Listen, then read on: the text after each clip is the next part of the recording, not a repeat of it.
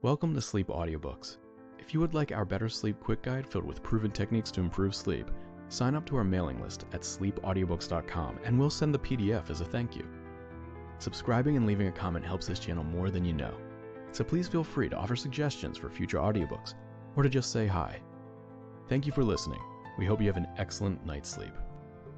This is Sleep Audiobooks.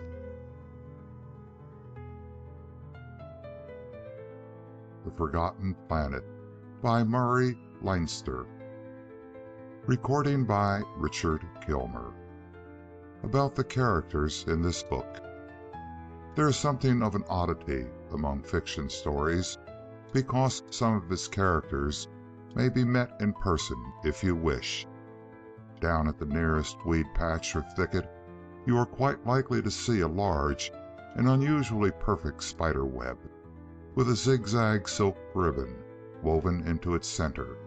Its engineer is the yellow-banded garden spider, Epeira fasciata, whose abdomen may be as big as your thumb. I do not name it to impress you, but to suggest a sort of science fiction experience. Take a bit of straw and disturb the web. Don't break the cables. Simply tap them a bit. The spider will know by the feel of things that you aren't prey and that it can't eat you. So it will set out, frightening you away. It will run nimbly to the center of the web and shake itself violently. The whole web will vibrate so that presently the spider may be swinging through an arc inches in length and blurred by the speed of its swing. You are supposed to be scared. When you are alarmed enough, the spider will stop. That spider, very much magnified, is in this book, with crickets and grasshoppers and divers beetles you may not know personally. But this is not an insect book, but science fiction. If the habits of the creatures in it are authentic, it is because they are much more dramatic and interesting than things one can invent. Murray Leinster. Prologue. The survey ship Tethys made the first landing on the planet, which had no name. It was an admirable planet in many ways. It had an ample atmosphere and many seas, which the nearby sun warmed so lavishly that a perpetual cloud bank hid them and most of the solid ground from view. It had mountains and continents and islands and high plateaus. It had day and night and wind and rain, and its mean temperature was within the range to which human beings could readily accommodate. It was rather on the tropic side, but not unpleasant. But there was no life on it. No animals roamed its continents. No vegetation grew from its rocks. Not even bacteria struggled with its stones to turn them into soil. So there was no soil. Rocks and stones and gravel, and even sand, yes, but no soil in which any vegetation could grow. No living thing, however small, swam in its oceans. So there was not even mud on the ocean bottoms. It was one of that disappointing vast majority of worlds which turned up when the galaxy was first explored. People couldn't live on it because nothing had lived there before. Its water was fresh and its oceans were harmless. Its air was germ-free and breathable, but it was of no use whatever for men. The only possible purpose it could serve would have been as a biological laboratory for experiments involving things growing in a germ-free environment. But there were too many planets like that already.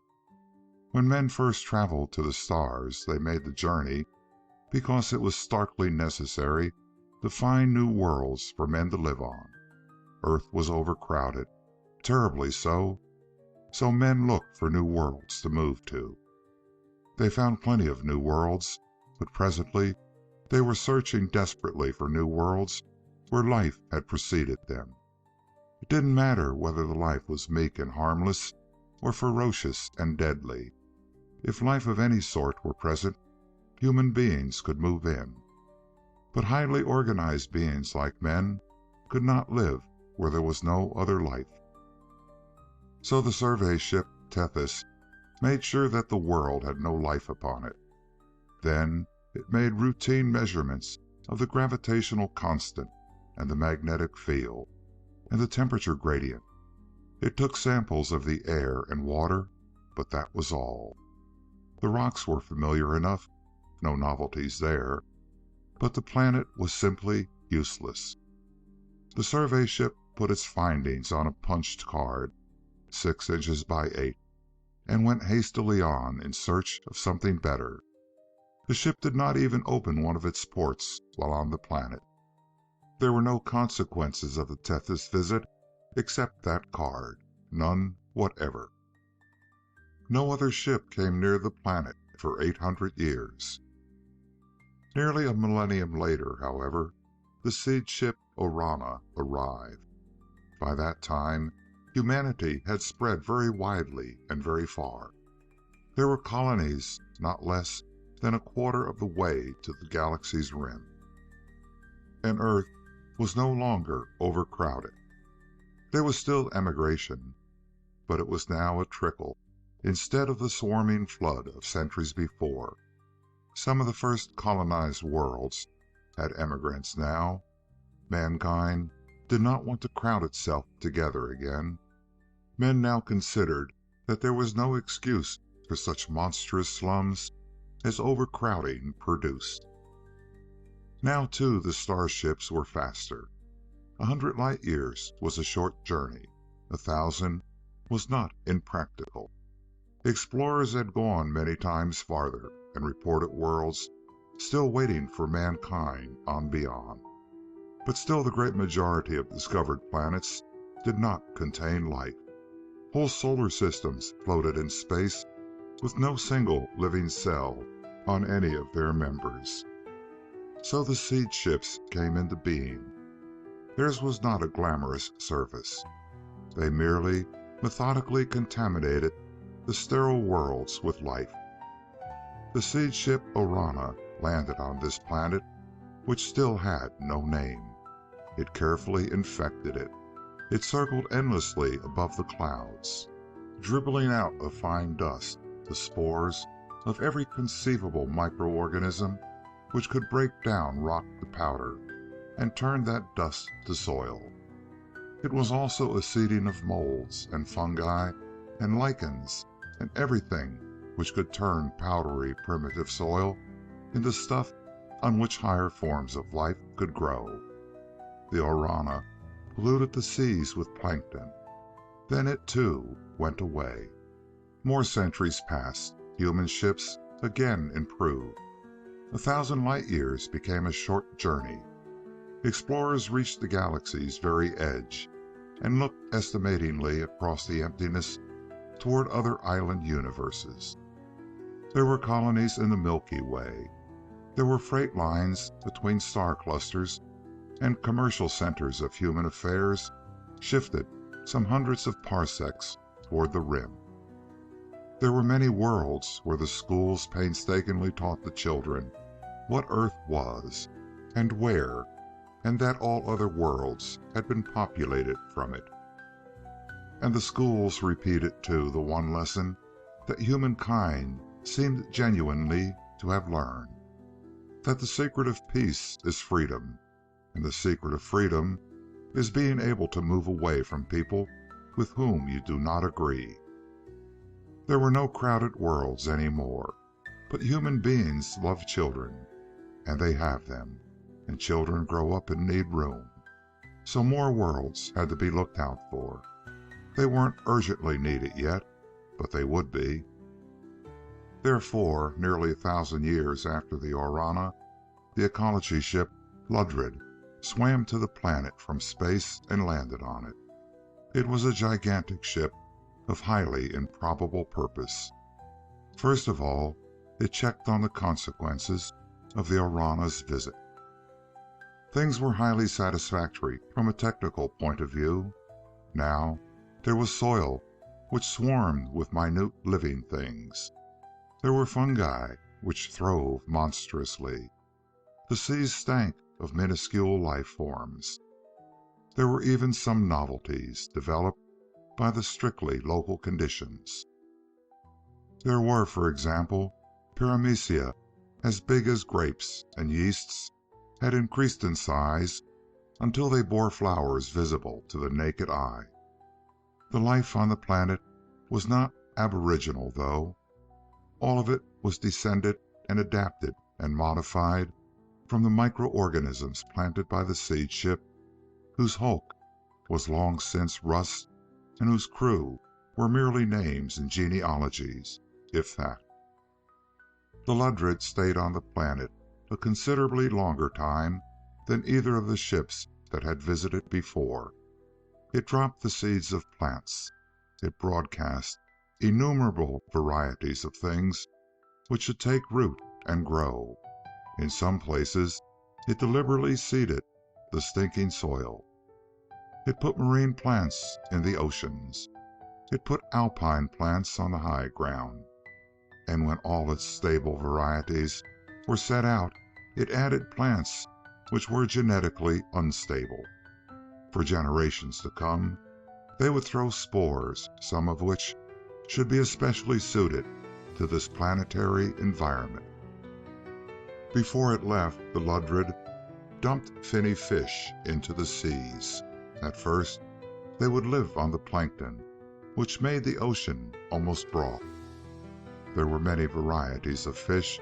Some would multiply swiftly while small, others would grow and feed on the smaller varieties. And as a last activity, the Ludred set up refrigeration units loaded with insect eggs. Some would release their contents as soon as plants had grown enough to furnish them with food. Others would allow their contents to hatch only after certain other varieties had multiplied to be their food supply. When the ecology ship left, it had done a very painstaking job. It had treated the planet to a sort of Russell's mixture of life forms. The real Russell's mixture is that blend of the simple elements in the proportions found in suns. This was a blend of life forms in which some should survive by consuming now the habituated flora, others by preying on the former. The planet was stocked, in effect, with everything that could be hoped would live there. But only certain things could have that hope. Nothing which needed parental care had any chance of survival.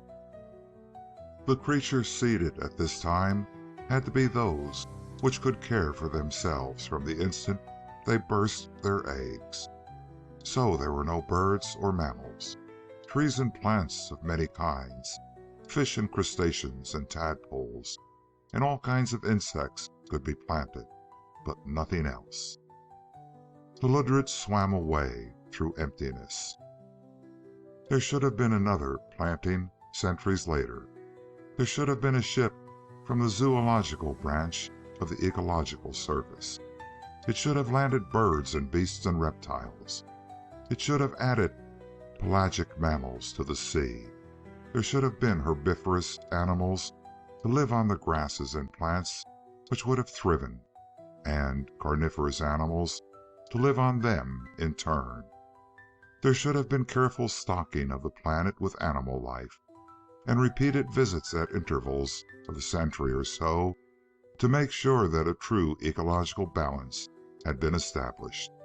And then, when the balance was fixed, men would come and destroy it for their own benefit. But there was an accident. Ships had improved again. Even small private spacecraft now journeyed tens of light years on holiday journeys.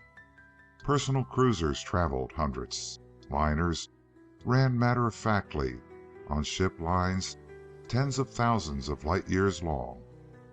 An exploring ship was on its way to a second island universe. It did not come back. The inhabited planets were all members of a tenuous organization which limited itself to affairs of space without attempting to interfere in surface matters.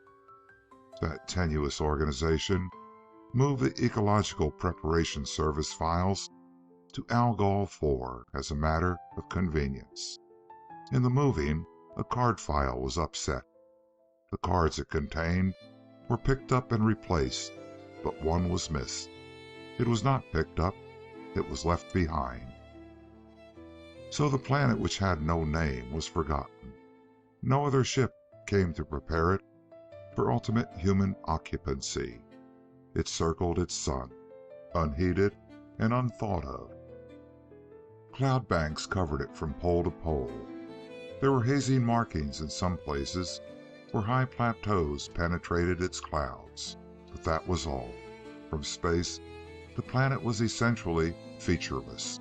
Seen from afar, it was merely a round white ball, white from its cloud banks and nothing else. But on its surface, on its lowlands, it was pure nightmare. But this fact did not matter for a very long time. Ultimately, it mattered a great deal to the crew of the spaceliner Icarus. The Icarus was a splendid ship of its time. It bore passengers headed for one of the galaxy's spiral arms, and it cut across the normal lanes and headed through charted but unvisited parts of the galaxy toward its destination. And it had one of the very, very few accidents known to happen to spacecraft licensed for travel off normal space lanes. It suffered shipwreck in space, and its passengers and crew were forced to take to the lifecraft. The lifeboat's range was limited. They landed on the planet that the Tethys had first examined, that the Orana and the Ludred had seeded, and of which there was no longer any record in the card files of the Ecological Service. Their fuel was exhausted. They could not leave. They could not signal for help. They had to stay there, and the planet was a place of nightmares. After a time, the few people, some few thousands, who knew that there was a spaceliner named Icarus, gave it up for lost. They forgot about it. Everybody forgot. Even the passengers and the crew of the ship forgot it. Not immediately, of course. For the first few generations, their descendants cherished hopes of rescue. But the planet which had no name, the forgotten planet, did not encourage the cherishing of hope. After 40-odd generations, nobody remembered the Icarus anywhere. The wreckage of the lifeboats was long since hidden under the seething, furiously striving fungi of the soil. The human beings had forgotten not only their ancestors' ship, but very nearly everything their ancestors had brought to this world. The use of metals, the existence of fire, and even the fact that there was such a thing as sunshine. They lived in the lowlands, deep under the cloud bank, amid surroundings which were riotous, swarming, frenzied horror. They had become savages. They were less than savages because they had forgotten their destiny as men. End of prologue. Mad Planet.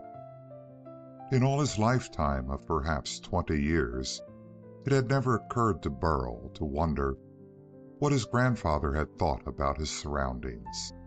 The grandfather had come to an untimely end in a fashion which Burl remembered as a succession of screams coming more and more faintly to his ears, while he was being carried away at the topmost speed of which his mother was capable. Burl had rarely or never thought of his grandfather since. Surely he had never wondered what his great-grandfather had thought, and most surely of all, he never speculated upon what his many times removed great-grandfather had thought when his lifeboat landed from the Icarus. Burl had never heard of the Icarus. He had done very little thinking of any sort. When he did think, it was mostly agonized effort to contrive a way to escape some immediate and paralyzing danger. When horror did not press upon him, it was better not to think, because there wasn't much but horror to think about. At the moment, he was treading cautiously over a brownish carpet of fungus, creeping furtively toward the stream, which he knew only by the generic name of water. It was the only water he knew. Towering far above his head, 3-man heights high, great toadstools hid the gray sky from his sight. Clinging to the yard-thick stalks of the toadstools were still other fungi, parasites upon the growths that had once been parasites themselves. Burl appeared a fairly representative specimen of the descendants of the long-forgotten Icarus crew. He wore a single garment twisted about his middle, made from the wing fabric of a great moth, which the members of his tribe had slain as it emerged from its cocoon. His skin was fair, without a trace of sunburn. In all his lifetime he had never seen the sun, though he surely had seen the sky often enough. It was rarely hidden from him save by giant fungi, like those about him now, and sometimes by the gigantic cabbages, which were nearly the only green growths he knew. To him, normal landscapes contained only fantastic pallid mosses and misshapen fungus growths and colossal molds and yeasts. He moved onward. Despite his caution, his shoulder once touched a cream-colored toadstool stalk, giving the whole fungus a tiny shock. Instantly, a fine and impalpable powder fell upon him from the umbrella-like top above. It was the season when the toadstools sent out their spores. He paused to brush them from his head and shoulders. They were, of course, deadly poison. Burl knew such matters with an immediate and specific and detailed certainty. He knew practically nothing else. He was ignorant of the use of fire, of metals, and even of the uses of stone and wood. His language was a scanty group of a few hundred labial sounds, conveying no abstractions and few concrete ideas. He knew nothing of wood, because there was no wood in the territory furtively inhabited by his tribe. This was the lowlands. Trees did not thrive here. Not even grasses and tree ferns could compete with mushrooms and toadstools and their kin. Here was a soil of rusts and yeasts. Here were toadstool forests and fungus jungles. They grew with feverish intensity beneath a cloud-hidden sky, while above them fluttered butterflies no less enlarged than they, moths as much magnified, and other creatures which could thrive on their corruption. The only creatures on the planet which crawled or ran or flew, save only Burl's fugitive kind, were insects. They had been here before men came, and they had adapted to the planet's extraordinary ways. With a world made ready before their progenitors arrived, insects had thriven incredibly. With unlimited food supplies, they had grown large. With increased size had come increased opportunity for survival, and enlargement became hereditary. Other than fungoid growths, the solitary vegetables were the sports of unstable varieties of the plants left behind by the Lundrid. There were enormous cabbages with leaves the size of ship sails, on which stolid grubs and caterpillars ate themselves to maturity, and then swung below in strong cocoons to sleep the sleep of metamorphosis. The tiniest butterflies of Earth had increased their size here until their wings spread feet across, and some, like the emperor moths, stretched out purple wings which were yards in span. Burl himself would have been dwarfed beneath a great moth's wing. But he wore a gaudy fabric made of one. The moths and giant butterflies were harmless to men. Burl's fellow tribesmen sometimes came upon a cocoon when it was just about to open, and if they dared, they waited timorously beside it until the creature inside broke through its sleeping shell and came out into the light. Then, before it gathered energy from the air, and before its wings swelled to strength and firmness, the tribesmen fell upon it. They tore the delicate wings from its body and the still flaccid limbs from their places, and when it lay helpless before them, they fled away to feast on its juicy, meat-filled limbs. They dared not linger, of course. They left their prey helpless, staring strangely at the world about it through its many faceted eyes, before the scavengers came to contest its ownership. If nothing more deadly appeared, surely the ants would come. Some of them were only inches long, but others were the size of fox terriers. All of them had to be avoided by men. They would carry moth carcasses away to their underground cities triumphantly in shreds and morsels. But most of the insect world was neither so helpless nor so unthreatening. Burl knew of wasps almost the length of his own body, with stings that were instantly fatal. To every species of wasp, however, some other insect is predestined prey. Wasps need not be dreaded too much, and bees were similarly aloof. They were hard put to it for existence. Those bees, since few flowers bloomed, they were reduced to expedients that once were considered signs of degeneracy in their race. Bubbling yeasts and fouler things, or occasionally the nectarless blooms of the rank giant cabbages. Burl knew the bees. They droned overhead, nearly as large as he was, their bulging eyes gazing at him and everything else in abstracted preoccupation. There were crickets and beetles and spiders. Burl knew spiders. His grandfather had been the prey of a hunting tarantula, which had leaped with incredible ferocity from its tunnel in the ground. A vertical pit, a yard in diameter, went down for 20 feet. At the bottom of the lair, the monster waited for the tiny sounds that would warn him of prey approaching his hiding place. Burl's grandfather had been careless. The terrible shrieks he uttered as he was seized still lingered vaguely in Burl's mind. And he had seen, too, the webs of another species of spider, inch-thick cables of dirty silk, and watched from a safe distance as the misshapen monster sucked the juices from a 3-foot cricket its trap had caught. He remembered the stripes of yellow and black and silver that crossed upon its abdomen. He had been fascinated and horrified by the blind struggling of the cricket, tangled in hopeless coils of gummy cord, before the spider began its feast. Burl knew these dangers. They were part of his life. It was this knowledge that made life possible.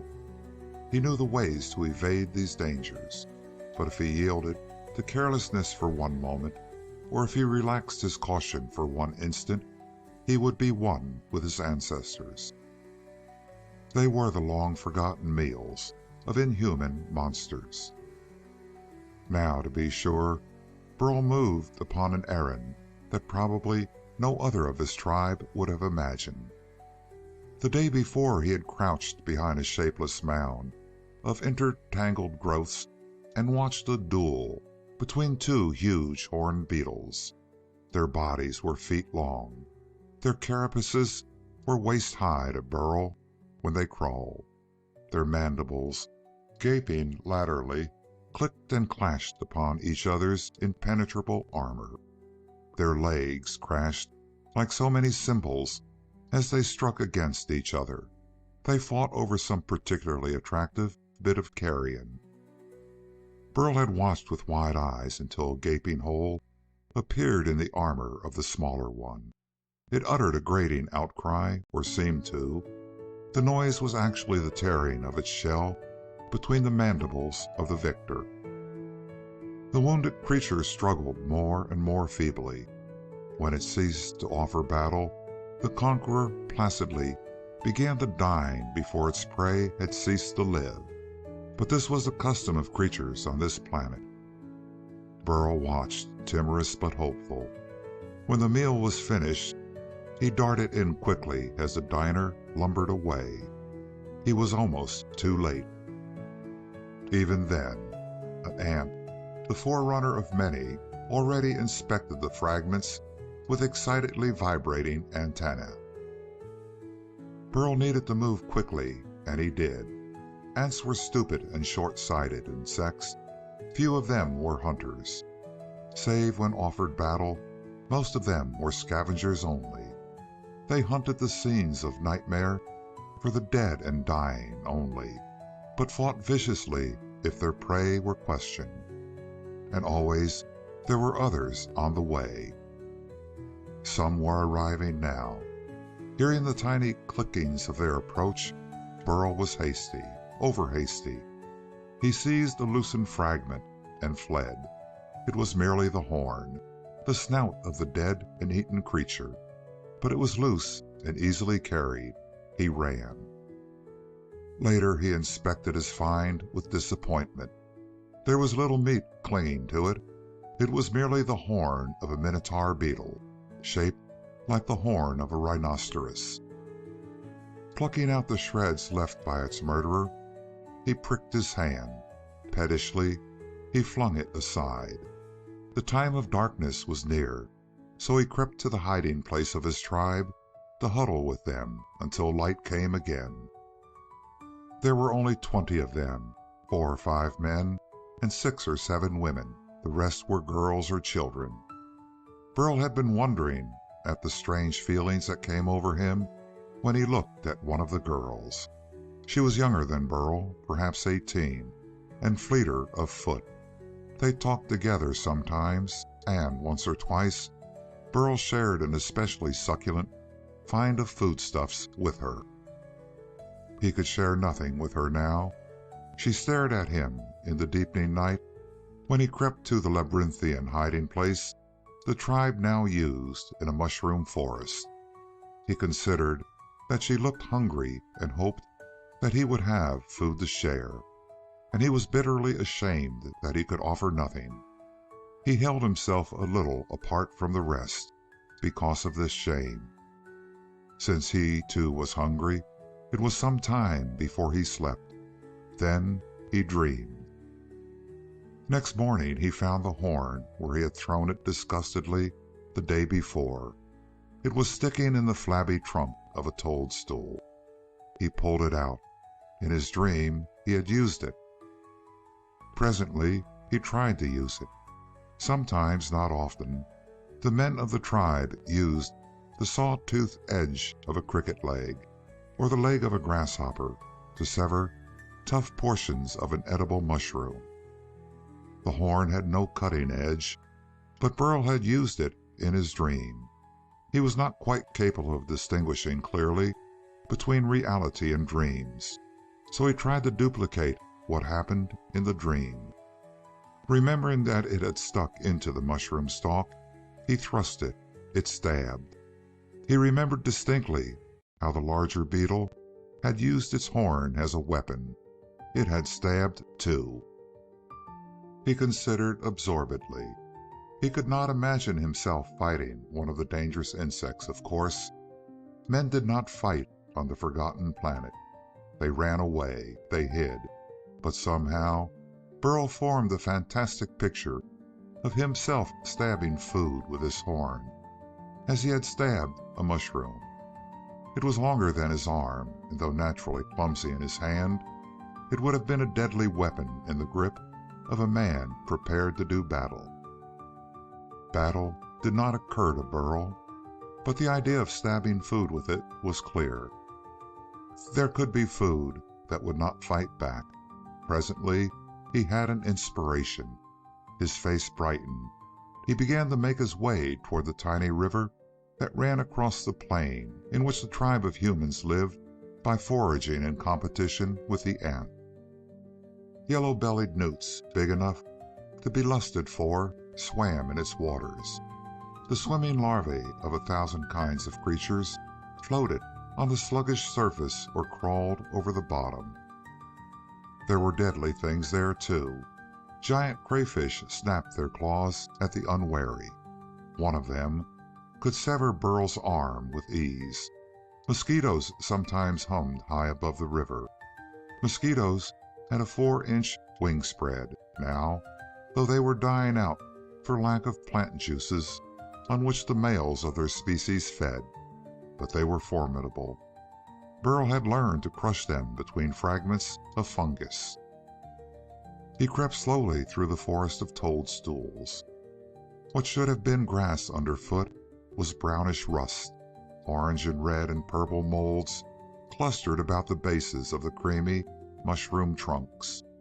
Once Burl paused to run his weapon through a fleshy column and reassure himself that what he planned was possible.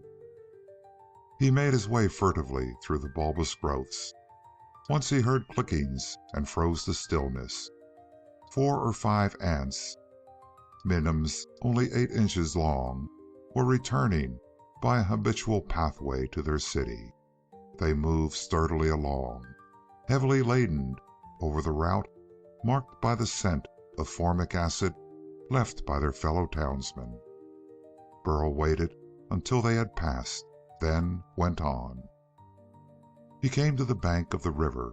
It flowed slowly, green scum covering a great deal of its surface in the backwaters, occasionally broken by a slowly enlarging bubble released from decomposing matter on the bottom.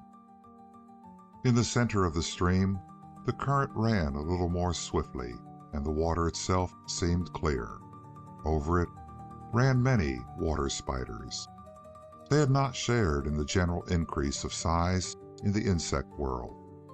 Depending as they did on the surface tension of the water for support, to have grown larger and heavier would have destroyed them. Burl surveyed the scene. His search was 4 parts for danger and only 1 part for a way to test his brilliant notion, but that was natural. Where he stood, the green scum covered the stream for many yards. Downriver a little, though, the current came closer to the bank. Here he could not see whatever swam or crawled or wriggled under water. There he might. There was an outcropping rock forming a support for crawling stuff, which in turn supported shelf fungi, making wide steps almost down to the water's edge. Burl was making his way cautiously toward them when he saw one of the edible mushrooms, which formed so large a part of his diet. He paused to break off a flabby white piece large enough to feed him for many days. It was the custom of his people, when they found a store of food, to hide with it and not venture out again to danger until it was all eaten. Burl was tempted to do just that with his booty. He could give Saya of this food, and they would eat together. They might hide together until it was all consumed. But there was a swirling in the water under the descending platforms of shelf fungi. A very remarkable sensation came to Burl. He may have been the only man in many generations to be aware of the high ambition to stab something to eat.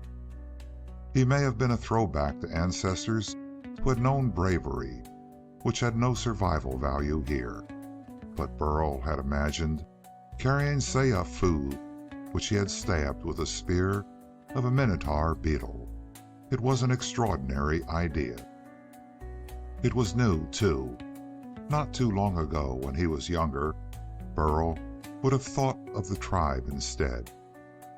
He'd have thought of old John, bald-headed and wheezing and timorous, and how that patriarch would pat his arm exuberantly when handed food, or old Tama, wrinkled and querulous, whose look of settled dissatisfaction would vanish at sight of a tidbit, of Dick and Tet, the tribe members next younger, who would squabble zestfully over the fragments allotted them.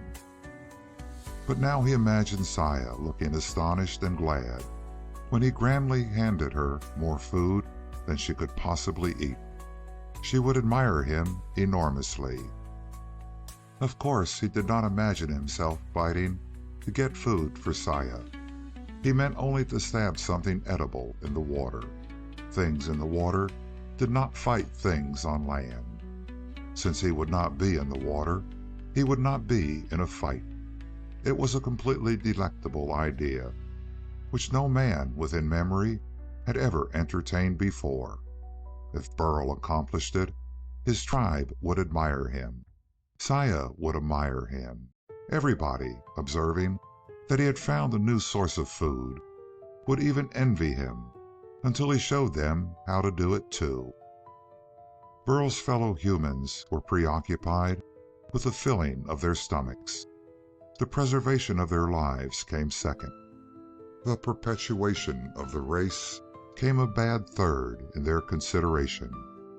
They were herded together in a leaderless group, coming to the same hiding place nightly, only that they might share the finds of the lucky and gather comfort from their numbers.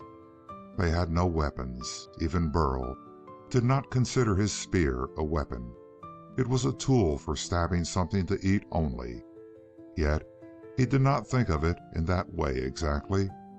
His tribe did not even consciously use tools.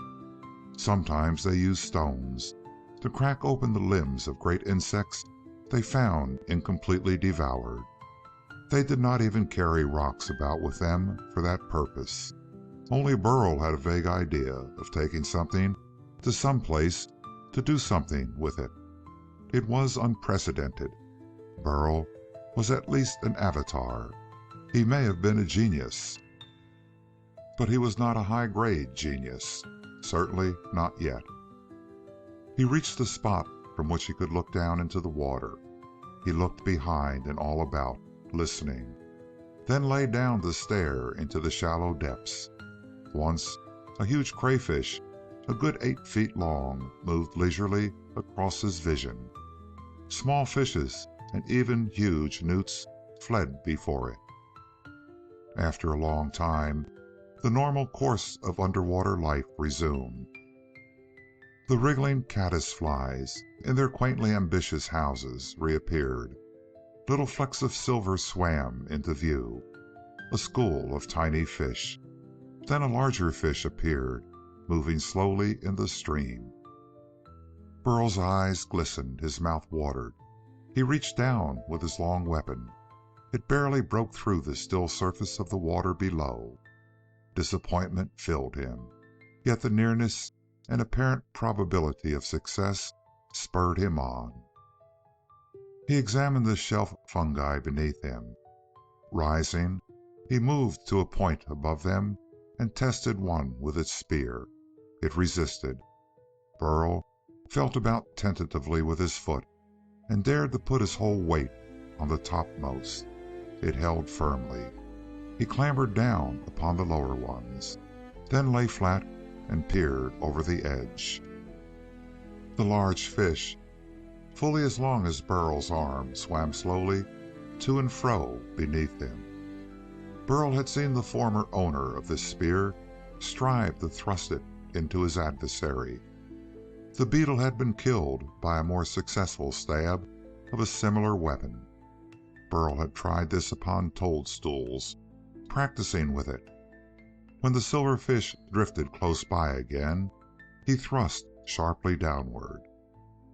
The spear seemed to bend when it entered the water. It missed its mark by inches, much to Burl's astonishment. He tried again. Once more the spear seemed diverted by the water. He grew angry with the fish for eluding his efforts to kill it.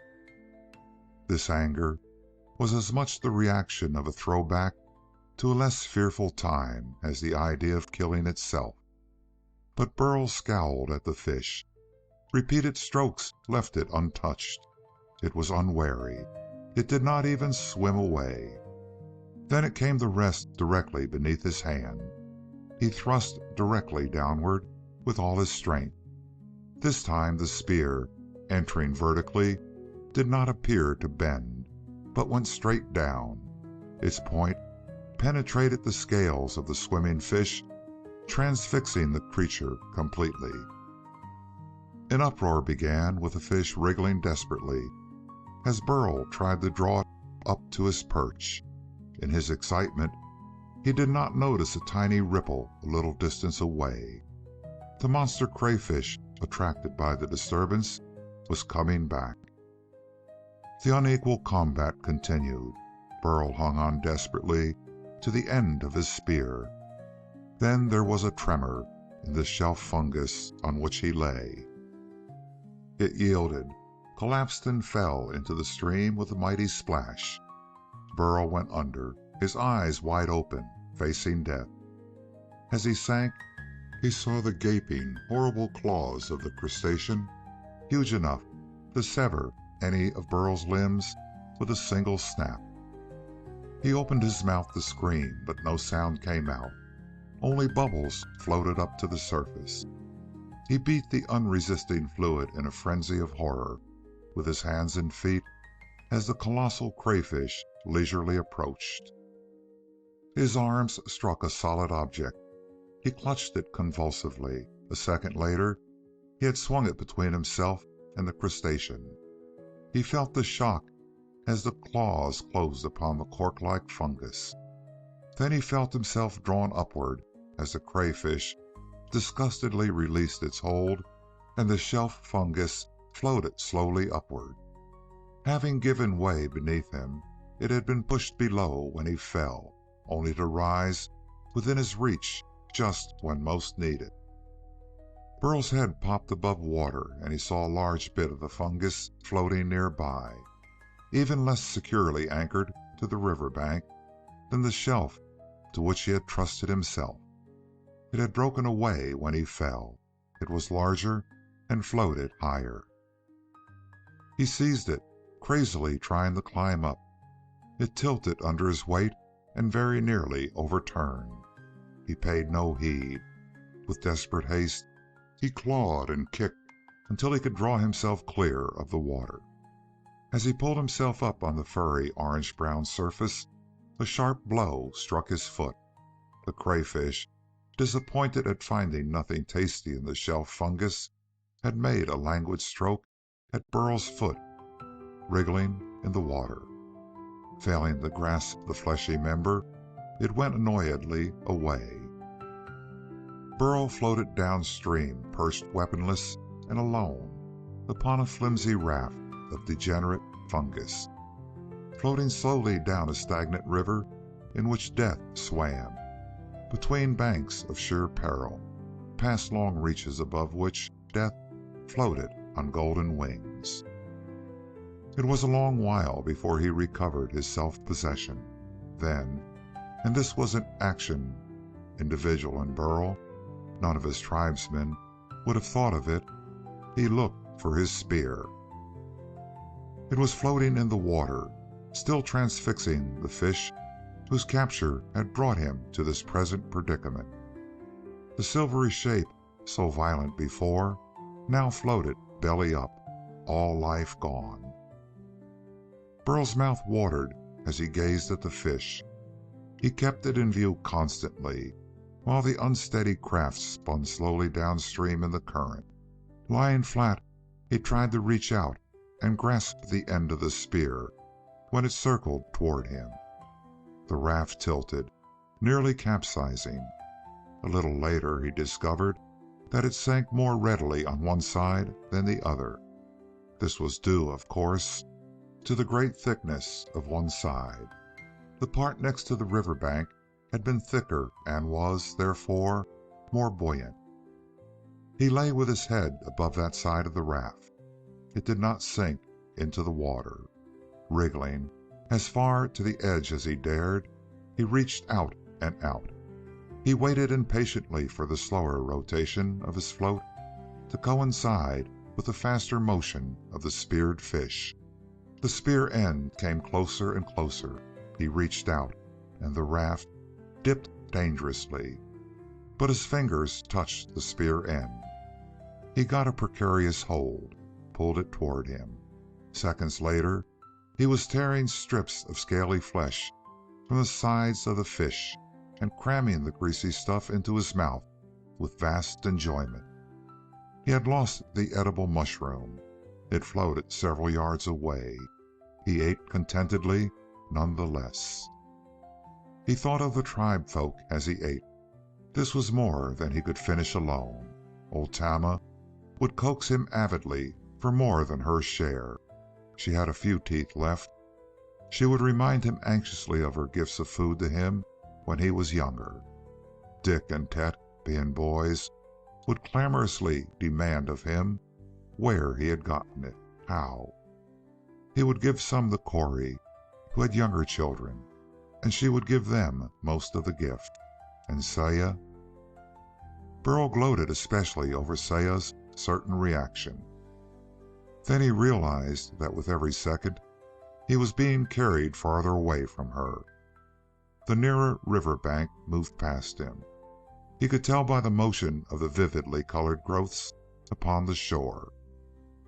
Overhead, the sun was merely a brighter patch in the haze-filled sky, in the pinkish light all about.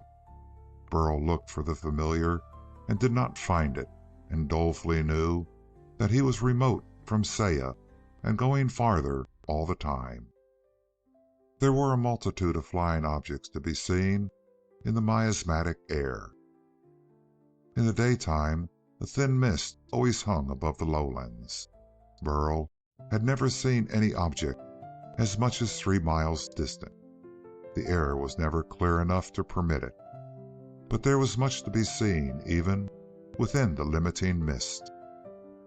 Now and then a cricket or a grasshopper made its bullet-like flight from one spot to another. Huge butterflies fluttered gaily above the silent, loathsome ground. Bees lumbered anxiously about, seeking the cross-shaped flowers of the giant cabbages which grew so rarely. Occasionally, a slender-waisted, yellow-bellied wasp flashed swiftly by. But Burl did not heed any of them. Sitting dismally upon his fungus raft, floating in midstream, an incongruous figure of pink skin and luridly tinted lion cloth, with a greasy dead fish beside him, he was filled with a panicky anguish because the river carried him away from the one girl of his tiny tribe whose glances roused a commotion in his breast. The day wore on. Once he saw a band of large Amazon ants moving briskly over a carpet of blue-green mold to raid the city of a species of black ants. The eggs they would carry away from the city would hatch, and the small black creatures would become the slaves of the brigands who had stolen them. Later, strangely shaped, swollen branches drifted slowly into view. They were outlined sharply against the streaming mist behind them. He knew what they were, a hard-rinded fungus growing upon itself in peculiar mockery of the trees which Burl had never seen, because no trees could survive the conditions of the lowland. Much later, as the day drew to an end, Burl ate again of the oily fish. The taste was pleasant compared to the insipid mushrooms he usually ate. Even though he stuffed himself, the fish was so large that the greater part remained still uneaten. The spear was beside him. Although it had brought him trouble, he still associated it with the food it had secured rather than the difficulty in which it had led him. When he had eaten his fill, he picked it up to examine again. The oil-covered point remained as sharp as before. Not daring to use it again from so unsteady a raft, he set it aside as he stripped the sinew from his loincloth to hang the fish around his neck. This would leave his arms free. Then he sat cross-legged, fumbling with the spear as he watched the shores go past. End of Chapter 1. A Man Escapes. It was near to sunset. Burl had never seen the sun, so it did not occur to him to think of the coming of night as the setting of anything. To him, it was the letting down of darkness from the sky. The process was invariable. Overhead, there was always a thick and unbroken bank of vapor which seemed featureless until sunset. Then toward the west, the brightness overhead turned orange and then pink, while to the east it simply faded to a deeper gray. As nightfall progressed, the red colorings grew deeper, moving toward mid-sky. Ultimately, scattered blotches of darkness began to spot that reddening sky as it grew darker in tone, going down toward the impossible redness which is indistinguishable from black. It was slowly achieving that redness. Today Burl watched as never before. On the oily surface of the river, the colors and shadings of dusk were reflected with incredible faithfulness. The round tops of toadstools along the shore glowed pink. Dragonflies glinted in swift and angular flight, the metallic sheen of their bodies flashing in the redness. Great yellow butterflies sailed lightly above the stream. In every direction upon the water appeared the scrap-formed boats of 1,000 caddisflies, floating at the surface while they might. Burl could have thrust his hand down into their cavities to seize the white worms nesting there. The bulk of a tardy bee droned heavily overhead. He saw the long proboscis and the hairy hind legs with their scanty load of pollen. The great, multifaceted eyes held an expression of stupid preoccupation. The crimson radiance grew dim, and the color overhead faded toward black. Now the stalks of 10,000 domed mushrooms lined the riverbank. Beneath them spread fungi of all colors, from the rawest red to palest blue, now all fading slowly to a monochromatic background as the darkness deepened. The buzzing and fluttering and flapping of the insects of the day died down. From a million hiding places there crept out into the night the soft and furry bodies of great moths who preened themselves and smoothed their feathery antennae before taking to the air. The strong-limbed crickets set up their thunderous noise, grown gravelly bass with the increasing size of the noise-making organs. Then there began to gather on the water those slender spirals of deeper mist which would presently blanket the stream in fog. Night arrived. The clouds above grew wholly black. Gradually, the languid fall of large, warm raindrops, they would fall all through the night, began. The edge of the stream became a place where disks of cold blue flame appeared. The mushrooms on the riverbank were faintly phosphorescent, shedding a ghostly light over the ground below them. Here and there, lambent, chilly flames appeared in mid-air, drifting idly above the festering earth. On other planets, men call them will-o'-the-wisps, but on this planet, mankind had no name for them at all. The huge pulsating glows appeared in the blackness, fireflies that Burl knew to be as long as his spear. They glided slowly through the darkness over the stream, shedding intermittent light over Burl crouched on his drifting raft. On the shore, too, tiny paired lights glowed eagerly upward as the wingless females of the species crawled to where their signals could be seen. And there were other glowing things. Foxfire burned in the night, consuming nothing. Even the water of the river glowed with marine organisms adapted to fresh water here, contributing their mites of brilliance. The air was full of flying creatures. The beat of invisible wings came through the night. Above, about, and on every side, the swarming, feverish life of the insect world went on ceaselessly, while Burl rocked back and forth upon his unstable raft, wanting to weep because he was being carried farther away from Saya, whom he could picture looking for him now among the hidden, furtive members of the tribe. About him sounded the discordant, machine-like mating cries of creatures trying to serve life in the midst of death, and the horrible noises of those who met death and were devoured in the dark. Burl was accustomed to such tumult, but he was not accustomed to such despair as he felt at being lost from Saya of the swift feet and white teeth and shy smile. He lay disconsolate on his bobbing craft for the greater part of the night. It was long past midnight when the raft struck gently, swung, and then remained grounded upon a shallow in the stream. When light came back in the morning, Burl gazed about him fearfully. He was some 20 yards from the shore, and thick greenish scum surrounding his disintegrating vessel. The river had widened greatly until the opposite bank was hidden in the morning mist, but the nearer shore seemed firm, and no more full of dangers than the territory inhabited by Burl's tribe.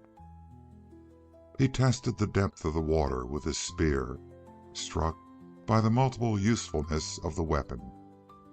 The water was no more than ankle deep. Shivering a little, Burl stepped down into the green scum and made for the shore at top speed. He felt something soft clinging to his bare foot. With a frantic rush, he ran even faster and stumbled upon the shore with horror not at his heels, but on one. He stared down at his foot. The shapeless, flesh-colored pad clung to the skin. As he watched, it swelled visibly, pink folds becoming a deeper shade. It was no more than a leech, the size of his palm, sharing in the enlargement nearly all the insect and fungoid world had undergone. But Burl did not know that. He thrust at it with the edge of his spear, scraping it frantically away. As it fell off, Burl stared in horror, first at the blotch of blood on his foot, then at the thing writhing and pulsating on the ground. He fled. A short while later he stumbled into one of the familiar toadstool forests and paused uncertainly. The towering toadstools were not strange to Burl. He fell to eating. The sight of food always produced hunger in him, a provision of nature to make up for the lack of any instinct to store food away. In human beings, the storage of food has to be dictated by intellect. The lower orders of creatures are not required to think. Even eating, though, Burl's heart was small within him. He was far from his tribe and Saya. By the measurements of his remotest ancestors, no more than 40 miles separated them. But Burl did not think in such terms. He never had occasion to do so. He'd come down the river to a far land filled with unknown dangers, and he was alone. All about him was food, an excellent reason for gladness. But being solitary was reason enough for distress. Although Burl was a creature to whom reflection was normally of no especial value, and therefore not practiced in thought, this was a situation providing an emotional paradox. A good fourth of the mushrooms in this particular forest were edible. Burl should have gloated over this vast stock of food. But he was isolated, alone. In particular, he was far away from Saya, therefore he should have wept. But he could not gloat because he was away from Saya, and he could not mourn because he was surrounded by food. He was subject to a stimulus to which apparently only humankind can respond. an emotional dilemma. Other creatures can respond to objective situations where there is the need to choose a course of action: flight or fighting, hiding or pursuit. But only man can be disturbed by not knowing which of the two emotions to feel. Burl had reason to feel two entirely different emotional states at the same time. He had to resolve the paradox. The problem was inside him, not out. So he thought. He would bring Saya here. He would bring her and the tribe to this place where there was food in vast quantity. Instantly, pictures flooded into his mind. He could actually see old John, his bald head naked as a mushroom itself, stuffing his belly with the food which was so plentiful here. He imagined Corey feeding her children, Tama's complaints stilled by mouthfuls of food, Tet and Dick stuffed into repletion, throwing scraps of foodstuff at each other. He pictured the tribe zestfully feasting, and Saya would be very glad.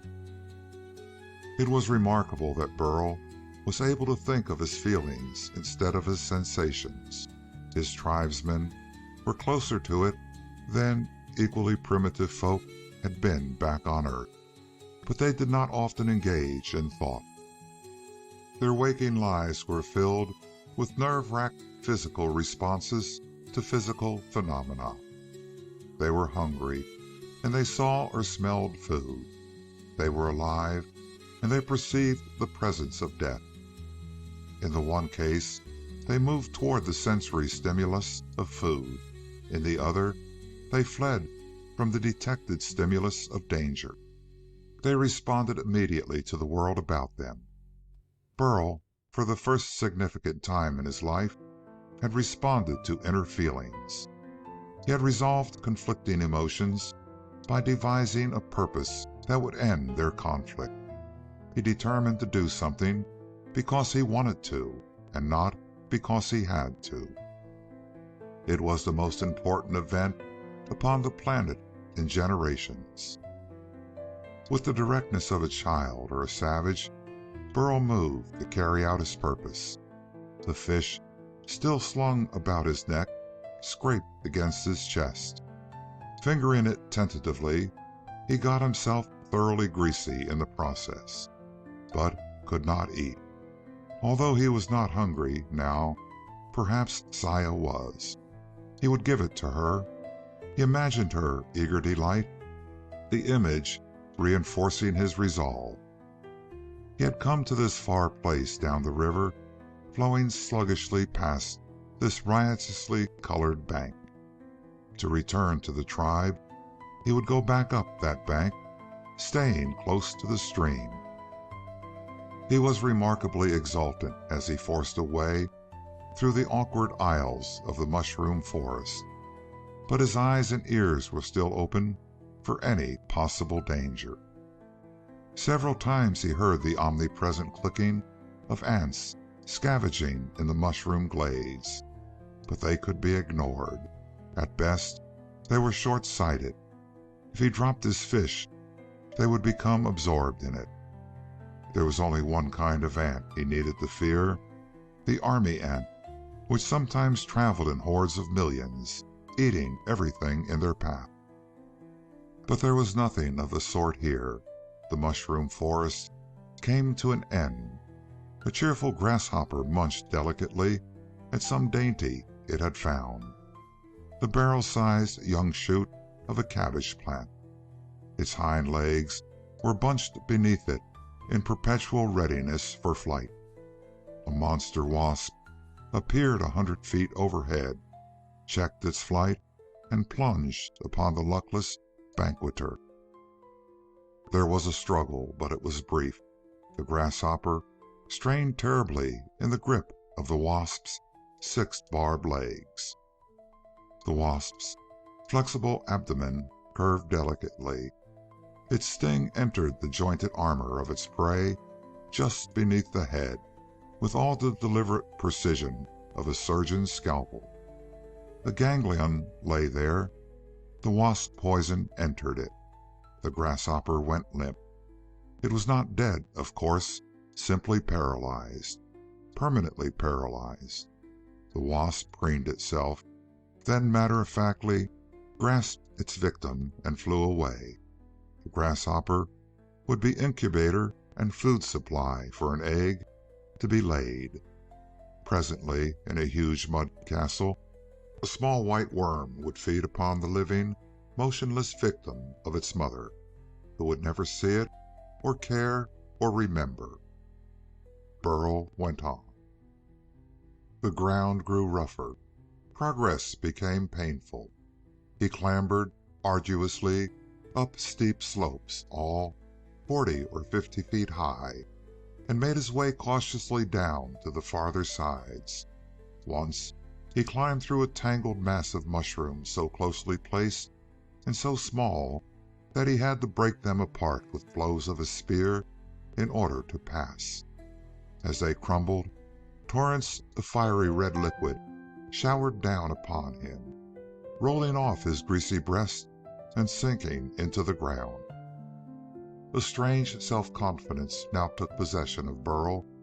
He walked less cautiously and more boldly. He had thought, and he had struck something, feeling the vainglorious self-satisfaction of a child. He pictured himself leading his tribe to this place of very much food. He had no real idea of the distance, and he strutted all alone amid the nightmare growths of the planet that had been forgotten. Presently he could see the river. He had climbed to the top of a red clay mound, perhaps 100 feet high. One side was crumbled where the river overflowed. At thumb-past flood time, the water had lapped at the base of the cliff along which Burl was strutting. But now there was a quarter-mile of space between him and the water, and there was something else in mid-air. The cliffside was thickly coated with fungi in a riotous confusion of white and yellow and orange and green. From a point halfway up the cliff, the inch-thick cable of a spider web stretched down to anchorage on the ground below. There were other cables beyond this one, and circling about their radial pattern, the snare cords of the web formed the perfect logarithmic spiral. Somewhere among the fungi of the cliffside, the huge spider who had built his web awaited the entrapment of prey. When some unfortunate creature struggled frenziedly into its snare, it would emerge. Until then it waited in a motionless, implacable patience, utterly certain of victims, utterly merciless to them. Burl strutted on the edge of the cliff, a rather foolish pink-skinned creature with an oily fish slung about his neck, and the draggled fragment of moth's wing draping his middle. He waved the long shard of beetle armor exultantly above his head. The activity was not very sensible. It served no purpose.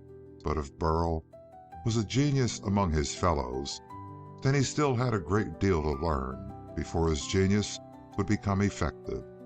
Now he looked down scornfully upon the shining white trap below. He had struck a fish, killing it. When he hit mushrooms, they fell into pieces before him. Nothing could frighten him. He would go to Saya and bring her to this land where food grew in abundance. 60 paces away from Burl, near the edge of the cliff, a shaft sank vertically into the soil of the clay mound. It was carefully rounded and lined with silk.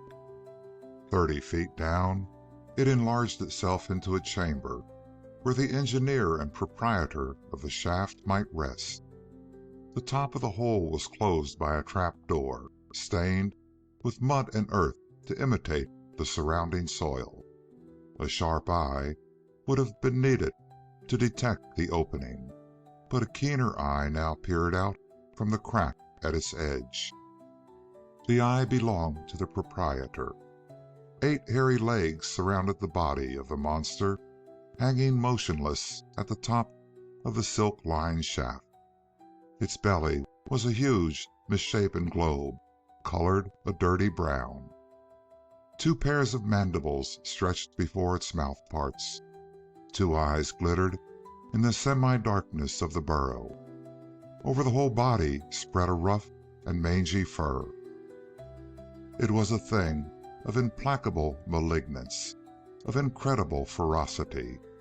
It was the brown hunting spider, the American tarantula, enlarged here upon this forgotten planet so that its body was 2 feet and more in diameter. Its legs, outstretched, would cover a circle 3 yards across.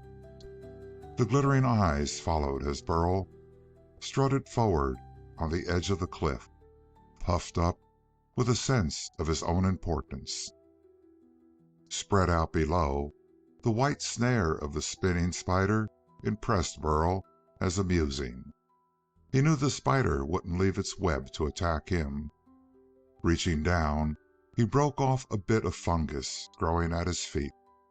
Where he broke it away oozed a soupy liquid full of tiny maggots in a delirium of feasting. Burl flung it down into the web, laughing as the black bulk of the watchful spider swung down from its hiding place to investigate. The tarantula, peering from its burrow, quivered with impatience.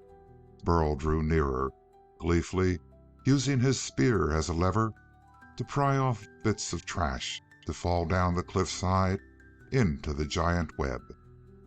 The spider below moved leisurely from one spot to another, investigating each new missile with its palpi and then ignoring it as lifeless and undesirable prey. Burl leaped and laughed aloud as a particularly large lump of putrid fungus narrowly missed the black and silver shape below. Then the trap door fell into place with a faint sound. Burl whirled about, his laughter transformed instantly into a scream. Moving toward him furiously, its 8 legs scrambling, was the monster tarantula. Its mandible gaped wide.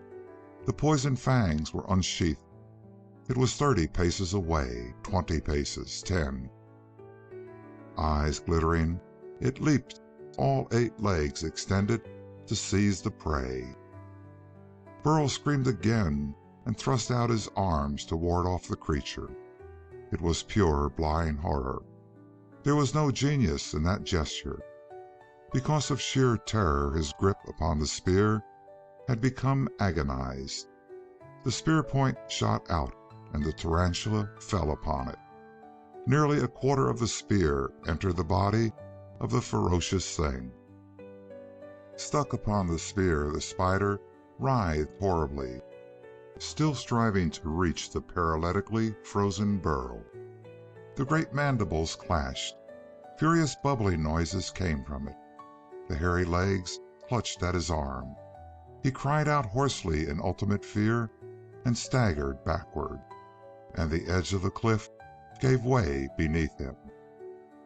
He hurtled downward, still clutching the spear, incapable of letting go. Even while falling, the writhing thing still struggled maniacally to reach him. Down through the emptiness they fell together, Burl glassy-eyed with panic. Then there was a strangely elastic crash and crackling. They had fallen into the web at which Burl had been laughing so scornfully only a little while before. Burl couldn't think. He only struggled insanely in the gummy coils of the web. But the snare cords were spiral threads, enormously elastic, exuding impossibly sticky stuff like birdlime from between twisted constituent fibers. Near him, not 2 yards away, the creature he had wounded thrashed and fought to reach him, even while shuddering in anguish. Burl had reached the absolute limit of panic. His arms and breasts were greasy from the oily fish The sticky web did not adhere to them, but his legs and body were inextricably tangled by his own frantic struggling in the gummy and adhesive elastic threads. They had been spread for prey. He was prey. He paused in his blind struggle, gasping from pure exhaustion. Then he saw, not 5 yards away, the silvery and black monster he had mocked so recently, now patiently waiting for him to cease his struggles. The tarantula and the man were one to its eyes, one struggling thing that had fallen opportunely into its trap. They were moving, but feebly now. The web spider advanced delicately, swinging its huge bulk nimbly, paying out a silken cable behind it as it approached. Burl's arms were free. He waved them wildly, shrieking at the monster. The spider paused. Burl's moving arms suggested mandibles that might wound. Spiders take few chances. This one drew near cautiously, then stopped. Its spinnerets became busy, and with one of its 8 legs, used like an arm, it flung a sheet of gummy silk impartially over the tarantula and the man. Burl fought against the descending shroud. He strove to thrust it away, futilely. Within a few minutes, he was completely covered in a coarse silken fabric that hid even the light from his eyes. He and his enemy, the monstrous tarantula, were beneath the same covering. The tarantula moved feebly. The showers ceased. The web spider had decided they were helpless. Then Burl felt the cables of the web give slightly as the spider approached to sting and suck the juices from its prey. The web yielded gently. Burl froze in an ecstasy of horror, but the tarantula still writhed in agony upon the spear piercing it. It clashed its jaws shudderingly upon the horny shaft. Burl waited for the poison fangs to be thrust into him. He knew the process.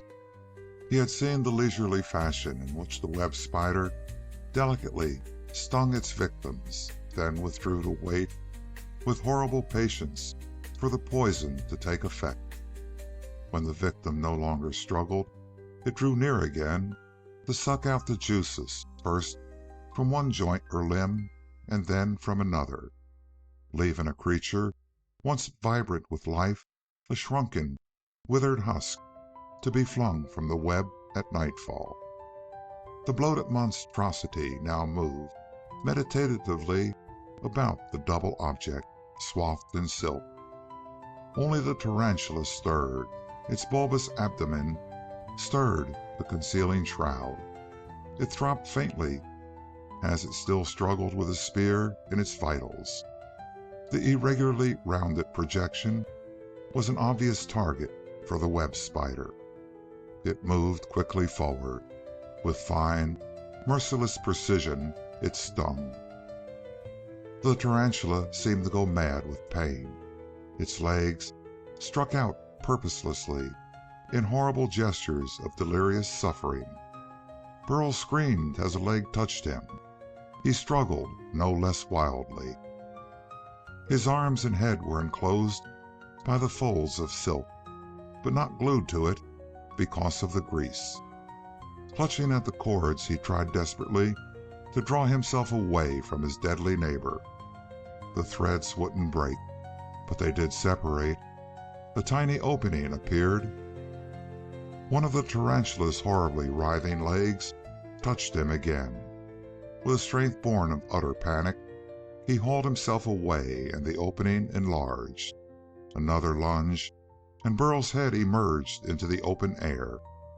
He was suspended 20 feet above the ground, which was almost carpeted with the chitinous remains of past victims of this same web.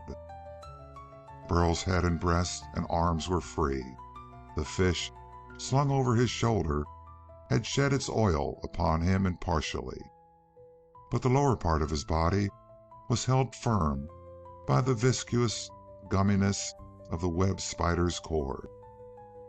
It was vastly more adhesive than any birdlime ever made by man. He hung in the little window for a moment, despairing. Then he saw the bulk of his captor a little distance away, waiting patiently for its poison to work and its prey to cease struggling. The tarantula was no more than shuddering now. Soon it would be quite still, and the black-bellied creature would approach for its meal. Burl withdrew his head and thrust desperately at the sticky stuff about his loins and legs. The oil upon his hands kept them free. The silk shroud gave a little. Burl grasped at the thought as at a straw. He grasped the fish and tore it, pushing frantically at his own body with the now rancid, scaly, odorous mass. He scraped gum from his legs with the fish, smearing the rancid oils over them in the process. He felt the web tremble again. To the spider, Burl's movements meant that its poison had not taken full effect. Another sting seemed to be necessary. This time, it would not insert its sting into the quiescent tarantula, but where there was still life, it would send its venom into Burl. He gasped and drew himself toward his window, as if he would have pulled his legs from his body. His head emerged, his shoulders. Half his body was out of the hole. The great spider surveyed him and made ready to cast more of its silken stuff upon him. The spinnerets became active. A leg gathered it up. The sticky stuff about Burl's feet gave way. He shot out of the opening and fell heavily, sprawling upon the earth below, and crashing into the shrunken shell of a flying beetle that had blundered into the snare and not escaped as he had done. Burl rolled over and over and then sat up. An angry, foot-long ant stood before him, its mandibles extended threateningly, while a shrill stridulation filled the air. In ages past, back on Earth, where most ants were to be measured in fractions of an inch, the scientists had debated gravely whether their tribe possessed a cry. They believed that certain grooves upon the body of the insect, like those upon the great legs of the cricket, might be the means of making a sound too shrill for human ears to catch. It was greatly debated, but evidence was hard to obtain. Burl did not need evidence. He knew that the stridulation was caused by the insect before him, though he had never wondered how it was produced. The cry was emitted to summon other ants from its city to help it in difficulty or good fortune. Harsh clicking sounded 50 or 60 feet away. Comrades were coming, and while only army ants were normally dangerous, any tribe of ants could be formidable when aroused. It was overwhelming enough to pull down and tear a man to shreds as a pack of infuriated fox terriers might do on Earth. Burl fled without further delay, nearly colliding with one of the web's anchor cables. Then he heard the shrill cry subside.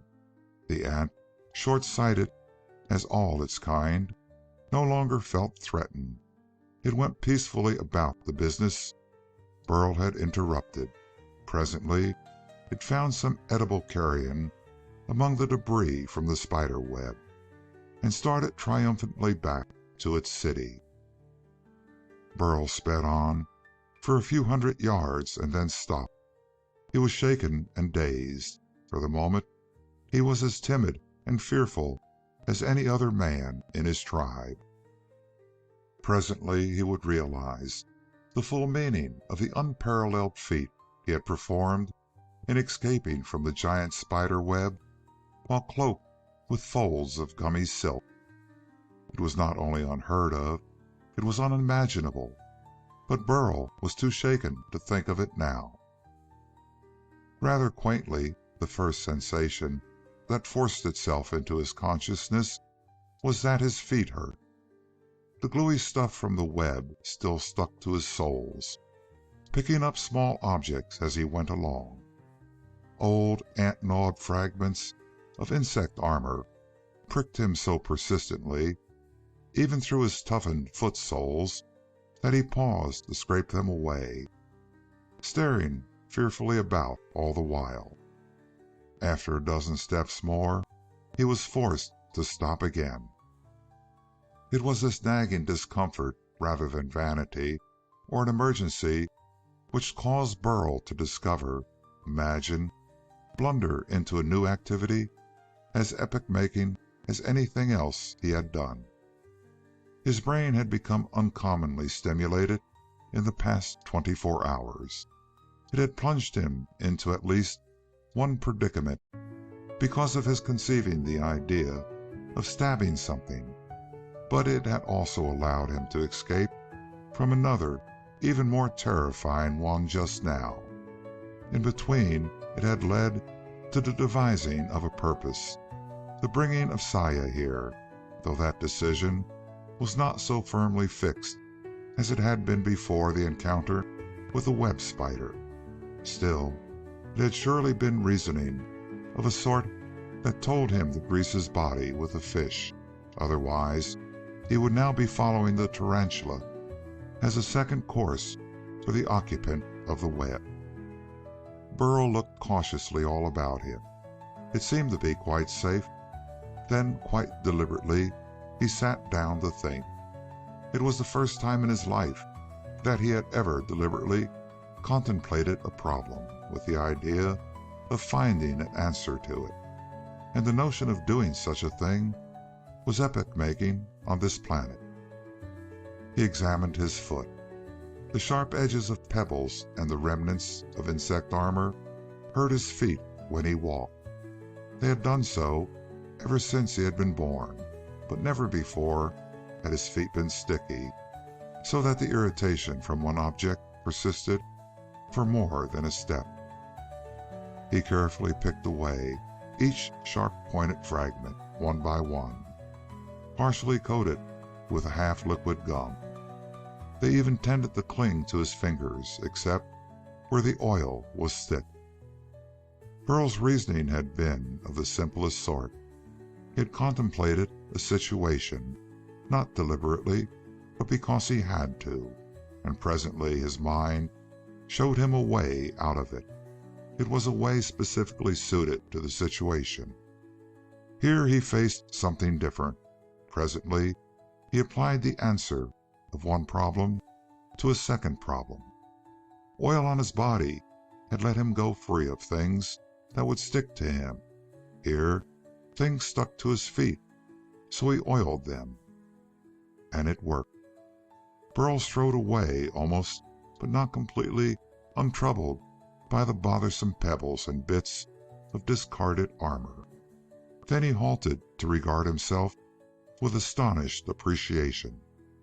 He was still 35 miles from his tribe. He was naked and unarmed, utterly ignorant of wood and fire and weapons other than the one he had lost. But he paused to observe with some awe that he was very wonderful indeed. He wanted to display himself, but his spear was gone, so Burl found it necessary to think again, and the remarkable thing about it was that he succeeded. In a surprisingly brief time he had come up with a list of answers. He was naked, so he would find garments for himself. He was weaponless. He would find himself a spear. He was hungry, and he would seek food. Since he was far from his tribe, he would go to them. And this was, in a fashion, quite obviously thought. But it was not obvious on the forgotten planet because it had been futile up to now. The importance of such thought in the scheme of things was that men had not been thinking even so simply as this, living only from minute to minute. Burl was fumbling his way into a habit of thinking from problem to problem, and that was very important indeed. Even in the advanced civilization of other planets, few men really used their minds. The great majority of people depended on machines, not only for computations, but decisions as well. Any decision not made by machines, most men left to their leaders. But Burl's tribe folk thought principally with their stomachs, making few if any decisions on any other basis, though they did act very often under the spur of fear. Fear-inspired actions, however, were not thought out. Burl was thinking out his actions. There would be consequences. He faced upstream and began to move again, slowly and warily, his eyes keenly searching out the way ahead, ears alert for the slightest sound of danger. Gigantic butterflies, riotous in coloring, fluttered overhead through the hazy air. Sometimes a grasshopper hurled from one place to another like a projectile, its transparent wings beating frantically. Now and then a wasp sped by, intent upon its hunting, or a bee droned heavily alone, anxious and worried, striving to gather pollen in a nearly flowerless world.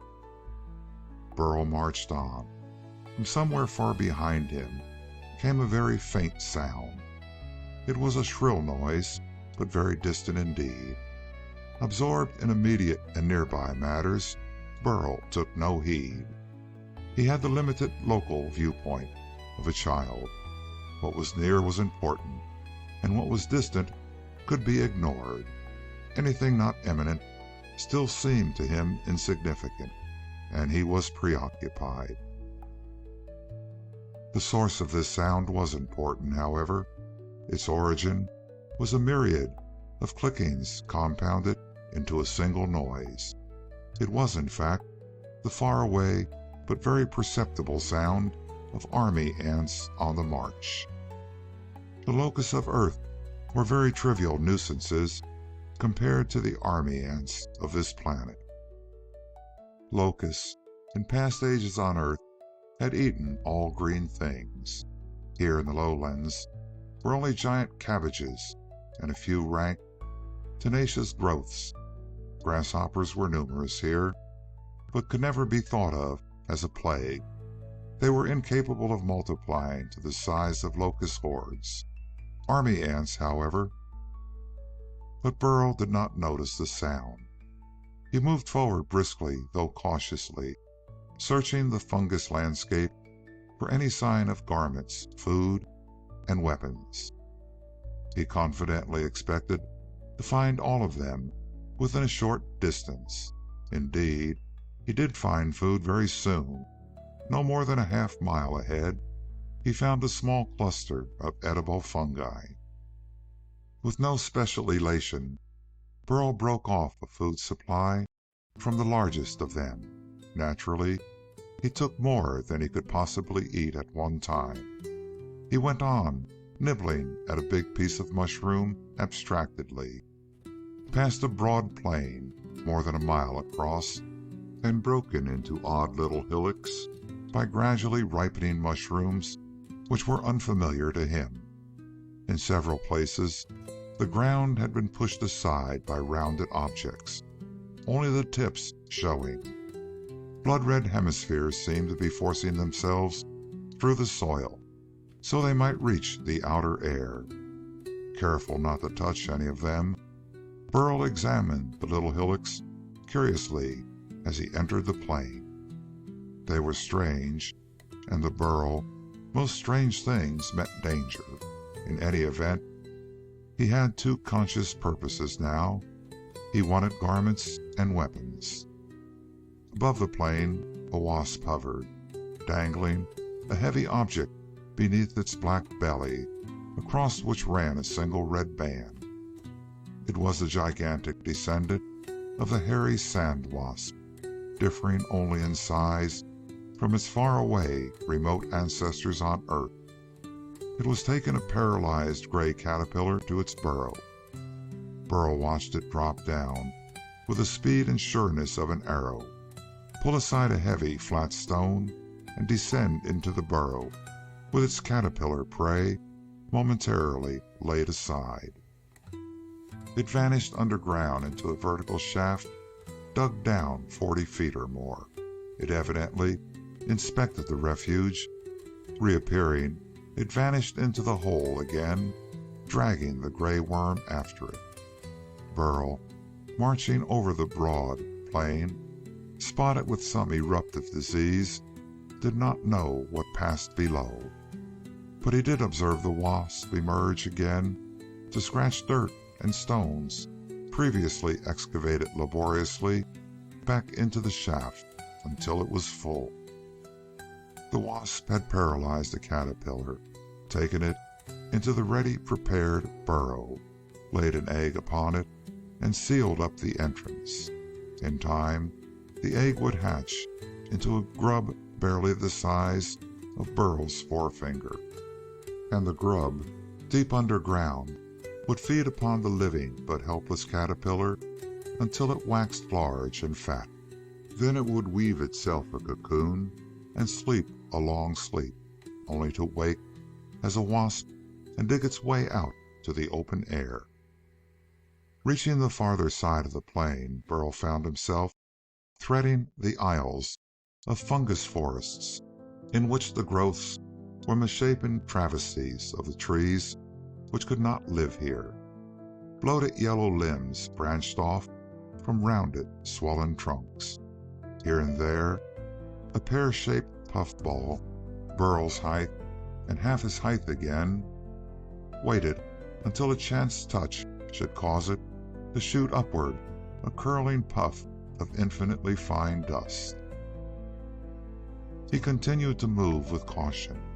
There were dangers here, but he went forward steadily. He still held a great mass of edible mushroom under one arm, and from time to time broke off a fragment, chewing it meditatively. But always his eyes searched here and there for threats of harm. Behind him, the faint, shrill outcry had risen only slightly in volume. It was still too far away to attract his notice. Army ants, however, were working havoc in the distance. By thousands and millions, myriads of them advanced across the fungoid soil. They clambered over every eminence. They descended into every depression. Their antennae waved restlessly. Their mandibles were extended threateningly. The ground was black with them, each one more than 10 inches long. A single such creature, armored and fearless as it was, could be formidable enough to an unarmed and naked man like Burl. The better part of discretion would be avoidance. But numbering in thousands and millions, they were something which could not be avoided. They advanced steadily and rapidly, the course of shrill stridulations and clickings marking their progress. Great, inoffensive caterpillars, crawling over the huge cabbages, heard the sound of their coming, but were too stupid to flee. The black multitudes blanketed the rank vegetables. Tiny, voracious jaws tore at the flaccid masses of greasy flesh. The caterpillars strove to throw off their assailants by writhings and contortions, uselessly. The bees fought their entrance into the monster hives with stings and wing beats. Moths took to the air in daylight with dazzled, blinded eyes. But nothing could withstand the relentless hordes of small black things that reeked of formic acid and left the ground behind them empty of life. Before the horde was a world of teeming life, where mushrooms and other fungi fought with thinning numbers of cabbages and mutant earth weeds for a foothold. Behind the black multitude was nothing. Mushrooms, cabbages, bees, wasps, crickets, grubs, every living thing that could not flee before the creeping black tide reached it was lost.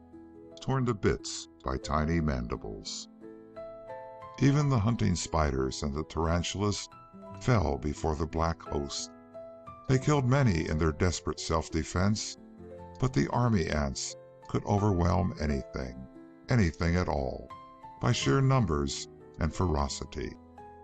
Killed or wounded ants served as food for their sound comrades. Only the web spiders sat unmoved and immovable in their colossal snares, secure in the knowledge that their gummy webs could not be invaded along the slender supporting cables. End of Chapter 2.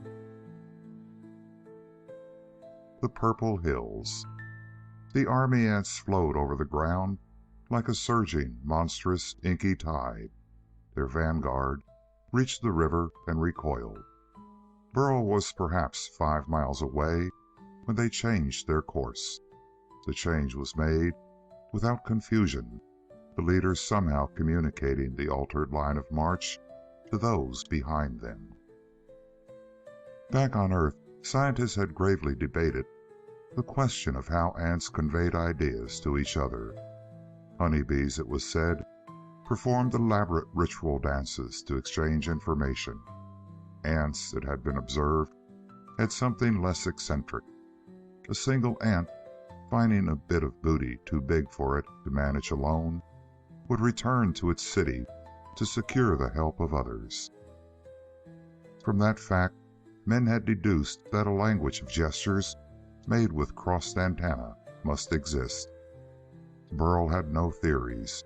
He merely knew facts, but he did know that ants could and did pass information to one another. Now, however, he moved cautiously along toward the sleeping place of his tribe in complete ignorance of the black blanket of living creatures spreading over the ground behind him. A million tragedies marked the progress of this insect army. There was a tiny colony of mining bees, their habits unchanged despite their greater size here on the forgotten planet. A single mother, 4 feet long, had dug a huge gallery with some 10 off-shooting cells, in which she had laid her eggs and fed her grubs with hard-gathered pollen. The grubs had waxed fat and large, become bees, and laid eggs in their turn within the same gallery their mother had dug out for them. 10 bulky insects now foraged busily to feed their grubs within the ancestral home, while the founder of the colony had grown draggled and wingless with the passing of time. Unable to bring in food herself, the old bee became the guardian of the hive. She closed the opening with her head, making a living barrier within the entrance. She withdrew only to grant admission or exit to the duly authorized members, her daughters. The ancient concierge of the underground dwelling was at her post when the wave of army ants swept over. Tiny, evil-smelling feet trampled upon her, and she emerged to fight with mandible and sting for the sanctity of her brood. Within moments, she was a shaggy mass of biting ants. They rent and tore at her chitinous armor, but she fought on madly, sounding a buzzing alarm to the colonists yet within. They came out, fighting as they came, 10 huge bees, each 4 to 5 feet long, and fighting with legs and jaws, with wings and mandible, and with all the ferocity of so many tigers. But the small ants covered them, snapping at their multiple eyes, biting at the tender joints in their armor, and sometimes releasing the larger prey to leap upon an injured comrade, wounded by the monsters they battled together. Such a fight, however, could have but one end. Struggle as the bees might, they were powerless against their unnumbered assailants. They were being devoured even as they fought, and before the last of the 10 was down, the underground gallery had been gutted, both of the stored food brought by the adult defenders and the last morsels of what had been young grubs. too unformed to do more than twitch helplessly, inoffensively, as they were torn to shreds. When the army ants went on, there was merely an empty tunnel and a few fragments of tough armor, unappetizing even to the ants. Burl heard them as he meditatively inspected the scene of the tragedy of not long before. The rent and scraped fragments of a great beetle's shiny casing lay upon the ground. The greater beetle had come upon the first and slain him. Burl regarded the remains of the meal. 3 or 4 minims, little ants barely 6 inches long, foraged industriously among the bits. A new ant city was being formed, and the queen lay hidden half a mile away. These were the first hatchlings. They would feed their younger kindred until they grew large enough to take over the great work of the ant city. Burl ignored the minims. He searched for a weapon of some sort. Behind him, the clicking, high-pitched roar of the horde of army ants increased in volume. He turned away disgustedly. The best thing he could find in the way of a weapon was a fiercely toothed hind leg. When he picked it up, an angry whine rose from the ground. One of the minims had been struggling to detach a morsel of flesh from the leg joint. Burl had snatched the tidbit from him. The little creature was surely no more than a half a foot long, but it advanced angrily upon Burl, shrilling a challenge. He struck with the beetle's leg and crushed the ant. 2 of the other minims appeared, attracted by the noise the first had made. They discovered the crushed body of their fellow, unceremoniously dismembered it, and bore it away in triumph. Burl went on, swinging the toothed limb in his hand. The sound behind him became a distant whispering, high-pitched and growing steadily nearer. The army ants swept into a mushroom forest, and the yellow, umbrella-like growths soon swarmed with the black creatures. A great bluebottle fly, shining with a metallic luster, stood beneath a mushroom on the ground. The mushroom was infected with maggots, which exuded a solvent pepsin that liquefied the firm white meat. They swam ecstatically in the liquid gruel, some of which dripped and dripped to the ground. The bluebottle was sipping the dark-colored liquid through its long proboscis, quivering with delight as it fed on the noisomeness. Burl drew near and struck. The fly collapsed in a quivering heap. Burl stood over it for an instant and pondered. The army ants were nearer now. They swarmed down into a tiny valley, rushing into and through a little brook over which Burl had leaped. Since ants can remain underwater for a long time without drowning, the small stream was not even dangerous. Its current did sweep some of them away. A great many of them, however, clung together until they choked its flow by the mass of their bodies, the main force marching across the bridge they constituted. The ants reached a place about a quarter of a mile to the left of Burl's line of march, perhaps a mile from the spot where he stood over the dead bluebottle. There was an expanse of some acres in which the giant, rank cabbages had so far succeeded in their competition with the world of fungi. The pale, cross-shaped flowers of the cabbages formed food for many bees. The leaves fed numberless grubs and worms. Under the fallen-away dead foliage, single leaves were 20 feet across at their largest. Crickets hid and fed. The army ants flowed into this space, devouring every living thing it encountered. A terrible din arose. The crickets hurtled away in erratic leapings. They shot aimlessly in any direction. More than half of them landed blindly in the carpeting of clicking black bodies which were the ants from whose vanguard they had fled. Their blind flight had no effect, save to give different individuals the opportunity to seize them as they fell and instantly begin to devour them. As they were torn to fragments, horrible screamings reached Burl's ears. A single such cry of agony would not have attracted Burl's attention. He lived in a world of nightmare horror. But a chorus of creatures in torment made him look up. This was no minor horror. Something wholesale was in progress. He jerked his head about to see what it was. A wild stretch of sticky yellow fungus was interspersed here and there with a squat toadstool, or a splash of vivid color where one of the many rusts had found a foothold. To the left, a group of branched fungoids clustered in silent mockery of a true forest. Burl saw the faded green of the cabbages. With the sun never shining on the huge leaves, save through the cloud bank overhead, the cabbages were not vivid.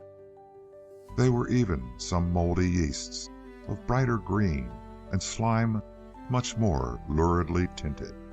Even so, the cabbages were the largest form of true vegetation Burl had ever seen. The nodding white cruciform flowers stood out plainly against the yellowish pallid green of the leaves. But as Burl gazed at them, the green slowly became black.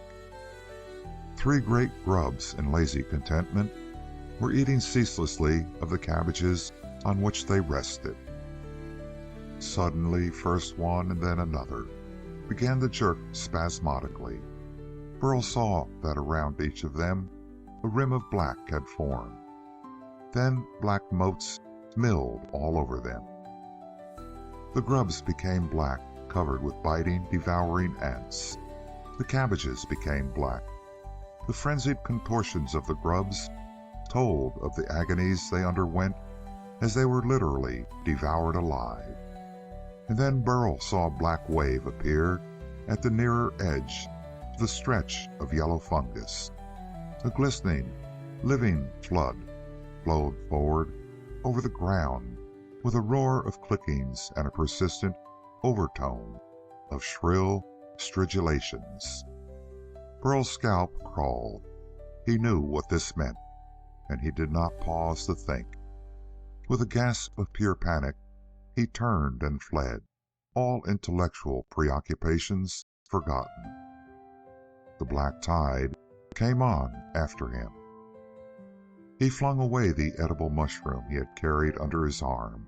Somehow, though, he clung to the sharp-toothed club as he darted between tangled masses of fungus, ignoring now the dangers that ordinarily called for vast caution. Huge flies appeared. They buzzed about him loudly.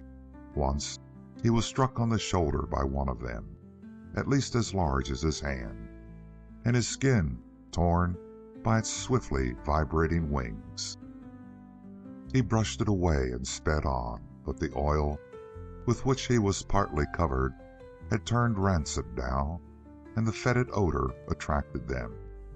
There were a half a dozen, then a dozen creatures the size of pheasants, droning and booming as they kept pace with his wild flight. A weight pressed onto his head. It doubled. 2 of the disgusting creatures had settled upon his oily hair to sip the stuff through their hairy feeding tubes. Burl shook them off with his hand and raced madly on, his ears attuned to the sounds of the ants behind him. That clicking roar continued, but in Burl's ears it was almost drowned out by the noise made by the halo of flies accompanying him. Their buzzing had deepened in pitch with the increase in size of all their race. It was now the note close to the deepest bass tone of an organ. Yet flies, though greatly enlarged on the forgotten planet, had not become magnified as much as some of the other creatures. There were no great heaps of putrid matter for them to lay their eggs in. The ants were busy scavengers, carting away the debris of tragedies in the insect world long before it could acquire the gamey flavor beloved of fly maggots. Only in isolated spots were the flies really numerous. In such places they clustered in clouds. Such a cloud began to form above Burl as he fled. It seemed as though a miniature whirlwind kept pace with him, a whirlwind composed of furry, revolting bodies and multifaceted eyes. Fleeing. Burl had to swing his club before him to clear the way. Almost every stroke was interrupted by an impact against some thinly armored body, which collapsed with a spurting of reddish liquid. Then an anguish as of a red-hot iron struck upon Burl's back. One of the stinging flies had thrust its sharp-tipped proboscis into his flesh to suck the blood.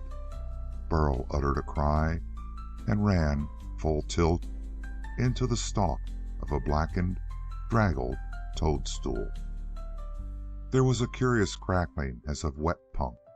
The toadstool collapsed upon itself with a strange splashing sound.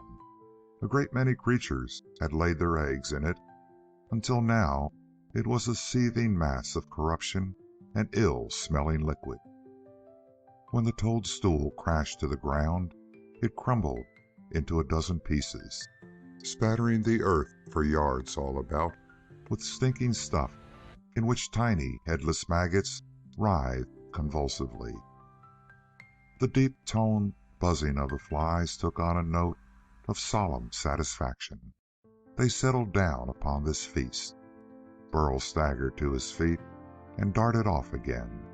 Now he was nothing but a minor attraction to the flies, only 3 or 4 bothering to come after him. The others settled by the edges of the splashing fluid, quickly absorbed in an ecstasy of feasting.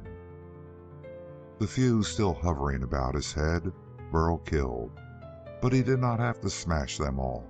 The remaining few descended to feast on their fallen comrades, twitching feebly at his feet. He ran on and passed beneath the wide-spreading leaves of an isolated giant cabbage. A great grasshopper crouched on the ground, its tremendous, radially opening jaw crunching the rank vegetation. Half a dozen great worms ate steadily of the leaves that supported them. One had swung itself beneath an overhanging leaf, which would have thatched houses for men, and was placidly anchoring itself for the spinning of a cocoon in which to sleep the sleep of metamorphosis. A mile away, the great black tide of army ants advanced relentlessly. The great cabbage, the huge grasshopper, and all the stupid caterpillars on the leaves would presently be covered with small black demons. The cocoon would never be spun. The caterpillars would be torn into thousands of furry fragments and devoured. The grasshopper would strike out with his terrific, unguided strength, crushing its assailants with blows of its great hind legs and powerful jaws. But it would die, making terrible sounds of torment as the ants consumed it piecemeal. The sound of the ants' advance overwhelmed all other noises now. Burl ran madly, his breath coming in great gasps, his eyes wide with panic. Alone of the world about him, he knew the danger that followed him. The insects he passed went about their business with that terrifying abstracted efficiency found only in the insect world. Burl's heart pounded madly from his running. The breath whistled in his nostrils, and behind him the flood of army ants kept pace. They came upon the feasting flies. Some took to the air and escaped. Others were too absorbed in their delicious meal. The twitching maggots, stranded by the scattering of their soupy broth, were torn to shreds and eaten. The flies who were seized vanished into tiny maws. and the serried ranks of ants moved on. Burl could hear nothing else now but the clicking of their limbs and the stridulating challenges and cross-challenges they uttered. Now and then, another sound pierced the noises made by the ants themselves. A cricket, perhaps, seized and dying, uttering deep bass cries of agony. Before the horde there was a busy world which teemed with life. Butterflies floated overhead on lazy wings. Grubs waxed fat and huge. Crickets feasted. Great spiders sat quietly in their lairs, waiting with implacable patience for prey to fall into the trapdoors and snares. Great beetles lumbered through the mushroom forests, seeking food and making love in monstrous, tragic fashion. Behind the wide front of the army ants was chaos, emptiness, desolation. All life, save that of the army ants, was exterminated, though some bewildered flying creatures still fluttered helplessly over the silent landscape. Yet even behind the army ants, little bands of stragglers from the horde marched busily here and there, seeking some trace of life that had been overlooked by the main body. Burl put forth his last ounce of strength. His limbs trembled. His breathing was agony. Sweat stood out upon his forehead. He ran for his life with the desperation of one who knows that death is at his heels. He ran, as if his continued existence among the million tragedies of the single day were the purpose for which the universe had been created. There was redness in the west and in the cloud bank overhead. To the east, gray sky became a deeper gray, much deeper. It was not yet time for the creatures of the day to seek their hiding places, nor for the night insects to come forth. But in many secret spots there were vague and sleepy stirrings. Heedless of the approaching darkness, Burl sped over an open space 100 yards across. A thicket of beautifully golden mushrooms barred his way. Danger lay there. He dodged aside and saw in the gray dusk a glistening sheet of white, barely a yard above the ground. It was the web of the morning spider, which on earth was noted only in hedges and such places where the dew of earliest dawn exposed it as a patternless plate of diamond dust. There were anchor cables, of course, but no geometry. Tidy housewives, also on earth, used to mop it out of corners as a filmy fabric of irritating gossamer. On the forgotten planet, it was a net with strength and bird-lime qualities that increased day by day as its spinner moved restlessly over the surface, always trailing sticky cord behind itself. Burl had no choice but to avoid it, even though he lost ground to the ant horde roaring behind him. And night was definitely on the way. It was inconceivable that a human should travel in the lowlands after dark. It literally could not be done over the normal nightmare terrain.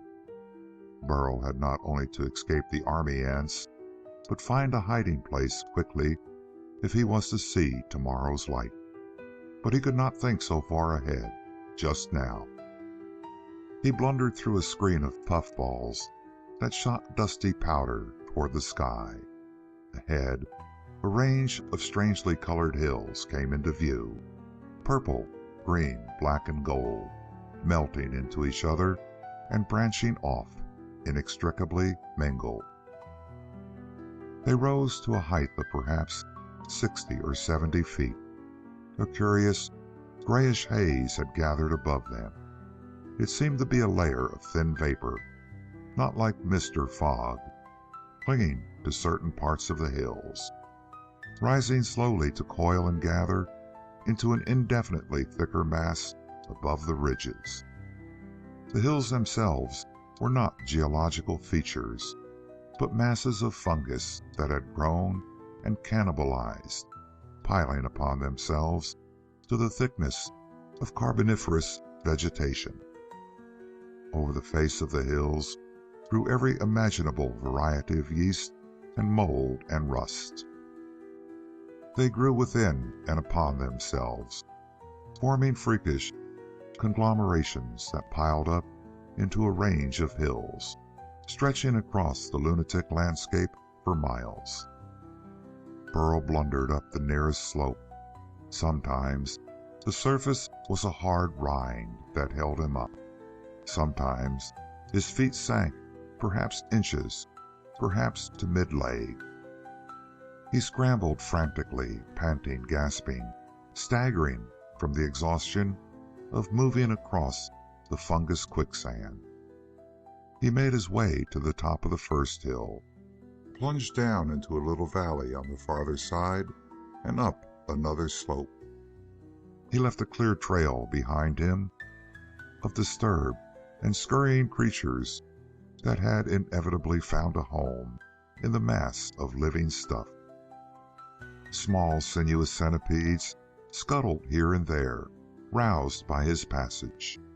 At the bottom of his footprints writhed fat white worms. Beetles popped into view and vanished again. A half-mile across the range, and Burl could go no farther. He stumbled and fell and lay there, gasping hoarsely. Overhead, the gray sky had become a deep red, which was rapidly melting into that redness too deep to be seen except as black. But there was still some light from the west. Burl sobbed for breath in a little hollow, his sharp-toothed club still clasped in his hands. Something huge, with wings like sails, soared in silhouette against the sunset. Burl lay motionless, breathing in great gasps, his limbs refusing to lift him. The sound of the army ants continued. At last, above the crest of the last hillock he had surmounted, two tiny, glistening antennae appeared. Then the small, deadly shape of an army ant, the forerunner of its horde. It moved deliberately forward, waving its antennae ceaselessly. It made its way toward Burl, tiny clickings coming from its limbs. A little wisp of vapor swirled toward the ant. It was the vapor that had gathered over the whole range of hills as a thin, low cloud. It enveloped the ant, which seemed to be thrown into a strange convulsion, throwing itself about, legs moving aimlessly. If it had been an animal instead of an insect, it would have choked and gasped. But ants breathe through air holes in their abdomens. It writhed helplessly on the spongy stuff across which it had been moving. Burl was conscious of a strange sensation. His body felt remarkably warm. It felt hot.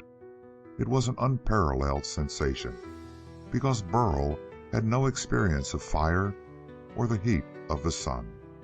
The only warmth he had ever known was when huddled together with his tribesmen in some hiding place to avoid the damp chill of the night.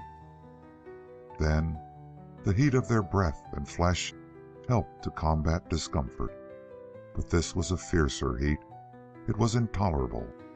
Burl moved his body with a tremendous effort, and for a moment the fungus soil was cool beneath him. Then the sensation of hotness began again, and increased until Burl's skin was reddened and inflamed. The tenuous vapor, too, seemed to swirl his way. It made his lungs smart and his eyes water. He still breathed in painful gasps, but even that short period of rest had done him some good. But it was the heat that drove him to his feet again. He crawled painfully to the crest of the next hill. He looked back. This was the highest hill he had come upon, and he could see most of the purple range in the deep, deep dusk. Now he was more than halfway through the hills. He had barely a quarter of a mile to go northward. but east and west, the range of purple hills was a ceaseless, undulating mass of lifts and hollows, of ridges and spurs of all imaginable colorings. At the tips of most of them were wisps of curling gray. From his position, he could see a long stretch of the hills not hidden by the surrounding darkness. Back along the way he had come, the army ants now swept up into the range of hills. Scouts and advance guard parties scurried here and there. They stopped to devour the creatures inhabiting the surface layers, but the main body moved on inexorably. The hills, though, were alive, not upheavals of the ground, but festering heaps of insanely growing fungus, hollowed out in many places by tunnels, hiding places, and lurking places. These the ants invaded. They swept on, devouring everything. Burl leaned heavily upon his club and watched dully. He could run no more. The army ants were spreading everywhere. They would reach him soon. Far to the right, the vapor thickened. A thin column of smoke arose in the dim half-light. Burl did not know smoke, of course. He could not conceivably guess that deep down in the interior of the insanely growing hills, pressure had killed and oxidation had carbonized the once living material. By oxidation, the temperature down below had been raised. In the damp darkness of the bowels of the hills, spontaneous combustion had begun. The great mounds of tinder-like mushroom had begun to burn very slowly, quite unseen. There had been no flames because the hill's surface remained intact and there was no air to feed the burning. But when the army ants dug ferociously for fugitive small things, air was admitted to the tunnels abandoned because of heat. Then slow combustion speeded up. Smolderings became flames. Sparks became coals. A dozen columns of fume-laden smoke rose into the heavens and gathered into a dense pall above the range of purple hills. And Burl apathetically watched the serried ranks of army ants march on toward the widening furnaces that awaited them. They had recoiled from the river instinctively, but their ancestors had never known fire. In the Amazon basin on Earth, there had never been forest fires. On the forgotten planet, there had never been fires at all, unless the first forgotten colonists tried to make them. In any case, the army ants had no instinctive terror of flame. They marched into the blazing openings that appeared in the hills. They snapped with their mandibles at the leaping flames and sprang to grapple with the burning coals. The blazing areas widened as the purple surface was consumed. Burl watched without comprehension, even without thankfulness. He stood breathing more and more easily until the glow from the approaching flames reddened his skin, and the acrid smoke made tears flow from his eyes. Then he retreated slowly, leaning on his club and often looking back. Night had fallen, but yet it was light to the army ants. They marched on, shrilling their defiance. They poured devotedly and ferociously into the inferno of flame. At last, there were only small groups of stragglers from the great ant army scurrying here and there over the ground their comrades had stripped of all life. The bodies of the main army made a vast malodor burning in the furnace of the hills. There had been pain in that burning, agony such as no one would willing dwell upon. But it came of the insane courage of the ants, attacking the burning stuff with their horny jaws, rolling over and over with flaming lumps of charcoal clutched in their mandibles. Burl heard them shrilling their war cry even as they died. Blinded, antennae singed off, legs shriveling, they yet went forward to attack their impossible enemy. Burl made his way slowly over the hills. Twice he saw small bodies of the vanished army. They had passed between the widening furnaces and furiously devoured all that moved as they forged ahead. Once Burl was spied, and a shrill cry sounded. He moved on, and only a single ant rushed after him. Burl brought down his club, and a writhing body remained to be eaten by its comrades when they came upon it. And now the last faint traces of light had vanished in the west. There was no real brightness anywhere except the flames of the burning hills. The slow nightly rain that dripped down all through the dark hours began. It made a pattering noise upon the unburnt part of the hills. Burl found firm ground beneath his feet. He listened keenly for sounds of danger. Something rustled heavily in a thicket of toadstools 100 feet away. There were sounds of preening and of feet delicately placed here and there upon the ground. Then a great body took to the air with a throbbing beat of mighty wings. A fierce down current of air smote Burl, and he looked upward in time to glimpse the outline of a huge moth passing overhead. He turned to watch the line of its flight and saw the fierce glow filling all the horizon. The hills burned brighter as the flames widened. He crouched beneath the toadstool and waited for the dawn. The slow dripping rain kept on, falling with irregular, drum-like beats upon the tough top of the toadstool. He did not sleep. He was not properly hidden, and there was always danger in the dark. But this was not the darkness Burl was used to.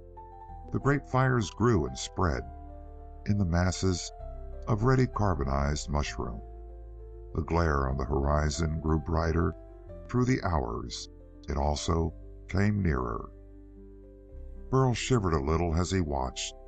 He had never even dreamed of fire before, and even the overhanging clouds were lighted by these flames. Over a stretch at least a dozen miles in length, and from half a mile to 3 miles across, the seething furnaces and columns of flame-lit smoke sent illumination over the world.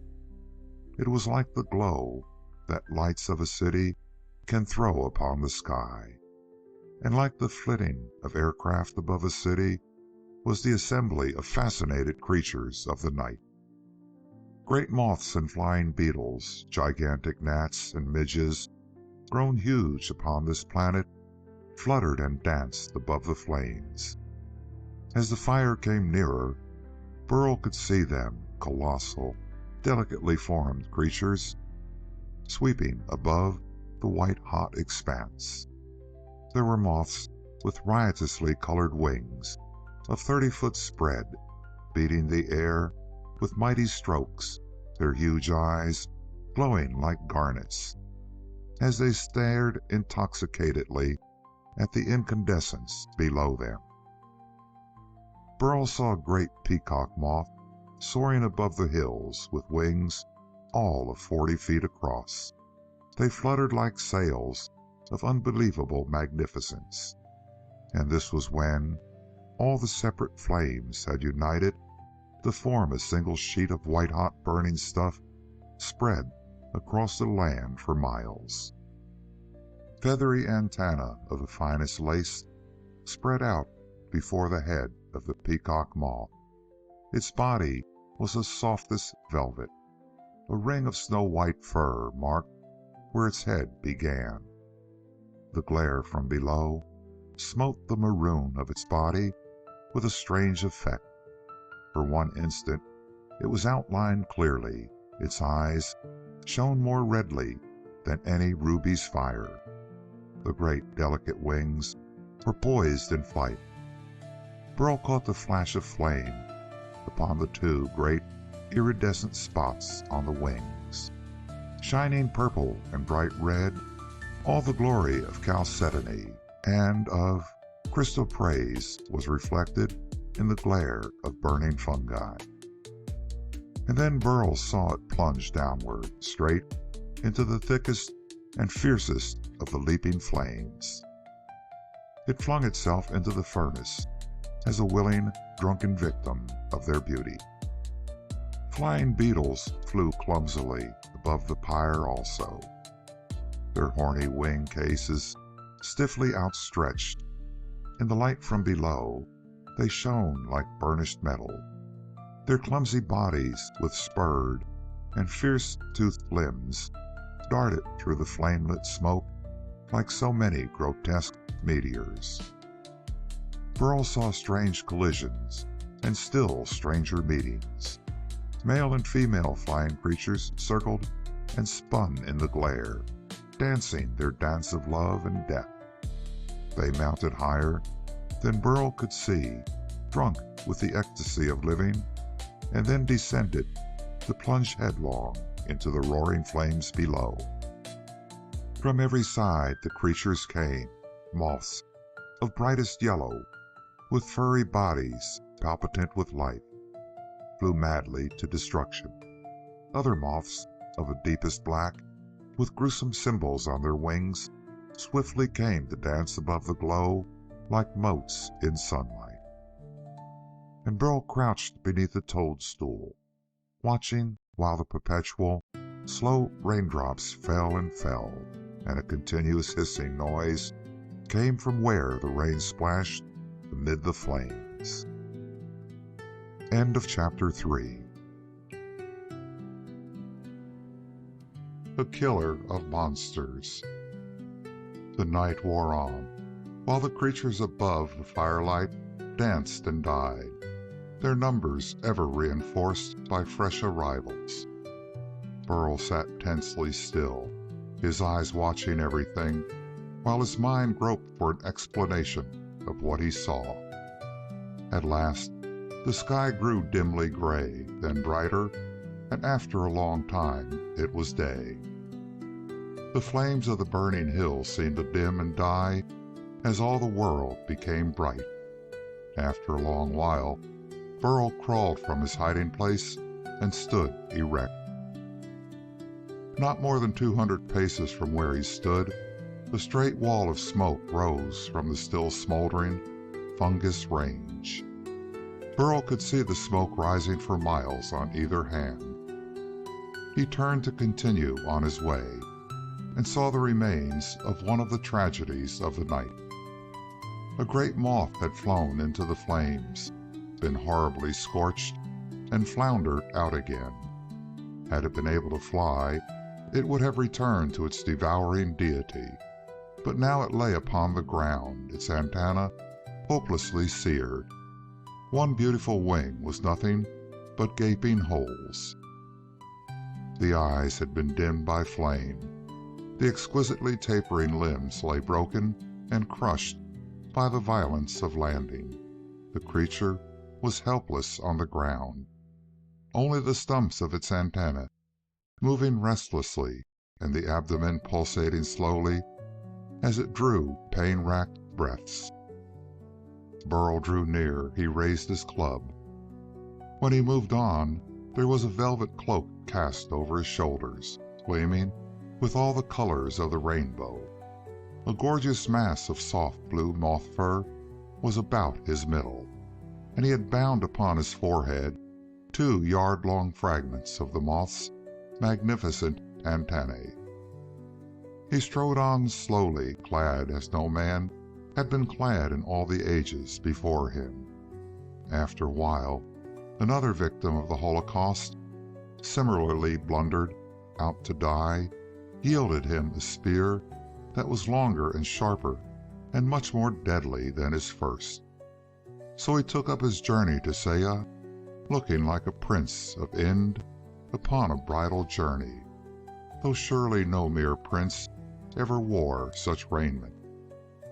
For many miles Burl threaded his way, through an extensive forest of thin-stalked toadstools. They towered high over his head, colorful, parasitic molds and rusts all about their bases. Twice he came upon open glades where bubbling pools of green slime festered in corruption. Once he hid himself as a monster scarabaeus beetle lumbered by 3 yards away, clanking like some mighty machine. Burl saw the heavy armor and inward curving jaws of the monster. He almost envied him his weapons. The time was not yet come, though, when Burl and his kind would hunt such giants for the juicy flesh within its armored limbs. Burl was still a savage, still ignorant, and still essentially timid. His only significant advance had been that where at first he had fled without reasoning, now he paused to see if he need flee. He was a strange sight, moving through the shadowed lanes of the forest in his cloak of velvet. The fierce toothed leg of a fighting beetle rested in a strip of sinew about his waist, ready for use. His new spear was taller than himself. He looked like a conqueror, but he was still a fearful and feeble creature, no match for the monstrous creatures about him. He was weak, and in that lay his greatest hope, because if he were strong, he would not need to think. Hundreds of thousands of years before, his ancestors had been forced to develop brains as a penalty for the lack of claws or fangs. Burl was sunk as low as any of them, but he had to combat more horrifying enemies, more inexorable dangers, and many times more crafty antagonists. His ancestors had invented knives and spears and flying missiles, but the creatures about Burl had weapons 1,000 times more deadly than the ones that had defended the first humans. The fact, however, simply put a premium on the one faculty Burl had which the insect world had not. In mid-morning he heard a discordant, deep bass bellow coming from a spot not 20 yards from where he moved. He hid in panic, waiting for an instant, listening. The bellow came again, but this time with a querulous note. Burl heard a crashing and plunging, as of some creature caught in a snare. A mushroom tumbled with a sponge-like sound, and the thud was followed by a tremendous commotion. Something was fighting desperately against something else. Burl did not know what creatures were in combat. He waited, and the noise died gradually away. Presently his breath came more slowly, and his courage returned. He stole from his hiding place and would have made away, but new curiosity held him back. Instead of creeping from the scene, he moved cautiously forward toward the source of the noise. Peering between 2 cream-colored stalks, he saw a wide, funnel-shaped snare of silk spread out before him, some 20 yards across and as many deep. The individual threads could be plainly seen, but in the mass it seemed the fabric of sheerest, finest texture. Held up by tall mushrooms, it was anchored to the ground below and drew away to a small point through which a hole led to some as yet unseen recess. All the space of the wide snare was hung with threads, fine twisted threads, no more than half the thickness of Burl's finger. This was the trap of a labyrinth spider. Not one of the interlacing strands was strong enough to hold any but the feeblest prey, but the threads were there by thousands. A cricket had become entangled in the sticky maze. Its limbs thrashed out and broke threads with every stroke, but each time became entangled in a dozen more. It struggled mightily, emitting at intervals again its horrible bass roar. Burl breathed more easily. He watched with fascinated eyes. Mere death among insects, even tragic death, held no great interest for him. It was too common an occurrence, and there were few insects which deliberately sought man. Most insects have their allotted prey and will seek no others. But this involved the spider, and spiders had a terrifying impartiality.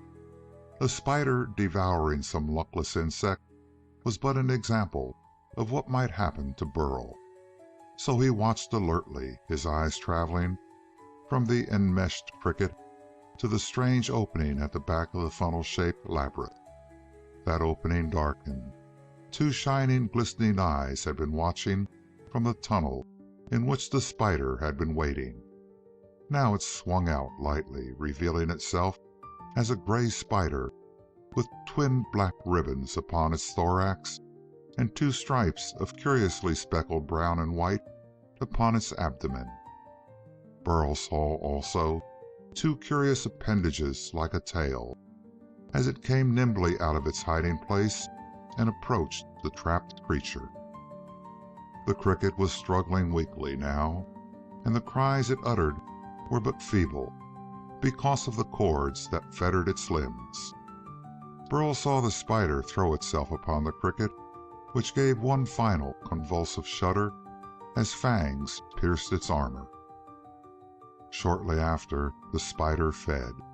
With bestial enjoyment, it sucked all the succulence, all the fluid from its victim's carcass. Then the breath left Burl in a peculiar, frightened gasp. It was not from anything he saw or heard. It was something that he thought. For a second his knees knocked together in a self-induced panic. It occurred to him that he, Burl, had killed a hunting spider, a tarantula, upon the red clay cliffs. True, the killing had been an accident and had nearly cost him his own life in the web spider's snare. But he had killed a spider, and of the most deadly kind. Now it occurred to Burl that he could kill another. Spiders were the ogres of the human tribes on the forgotten planet. Knowledge of them was hard to come by, because to study them was death. But all men knew that web spiders never left their traps. Never. And Burl had imagined himself making an impossibly splendid, incredibly daring use of that fact. Denying to himself that he intended any action so suicidal, he nevertheless drew back from the front of the snare and made his way to the back, where the spider's tunnel was no more than 10 feet away. There he found himself waiting. Presently, through the interstices of the silk, he saw the great bulk of the spider. It had left the drained and shrunken carcass of the cricket to return to its resting place, settling itself carefully upon the soft walls of the fabric tunnel. From the yielding, globular nest at the tunnel's end, it fixed maniacal eyes once more upon the threads of its snare, seen down the length of the passageway. Burl's hair stood on end from sheer fright, but he was the slave of an idea. The tunnel and the nest at its end did not rest on the ground, but were suspended in air by cables like those that spread the gin itself. The gray labyrinth spider bulged the fabric. It lay in luxurious comfort, waiting for victims to approach. There was sweat on Burl's face as he raised his spear. The bare idea of attacking a spider was horrifying, but actually he was in no danger whatever before the instant of the spear thrust, because web spiders never leave their webs to hunt. So Burl sweated and grasped his spear with agonized firmness and thrust it into the bulge that was the spider's body in its nest. He thrust with hysterical fury. And then he ran as if the devil were after him. It was a long time before he dared come back, his heart in his throat. All was still. He had missed the horrid convulsions of the wounded spider. He had not heard the frightful gnashings of its fangs at the piercing weapon, nor seen the silken threads of the tunnel ripped and torn in the spider's death struggle. Burl came back to quietness. There was a great rent in the silken tunnel, and a puddle of ill-smelling stuff lay upon the ground.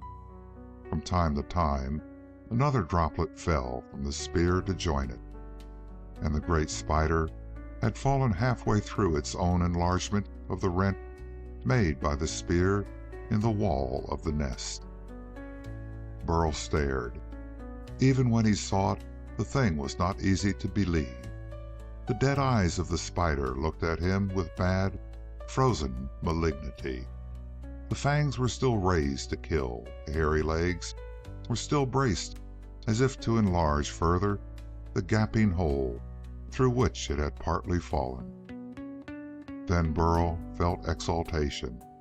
His tribe had been furtive vermin for almost 40 generations, fleeing from the mighty insects, hiding from them, and when caught waiting helplessly for death, screaming shrilly in horror. But he, Burl, had turned the tables. He, a man, had killed a spider. His breast expanded. Always his tribesmen went quietly and fearfully, making no sound.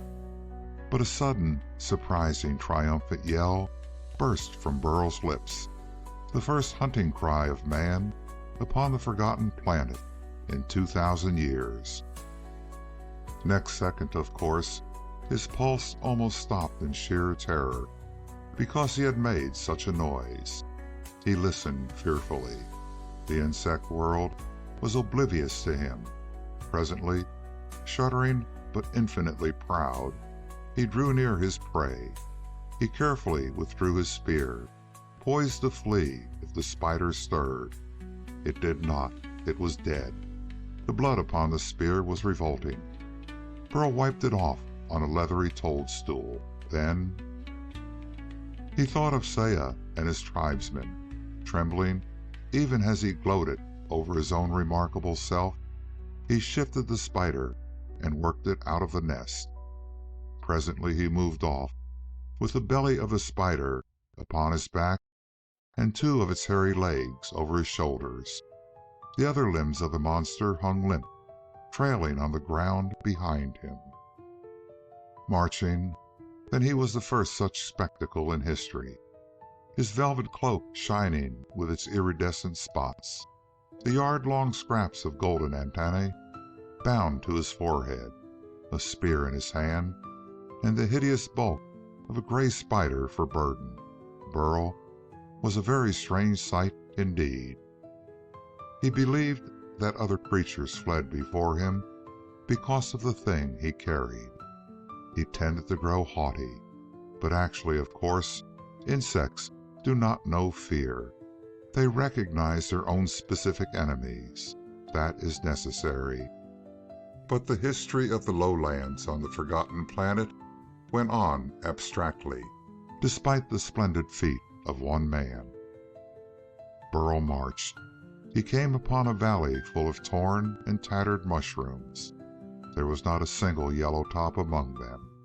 Every one had been infested with maggots that had liquefied the tough meat of the mushroom tops, causing it to drip to the ground below.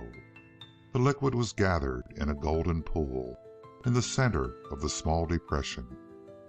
Burl heard a loud and deep-toned humming before he saw the valley. Then he stopped and looked down.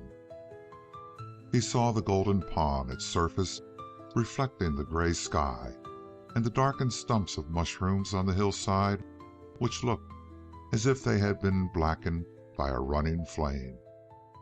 A small brooklet of golden liquid trickled over a rocky ledge, and all around the edges of the pond and brook, in ranks and rows, by hundreds and by thousands, and it seemed by millions, were the green gold bodies of great flies. They were small compared to other insects. The flesh flies laid their eggs by the hundreds in decaying carcasses. The others chose mushrooms to lay their eggs in. To feed the maggots that would hatch, a relatively great quantity of food was needed. Therefore, the flies must remain comparatively small, or the body of a single grasshopper would furnish food for only a few maggots instead of the hundreds it must support. There must also be a limit to the size of worms if hundreds were to feast upon a single fungus. But there was no limitation to the greediness of the adult creatures.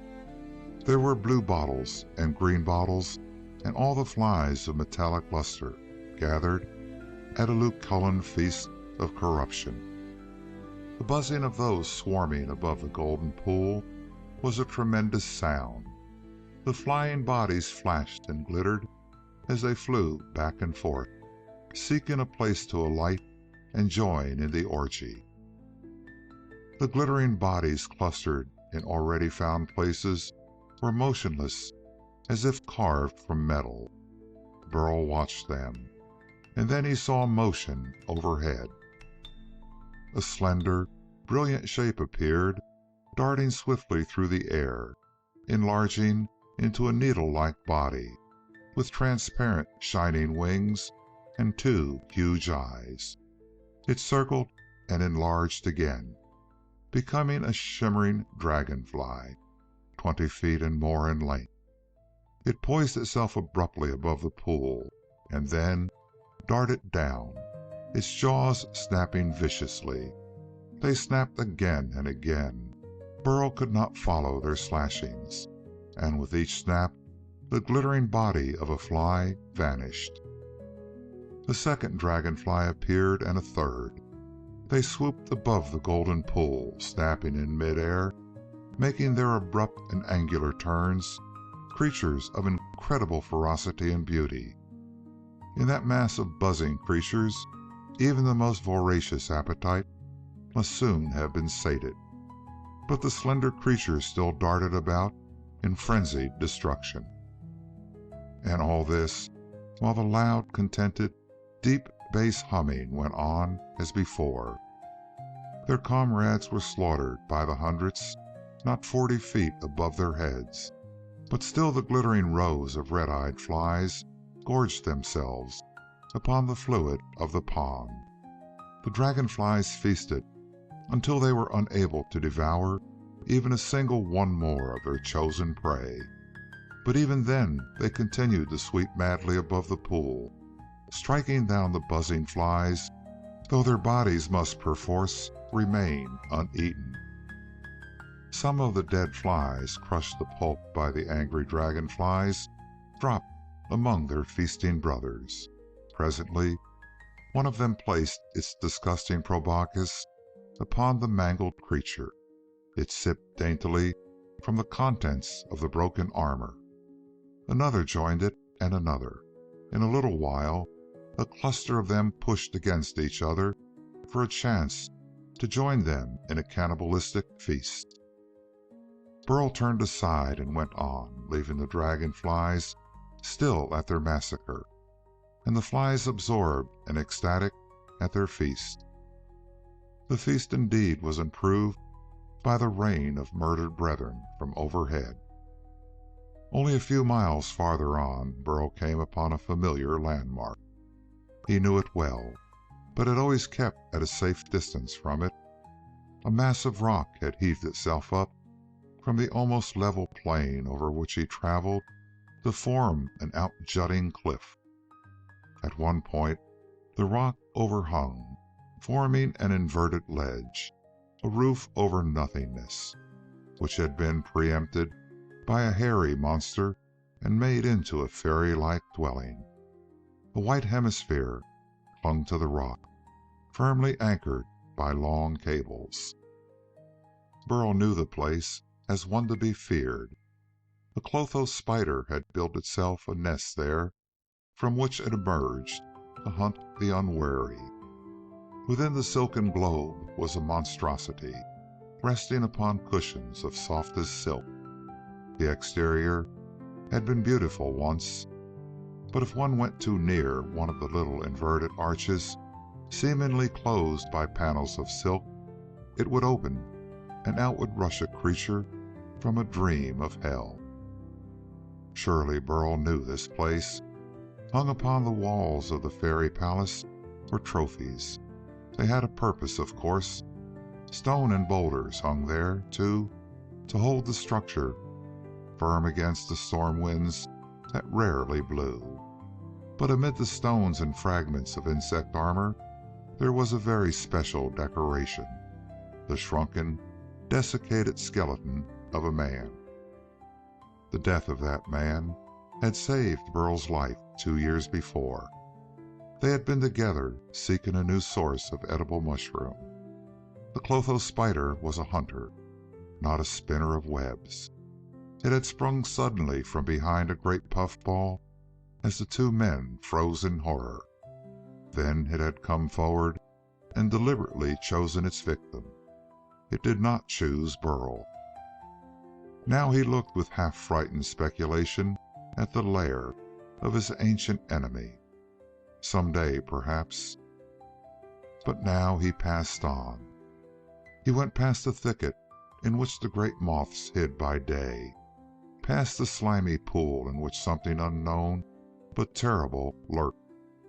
He penetrated the little forest of mushrooms that glowed at night, and the place where the truffle-hunting beetles chirped thunderously during the dark hours. And then he saw Saya. He caught a flash of pink skin vanishing behind a squat toadstool, and he ran forward, calling her name. She emerged and saw the figure with the horrible bulk of the spider on its back. She cried out in horror, and Burl understood. He let his burden fall, running swiftly to her. They met. Saya waited timidly until she saw who this man was, and then she was astounded indeed.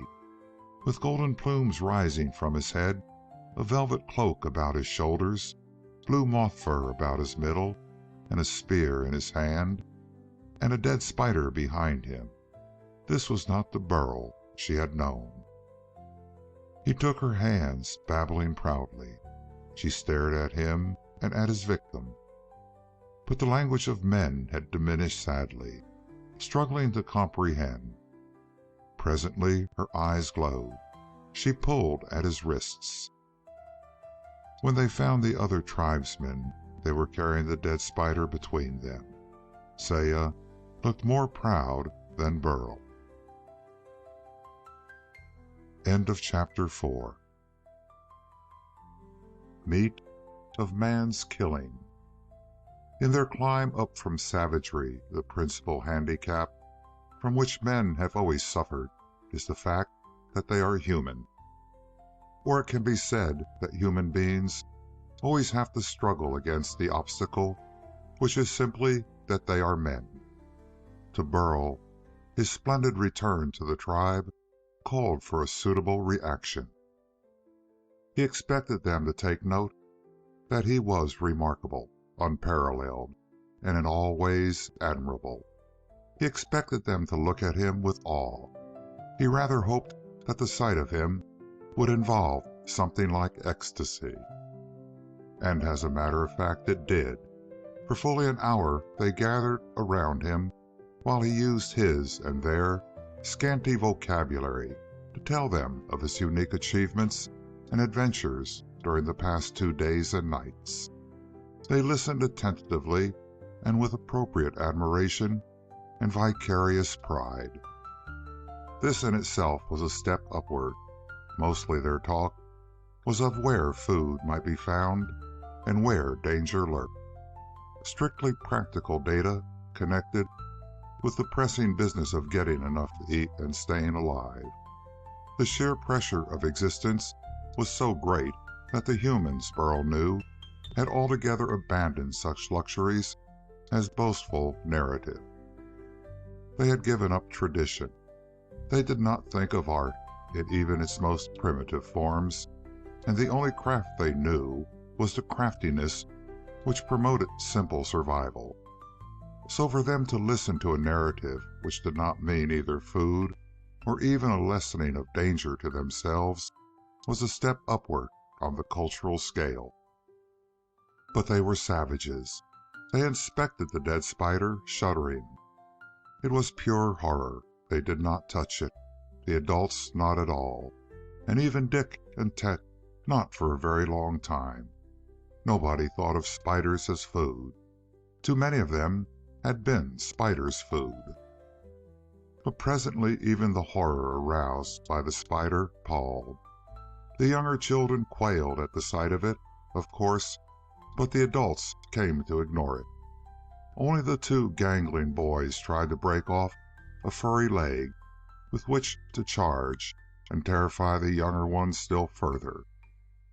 They failed to get it loose because they did not think of cutting it, but they had nothing to cut it with anyhow.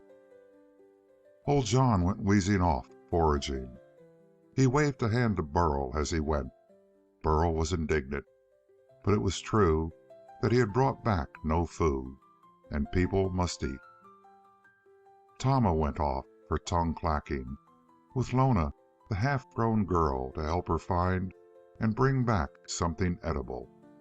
Dor, the strongest man in the tribe, went away to look where he thought there might be edible mushrooms full-grown again. Cori left with her children, very carefully on watch for danger to them, to see what she could find.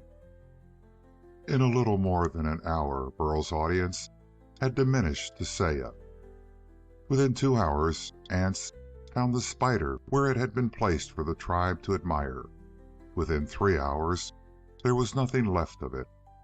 During the 4th hour, as Burl struggled to dredge up some new, splendid item to tell Saya for the 10th time or thereabouts, during the 4th hour, one of the tribeswomen beckoned to Saya. She left with a flashing backward smile for Burl. She went, actually, to help dig up underground fungi, much like truffles discovered by the older woman. She undoubtedly expected to share them with Burl. But in 5 hours it was night, and Burl was very indignant with his tribesfolk. They had shifted the location of the hiding place for the night, and nobody had thought to tell him. And if Saya wished to come for Burl, to lead him to that place, she did not dare for the simple reason that it was night. For a long time after he found a hiding place, Burl fumed bitterly to himself. He was very much of a human being, differing from his fellows so far, mainly because he had been through experiences not shared by them. He had resolved a subjective dilemma of sorts by determining to return to his tribe. He had discovered a weapon which at first had promised and secured foodstuff, and later had saved him from a tarantula.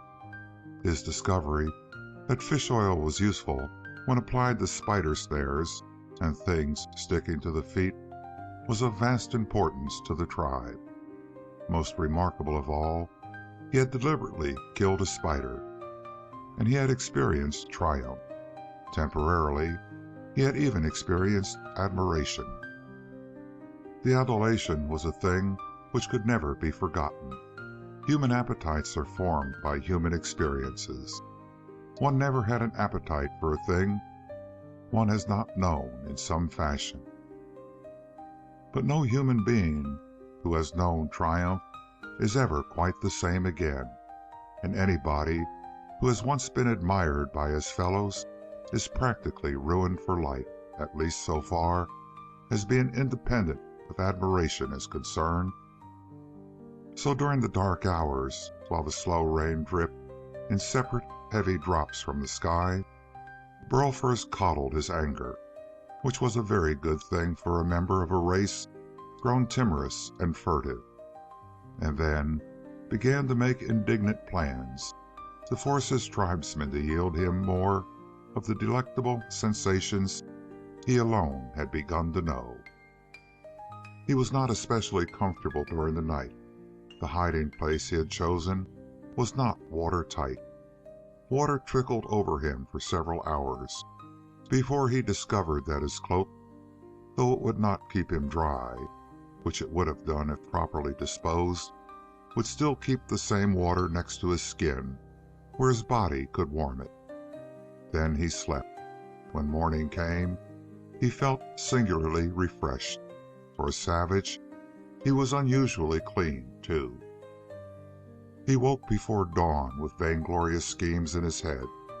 The sky grew gray and then almost white. The overhanging cloud bank seemed almost to touch the earth, but gradually withdrew. The mist among the mushroom forests grew thinner, and the slow rain ceased reluctantly. When he peered from his hiding place, the mad world he knew was, as far as he could see, quite mad as usual. The last of the night insects had vanished. The day creatures began to venture out. Not too far from the crevice where he'd hidden was an ant hill, monstrous by standards on other planets. It was piled up not of sand but gravel and small boulders. Burl saw a stirring.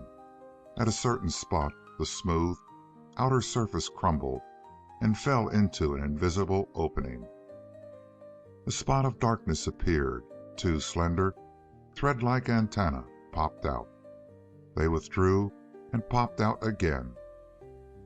The spot enlarged until there was a sizable opening. An ant appeared, one of the warrior ants of this particular breed. It stood fiercely over the opening, waving its antennae agitatedly, as if striving to sense some danger to its metropolis.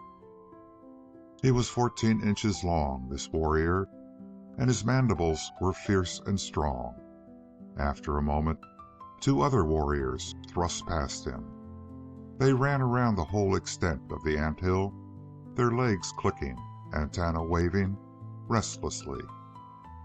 They returned, seeming to confer with the first, then went back down into the city with every appearance of satisfaction. As if they made a properly reassuring report, within minutes afterward, a flood of black, ill-smelling workers poured out of the opening and dispersed about their duties. The city of ants had begun its daily toil. There were deep galleries underground here, granaries, storage vaults, refractories, and nurseries, and even a royal apartment in which the queen ant reposed. She was waited on by assiduous courtiers, fed by royal stewards, and combed and caressed by the hands of her subjects and children. A dozen times larger than her loyal servants, she was no less industrious than they in her highly specialized fashion. From the time of waking to the time of rest, she was Queen Mother in the most literal imaginable sense. At intervals, to be measured only in minutes, she brought forth an egg, perhaps 3 inches in length, which was whisked away to the municipal nursery. And this constant, insensate increase in the population of the city made all its frantic industry at once possible and necessary. Burl came out and spread his cloak on the ground. In a little while, he felt a tugging at it. An ant was tearing off a bit of the hem. Burl slew the ant angrily and retreated. Twice within the next half hour he had to move swiftly to avoid foragers, who would not directly attack him because he was alive, unless he seemed to threaten danger, but who lusted after the fabric of his garments. This annoyance, and Burl would merely have taken it as a thing to be accepted a mere 2 days before, this annoyance added to Burl's indignation with the world about him. He was in a very bad temper indeed when he found old John, wheezing as he checked on the possibility of there being edible mushrooms in a thicket of poisonous pink and yellow amanitas.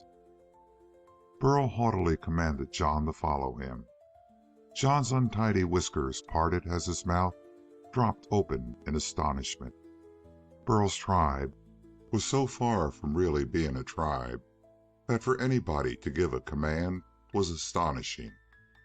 There was no social organization, absolutely no tradition of command. As a rule, life was too uncertain for anybody to establish authority. But John followed Burl as he stamped out through the morning mist. He saw a small movement and shouted imperatively. This was appalling. Men did not call attention to themselves. He gathered up Dor, the strongest of the men. Later, he found Jack, who someday would wear an expression of monkey-like wisdom. Then Tet and Dick, the half-grown boys, came trooping to see what was happening. Burl led onward. A quarter of a mile, and they came upon a great gutted shell, which had been a rhinoceros beetle the day before. Today, it was a disassembled mass of chitinous armor. Burl stopped, frowning portentously. He showed his quaking followers how to arm themselves. Dor picked up the horn hesitantly. Burl showed him how to use it.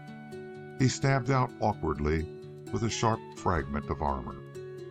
Burl showed others how to use the leg sections for clubs.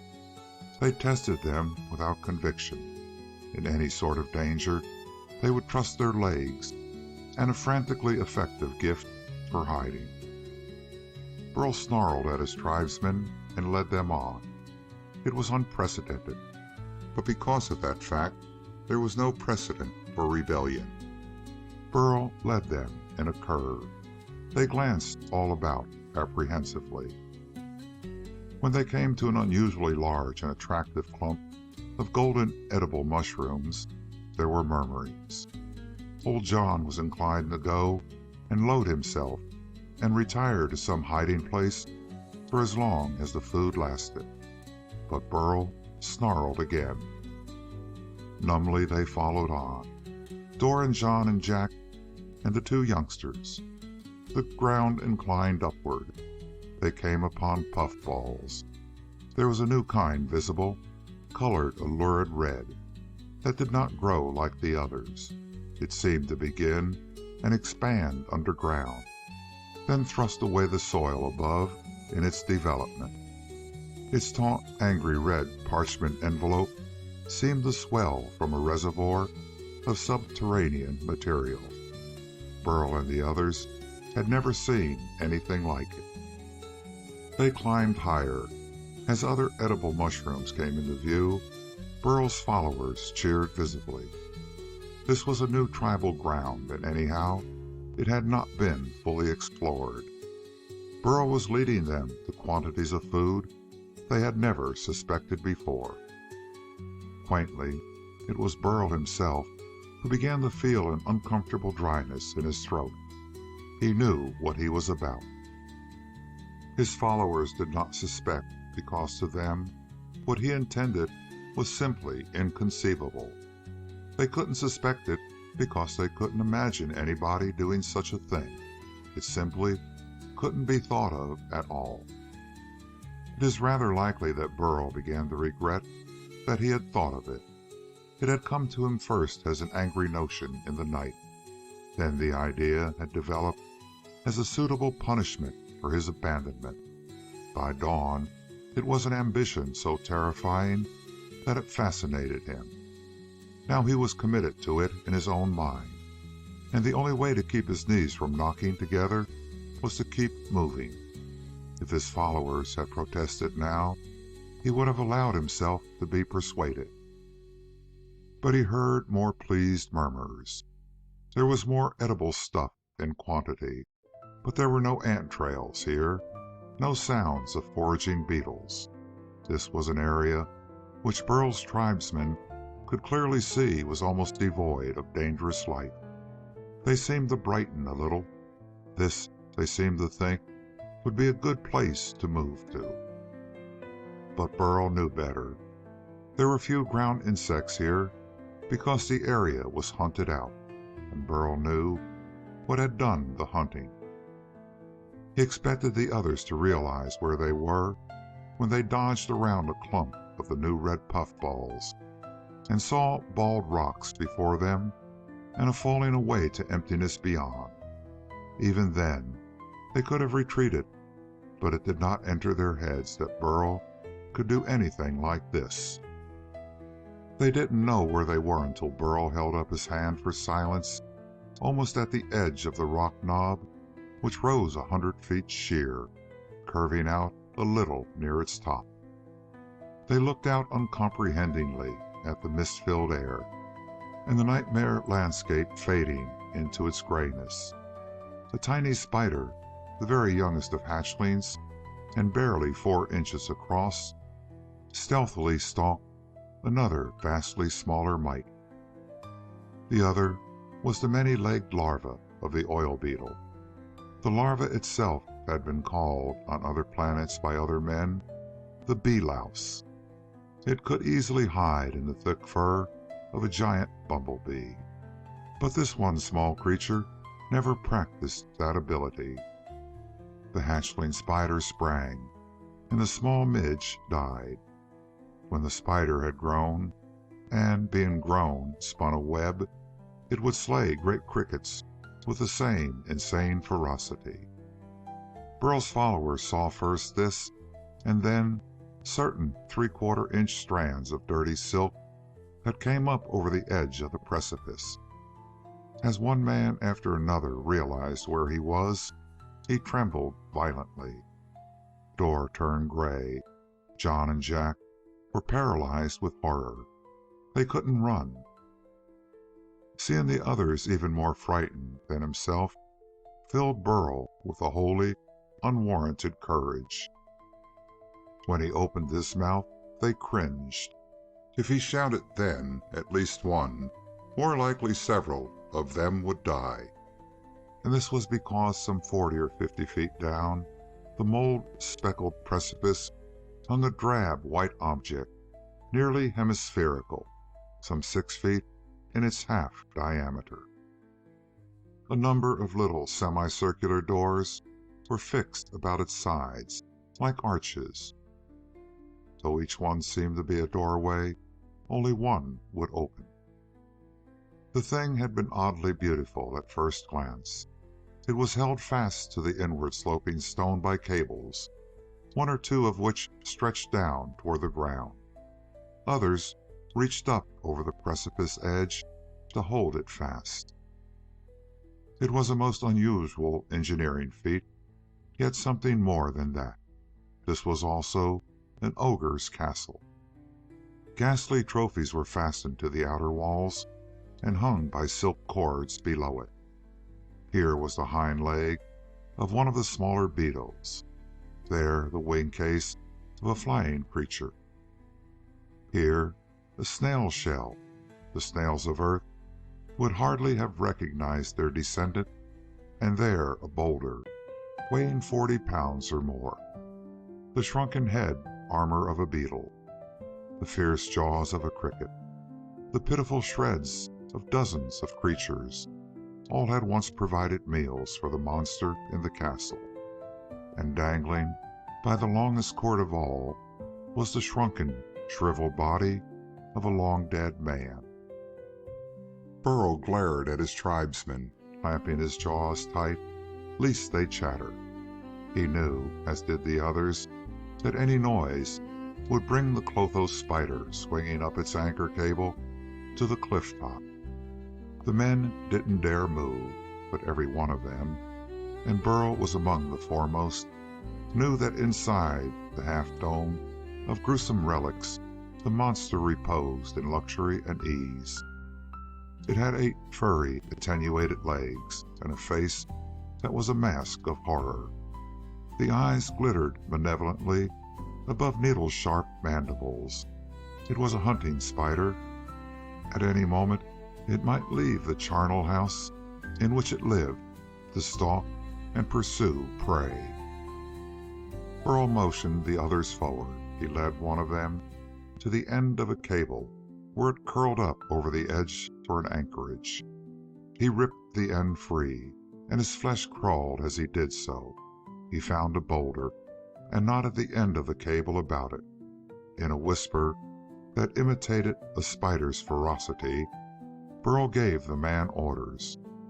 He plucked the second quaking tribesman by the arm. With the jerky, uncontrolled movement of a robot, Dor allowed himself to be led to a second cable. Burl commanded in a frenzy. He worked with stiff fingers and a dry throat, not knowing how he could do this thing. He had formed a plan in anger, which he somehow was carrying out in a panic. Although his followers were as responsive as dead men, they obeyed him because they felt like dead men, unable to resist. After all, it was simple enough. There were boulders at the top of the precipice, and silken cables hung taut over the edge.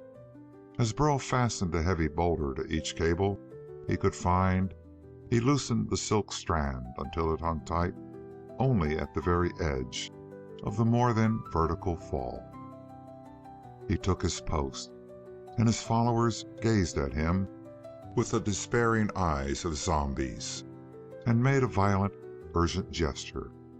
One man dumped his boulder over the precipice's edge. Burl cried out shrilly to the others, half mad with his own terror. There was a ripping sound. The other men dumped their boulders over, fleeing with the movement, the paralysis of horror relieved by that one bit of exertion. Burl could not flee. He panted and gasped, but he had to see. He stared down the dizzy wall. Boulders ripped and tore their way down the cliff wall, pulling the cables loose from the face of the precipice. They shot out into space and jerked violently at the half-globular nest, ripping it loose from its anchorage. Burl cried out exultantly, and as he cried out, the shout became a bubbling sound. For although the ogre's silken castle did swing clear, it did not drop the 60 feet to the hard ground below.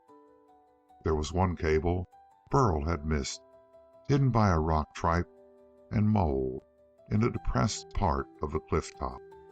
The spider's house was dangling crazily by that one strand, bobbing erratically to and fro in mid-air. And there was a convulsive struggle inside. One of the arched doors opened, and the spider emerged. It was doubtless confused, but spiders simply do not know terror. Their one response to the unusual is ferocity. There was still one cable leading up the cliff face, the thing's normal climbing rope to its hunting ground above. The spider leaped for this single cable. Its legs grasped the cord. It swarmed upward, poison fangs unsheathed, mandibles clashing in rage. The shaggy hair of its body seemed to bristle with insane ferocity. The skinny, articulated legs fairly twinkled as it rose. It made slavering noises unspeakably horrifying. Burl's followers were already in panic-stricken flight. He could hear them crashing through obstacles as they ran, glassy-eyed, from the horror they only imagined, but which Burl could not but encounter. Burl shivered, his body poised for equally frenzied but quite hopeless flight. But his first step was blocked. There was a boulder behind him, standing on end, reaching up to his knee. He could not take the first step without dodging it. It was not the Burl of the terror-filled childhood who acted then. It was the throwback, the atavism to a bolder ancestry. While Burl, who was a product of his environment, was able to know only the stunned sensations of purest panic, the other Burl acted on a sounder basis of desperation. The emerging normal human seized the upright boulder. He staggered to the rock face with it. He dumped it down the line of the descending cable. Humans do have ancestral behavioral patterns built into their nervous systems. A frightened small child does not flee. It swarms up the nearest adult to be carried away from danger. At 10, the child does not climb but runs. And there is an age when it is normal for a man to stand at bay. This last instinct can be conditioned away, and Burl's fellows and his immediate forebears it had been. But things had happened to Burl to break that conditioning. He flung the pointed boulder down. For a fraction of a second, he heard only the bubbling, gnashing sounds the spider made as it climbed toward him. Then there was a quite indescribable cushioned impact. After that, there were seconds in which Burl heard nothing whatever, and then a noise, which could not be described either, but was the impact of the spider's body on the ground 100 feet below, together with the pointed boulder it had fought insanely during all its fall. And the boulder was on top. The noise was sickening. Burl found himself shaking all over. His every muscle was tense and strained. But the spider did not crawl over the edge of the precipice, and something had hit far below. A long minute later, he managed to look. The nest still dangled at the end of the single cable, festooned with its gruesome trophies. But Burl saw the spider. It was, of course, characteristically tenacious of life. Its legs writhed and kicked, but the body was crushed and mangled. As Burl stared down, trying to breathe again, an ant drew near the shattered creature. It stridulated. Other ants came. They hovered restlessly at the edge of the death scene. One loathsome leg did not quiver. An ant moved in on it. The ants began to tear the dead spider apart, carrying its fragments to their city a mile away. Up on the cliff top, Burl got unsteadily to his feet and found that he could breathe. He was drenched in sweat, but the shock of triumph was as overwhelming as any of the terrors felt by ancestors on this planet. On no other planet in the galaxy could any human experience such triumph as Burl felt now, because never before had human beings been so completely subjugated by their environment. On no other planet had such an environment existed, with humans flung so helplessly upon its mercy.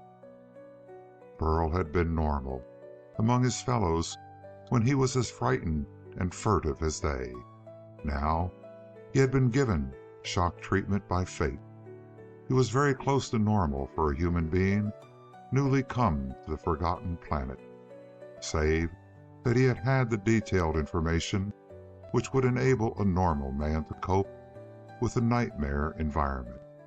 What he lacked now was the habit. But it would be intolerable for him to return to his former state of mind. He walked almost thoughtfully after his fled followers, and he was still a savage in that he was remarkably matter-of-fact. He paused to break off a huge piece of the edible golden mushrooms his fellow men had noticed on the way up. Lugging it easily, he went back down over the ground that had looked so astonishingly free of inimical life, which it was because of the spider that had used it as a hunting preserve. Burl began to see that it was not satisfactory to be one of a tribe of men who ran away all the time. If one man with a spear or stone could kill spiders, it was ridiculous for half a dozen men to run away and leave that one man the job alone. It made the job harder. It occurred to Burl that he had killed ants without thinking too much about it, but nobody else had. Individual ants could be killed. If he got his followers to kill foot-long ants, they might in time battle the smaller 2-foot beetles. If they came to dare so much, they might attack greater creatures and ultimately attempt to resist the real predators. Not clearly, but very dimly, the Burl who had been shocked back to the viewpoint which was normal to the race of men saw that human beings could be more than the fugitive vermin on which other creatures preyed. It was not easy to envision, but he found it impossible to imagine sinking back to his former state. As a practical matter, if he was to remain as leader, his tribesmen would have to change. It was a long time before he reached the neighborhood of the hiding place of which he had not been told the night before. He sniffed and listened. Presently he heard faint, murmurous noises. He traced them, hearing clearly the sound of hushed weeping and excited, timid chattering. He heard old Tama shrilly bewailing fate and the stupidity of Burl in getting himself killed. He pushed boldly through the toadstool growth and found his tribe all gathered together and trembling. They were shaken. They chattered together, not discussing or planning, but nervously recalling the terrifying experience they had gone through. Burl stepped through the screen of fungi, and the men gaped at him. Then they leaped up to flee, thinking he might be pursued. Tet and Dick babbled shrilly. Burl cuffed them. It was an excellent thing for him to do. No man had struck another man in Burl's memory. Cuffings were reserved for children. But Burl cuffed the men who had fled from the cliff edge, and because they had not been through Burl's experiences, they took the cuffings like children. He took John and Jack by the ear and heaved them out of the hiding place. He followed them and drove them to where they could see the base of the cliff from whose top they had tumbled the stones and then run away. He showed them the carcass of the spider, now being carted away piecemeal by ants. He told them angrily how it had been killed. They looked at him fearfully. He was exasperated. He scowled at them, and then he saw them shifting uneasily. There were clickings. A single, foraging black ant, rather large, quite 16 inches long, moved into view. It seemed to be wandering purposelessly, but was actually seeking carrion to take back to its fellows. It moved toward the men. They were alive, therefore it did not think of them as food, though it could regard them as enemies. Burl moved forward and struck with his club. It was butchery. It was unprecedented. When the creature lay still, he commanded one of his typos, or followers, to take it up. Inside its armored legs there would be meat. He mentioned the fact pungently. Their faces expressed amazed wonderment. There was another clicking, another solitary ant. Burl handed his club to Dor, pushing him forward. Dor hesitated. Though he was not afraid of one wandering ant, he held back uneasily. Burl barked at him. Dor struck clumsily and blotched the job. Burl had to use his spear to finish it, but a second bit of prey lay before the men. Then quite suddenly, this completely unprecedented form of foraging became understandable to Burl's followers. Jack giggled nervously. An hour later, Burl led them back to the tribe's hiding place. The others had been terror-stricken, not knowing where the men had gone, but their terror changed to mute amazement when the men carried huge quantities of meat and edible mushroom into the hiding place. The tribe held what amounted to a banquet. Dick and Tet swaggered under a burden of ant carcass. This was not, of course, in any way revolting.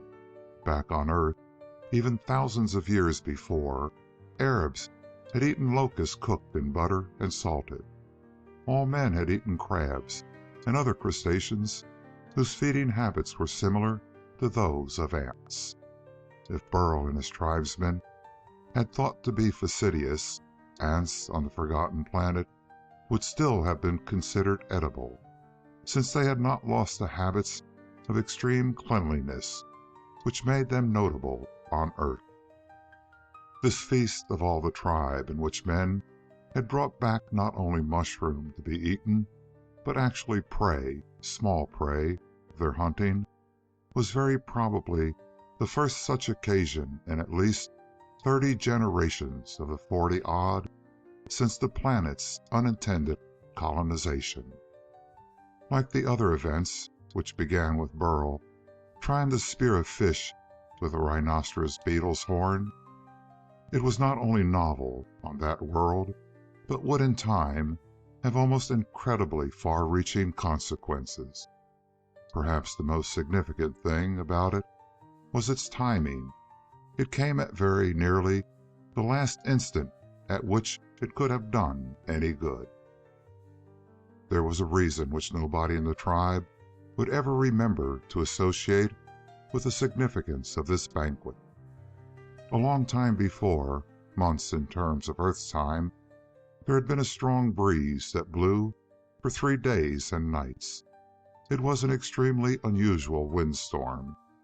It had seemed the stranger then because during all its duration everyone in the tribe had been sick, suffering continuously. When the windstorm had ended, the suffering ceased. A long time passed, and nobody remembered it any longer. There was no reason why they should, yet since that time there had been a new kind of thing growing among the innumerable moles and rusts and toadstools of the lowlands. Burl had seen them on his travels, and the expeditionary force against the Clotho spider had seen them on the journey up to the cliff edge. Red puffballs, developing first underground, were now pushing the soil aside to expose taut, crimson-parched spheres to the open air. The tribesmen left them alone because they were strange, and strange things were always dangerous. Puffballs they were familiar with, big, misshapen things which shot at a touch of powder into the air. The particles of powder were spores, the seeds from which they grew. Spores had remained infinitely small, even on the forgotten planet where fungi grew huge. Only their capacity for growth had increased. The red growths were puffballs, but of a new and different kind. As the tribe ate and admired, the hunters, boasting of their courage, one of the new red mushrooms reached maturity. This particular growing thing was perhaps 2 feet across, its main part spherical. Almost 18 inches of the thing rose above ground. A tawny and menacing red, the sphere was contained in a parchment-like skin that was pulled taut. There was internal tension, but the skin was tough and would not yield, yet the inexorable pressure of life within demanded that it stretch. It was growing within, but the skin without had ceased to grow. This one happened to be on a low hillside, a good half-mile from the place where Burl and his fellows banqueted. Its tough and red parchment skin was tensed unendurably. Suddenly it ripped apart with an explosive tearing noise. The dry spores within billowed out and up like the smoke of a shell explosion, spurting skyward for 20 feet and more. At the top of their ascent they spread out and eddied like a cloud of reddish smoke. They hung in the air, they drifted in the sluggish breeze, they spread as they floated, forming a gradually extending, descending dust cloud in the humid air.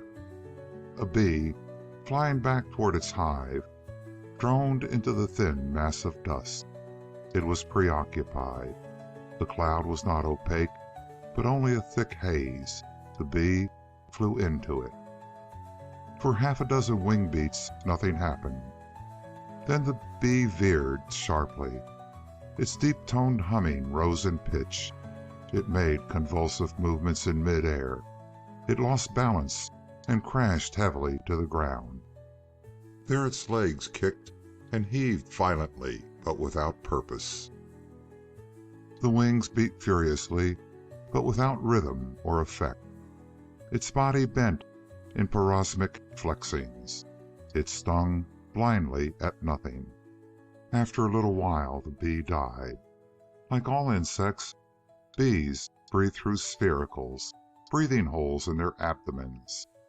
This bee had flown into the cloud of red dust, which was the spore cloud of the new mushrooms.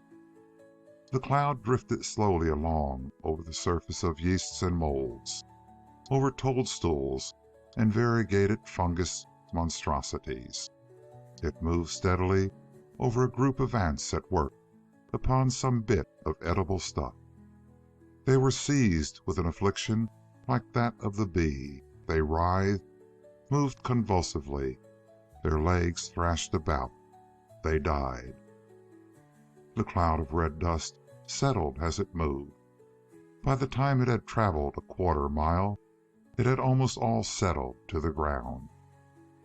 But a half-mile away, there was another skyward, spurting uprush of red dust, which spread slowly with the breeze. A quarter-mile away, another plumed into the air. Farther on, two of them spouted their spores toward the clouds almost together. Living things that breathed the red dust writhed and died, and the red dust puffballs were scattered everywhere. Burl and his tribesmen feasted, chattering in hushed tones of the remarkable fact that men ate meat of their own killing. End of chapter 5. Red dust. It was very fortunate indeed that the feast took place when it did. 2 days later, it would probably have been impossible, and 3 days later, it would have been too late to do any good. But coming when it did, it made the difference, which was all the difference in the world. Only 30 hours after the feasting, which followed the death of the Clotho spider, Burl's fellows, from John to Dor to Tet and Dirk and Saya, had come to know a numb despair, which the other creatures of his world were simply a bit too stupid to achieve. It was night. There was darkness all over the lowlands, and over all the area of perhaps 100 square miles, which the humans of Burl's acquaintance really knew. He alone of his tribe had been as much as 40 miles from the foraging ground over which they wandered. At any given time, the tribe clung together for comfort, venturing only as far as was necessary to find food. Although the planet possessed continents, they knew less than a good-sized county of it. The planet owned oceans, and they knew only small brooks, and one river, where they knew it, was assuredly less than 200 yards across. And they faced stark disaster that was not strictly a local one, but beyond their experience, and hopelessly beyond their ability to face. They were superior to the insects about them only in the fact they realized what was threatening them. The disaster was the red puffballs. But it was night.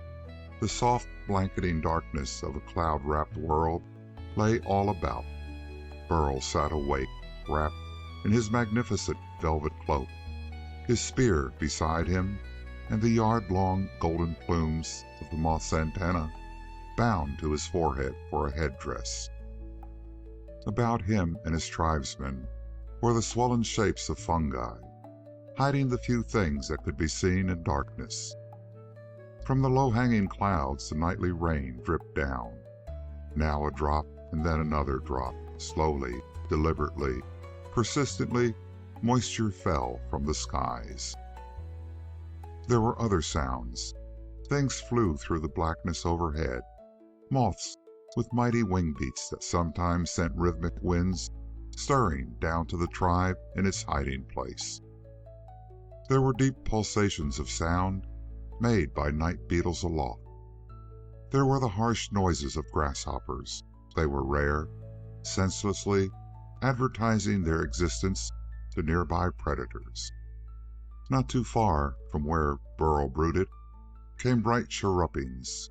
where relatively small beetles roamed among the mushroom forests, singing cheerfully in deep bass voices.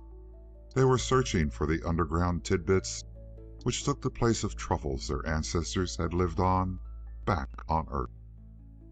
All seemed to be as it had been since the first humans were cast away upon this planet, and at night, indeed, the new danger subsided.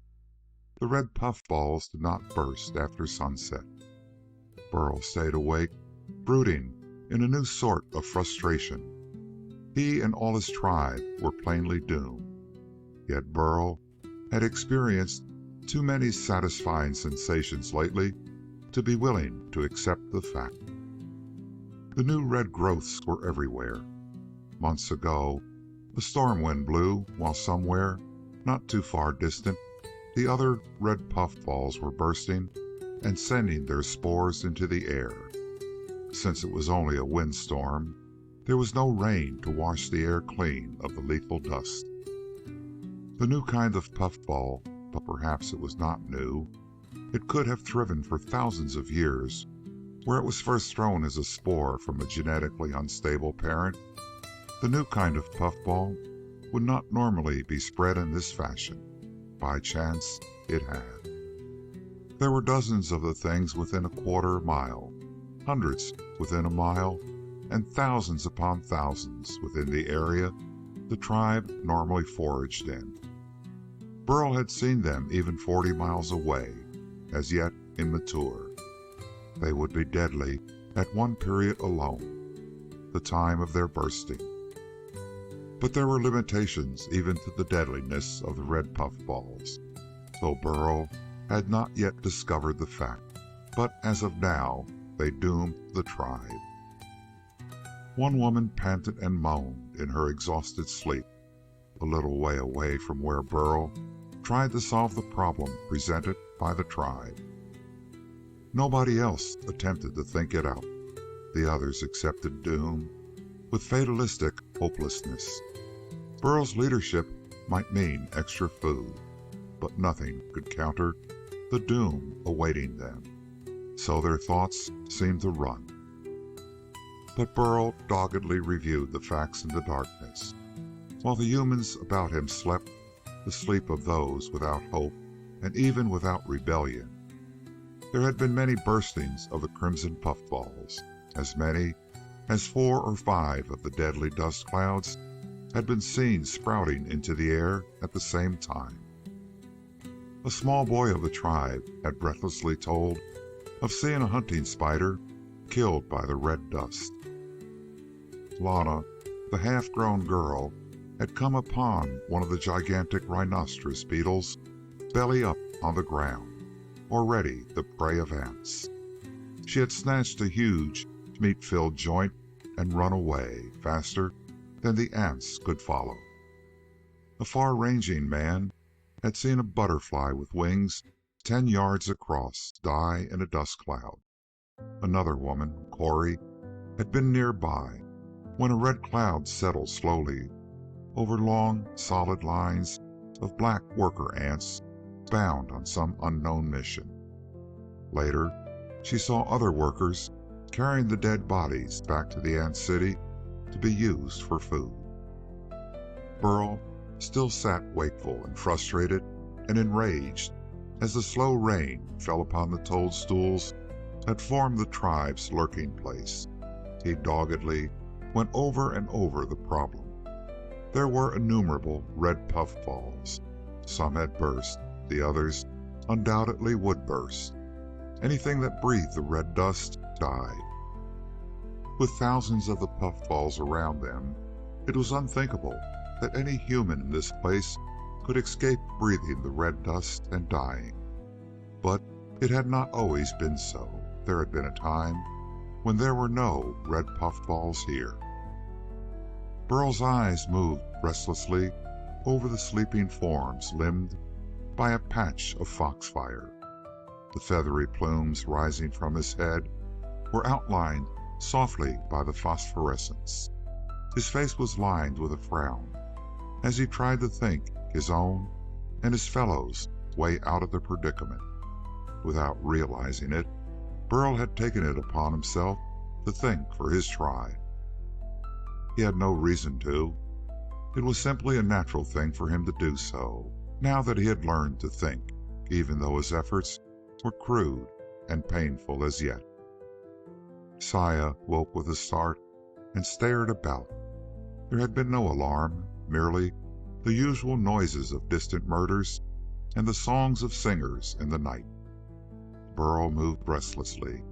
Saya stood up quietly, her long hair flowing about her. Sleepy-eyed, she moved to be near Burl. She sank to the ground beside him, sitting up because the hiding place was crowded and small, and dozed fitfully. Presently, her head drooped to one side. It rested against his shoulder. She slept again. This simple act may have been the catalyst which gave Burl the solution to the problem. Some few days before, Burl had been in a faraway place where there was much food. At that time, he thought vaguely of finding Saya and bringing her to that place. He remembered now that the red puffballs flourished there as well as here. But there had been other dangers in between, so the only half-formed purpose had been abandoned. Now, though with Saya's head resting against his shoulder, he remembered the plan, and then the stroke of genius took place. He formed the idea of a journey, which was not a going after food. This present dwelling place of the tribe had been free of red puffballs until only recently. There must be other places where there were no red puffballs. He would take Saya and his tribesmen to such a place. It was really genius. The people of Burl's tribe had no purposes, only needs, for food and the like. Burl had achieved abstract thought, which previously had not been useful on the forgotten planet and therefore not practiced. But it was time for humankind to take a more fitting place in the unbalanced ecological system of this nightmare world. Time to change that unbalance in favor of humans. When dawn came, Burl had not slept at all. He was all authority and decision. He had made plans. He spoke sternly, loudly, which frightened the people, conditioned to be furtive, holding up his spear as he issued commands. His timid tribefolk obeyed him meekly. They felt no loyalty to him or confidence in his decisions yet, but they were beginning to associate obedience to him with good things, food for one. Before the day fully came, they made loads of the remaining edible mushrooms and uneaten meat. It was remarkable for humans to leave their hiding place while they still had food to eat, but Burl was implacable and scowling. 3 men bore spears at Burl's urging. He brandished his long shaft confidently as he persuaded the other 3 to carry clubs. They did so reluctantly, even though previously they had killed ants with clubs. Spears, they felt, would have been better. They wouldn't be so close to the prey then. The sky became gray over all its expanse. The indefinite bright area, which marked the position of the sun, became established. It was part way toward the center of the sky when the journey began. Burl had, of course, no determined course, only a destination: safety. He had been carried south in his misadventure on the river. There were red puffballs to the southward, therefore he ruled out that direction.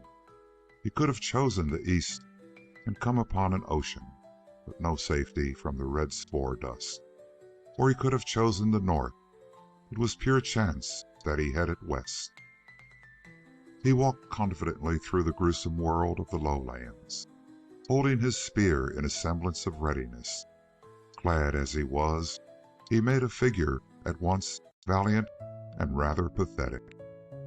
It was not too sensible for one young man, even one who had killed 2 spiders, to essay leading a tiny tribe of fearful folk across a land of monstrous ferocity and incredible malignance, armed only with a spear from a dead insect's armor. It was absurd to dress up for the enterprise in a velvety cloak made from a moth's wing, blue moth fur for a loincloth, and merely beautiful golden plumes bobbing above his forehead.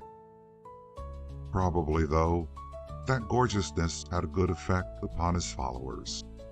They surely could not reassure each other by their numbers.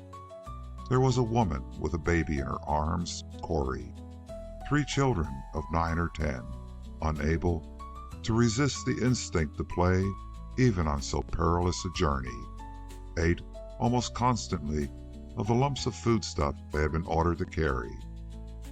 After them came Dick, a long-legged adolescent boy with eyes that roved anxiously about.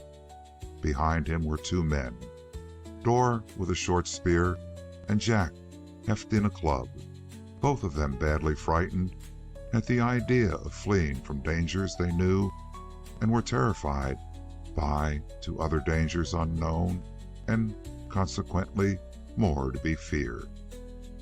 The others trailed after them. Tet was rear guard. Burl had separated the pair of boys to make them useful. Together, they were worthless. It was a pathetic caravan in a way. In all the rest of the galaxy, man was the dominant creature. There was no other planet, from one rim to the other, where men did not build their cities or settlements with unconscious arrogance, completely disregarding the wishes of lesser things. Only on this planet did men hide from danger rather than destroy it. Only here could men be driven from their place by lower life forms. And only here would a migration be made on foot, with men's eyes fearful, their bodies poised to flee at sight of something stronger and more deadly than themselves. They marched, straggling a little, with many waverings aside from a fixed line. Once Dick saw the trap door of a trapdoor spider's lair. They halted, trembling, and went a long way out of their intended path to avoid it. Once they saw a great praying mantis, a good half-mile off, and again they deviated from their proper route. Near midday, their way was blocked. As they moved onward, a great, high-pitched sound could be heard ahead of them. Burl stopped. His face grew pinched, but it was only a stridulation, not the cries of creatures being devoured. It was a horde of ants by the thousands and hundreds of thousands, and nothing else. Burl went ahead to scout, and he did it because he did not trust anybody else to have the courage or intelligence to return with a report, instead of simply running away if the news were bad. But it happened to be a sort of action which would help to establish his position as leader of his tribe. Burl moved forward cautiously and presently came to an elevation from which he could see the cause of the tremendous waves of sound that spread out in all directions from the level plain before him. He waved to his followers to join him and stood looking down at the extraordinary sight. When they reached his side, and Saya was first, the spectacle had not diminished. For quite half a mile in either direction, the earth was black with ants. It was a battle of opposing armies from rival ant cities. They snapped and bit at each other. Locked in vice-like embraces, they rolled over and over upon the ground, trampled underfoot by hordes of their fellows who surged over them to engage in equally suicidal combat. There was, of course, no thought of surrender or of quarter. They fought by thousands of pairs, their jaws seeking to crush each other's armor, snapping at each other's antennae, biting at each other's eyes. The noise was not like that of army ants. This was the agonizing sound of ants being dismembered while still alive. Some of the creatures had only 1 or 2 or 3 legs left, yet struggled fiercely to entangle another enemy before they died. They were mad cripples, fighting insanely with head and thorax only, their abdomens sheared away. The whining battle cry of the multitude made a deafening uproar.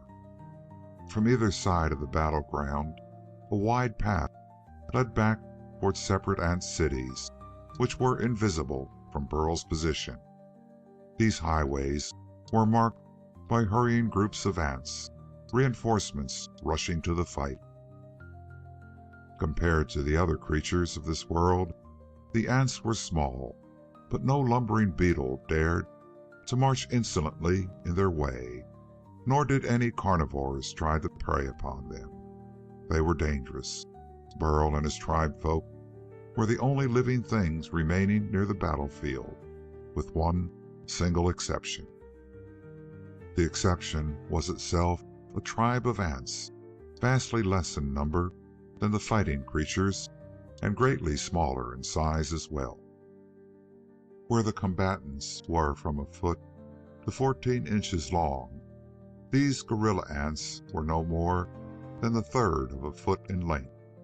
They hovered industriously at the edge of the fighting, not as allies to either nation, but strictly on their own account. Scurrying among the larger fighting ants with marvelous agility, they carried off piecemeal the body of the dead and valiantly slew the more gravely wounded for the same purpose. They swarmed over the fighting ground whenever the tide of battle receded, caring nothing for the origin of the quarrel and espousing neither side. These opportunists busily salvaged the dead and still living debris of the battle for their own purposes. Burl and his followers were forced to make a 2-mile detour to avoid the battle. The passage between bodies of scurrying reinforcements was a matter of some difficulty. Burl hurried the others past a route to the front, reeking of formic acid, over which endless regiments and companies of ants moved frantically to join in the fight. They were intensely excited, antennae waving wildly. They rushed to the front and instantly flung themselves into the fray, becoming lost and indistinguishable in the black mass of fighting creatures. The humans passed precariously between 2 hurrying battalions, Dick and Tet pausing briefly to burden themselves with prey, and hurried on to leave as many miles as possible behind them before nightfall. They never knew any more about the battle. It could have started over anything at all.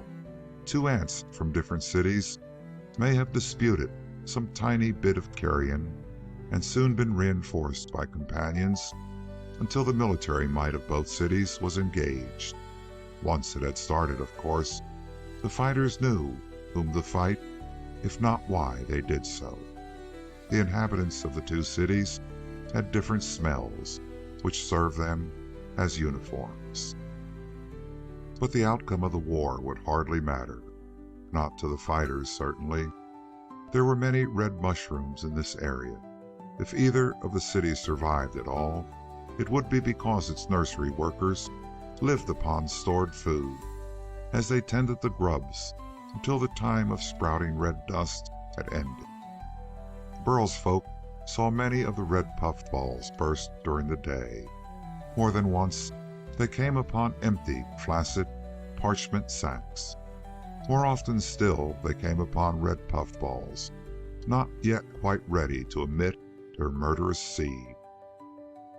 That first night, the tribe hid among the bases of giant puffballs of a more familiar sort. When touched, they would shoot out a puff of white powder resembling smoke. The powder was harmless, fortunately, and the tribe knew that fact.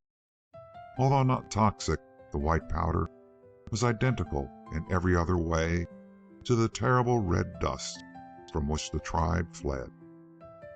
That night, Burl slept soundly. He had been without rest for 2 days and a night, and he was experienced in journeying to remote places. He knew that there were no more dangerous than familiar ones. But the rest of the tribe, and even Saya, were fearful and terrified. They waited timorously all through the dark hours for menacing sounds to crash suddenly through the steady dripping of the nightly rain around them. The second day's journey was not unlike the first. The following day, they came upon a full 10-acre patch of giant cabbages, bigger than a family dwelling. Something in the soil, perhaps, favored vegetation over fungi. The dozens of monstrous vegetables were the setting for riotous life. Great slugs ate endlessly of the huge green leaves, and things preyed on them. Bees came droning to gather the pollen of the flowers, and other things came to prey on the predators in their turn. There was one great cabbage somewhat separate from the rest. After a long examination of the scene, Burl daringly led quaking John and Jack to the attack. Dor splendidly attacked elsewhere alone. When the tribe moved on, there was much meat, and everyone, even the children, wore loincloths of incredibly luxurious fur. There were perils, too. On the 5th day of the tribe's journey, Burl suddenly froze into stillness. One of the hairy tarantulas, which lived in burrows with a concealed trap door at ground level, had fallen upon a scarabeus beetle and was devouring it only 100 yards ahead.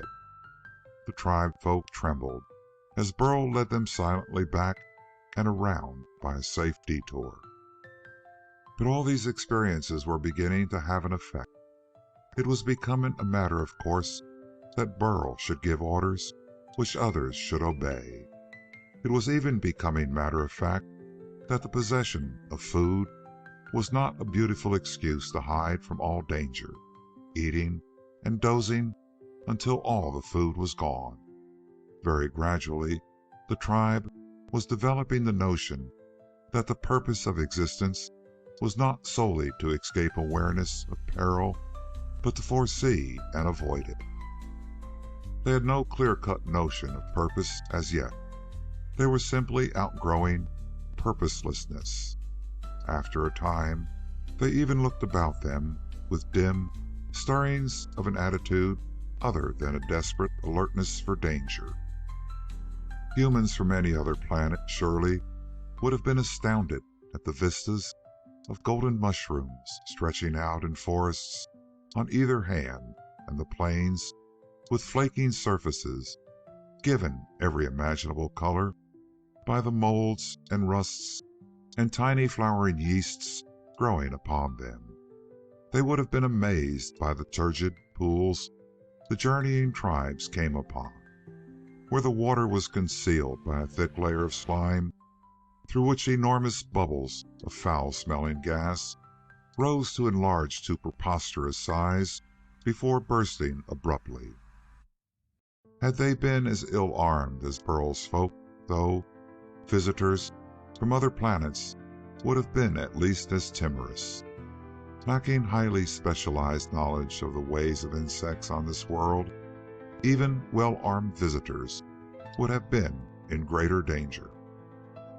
But the tribe went on without a single casualty. They had fleeting glimpses of the white spokes of symmetrical spider webs, whose least thread no member of the tribe could break. Their immunity from disaster, though in the midst of danger, gave them a certain all-too-human concentration upon discomfort. Lacking calamities, they noticed their discomforts and grew weary of continual traveling.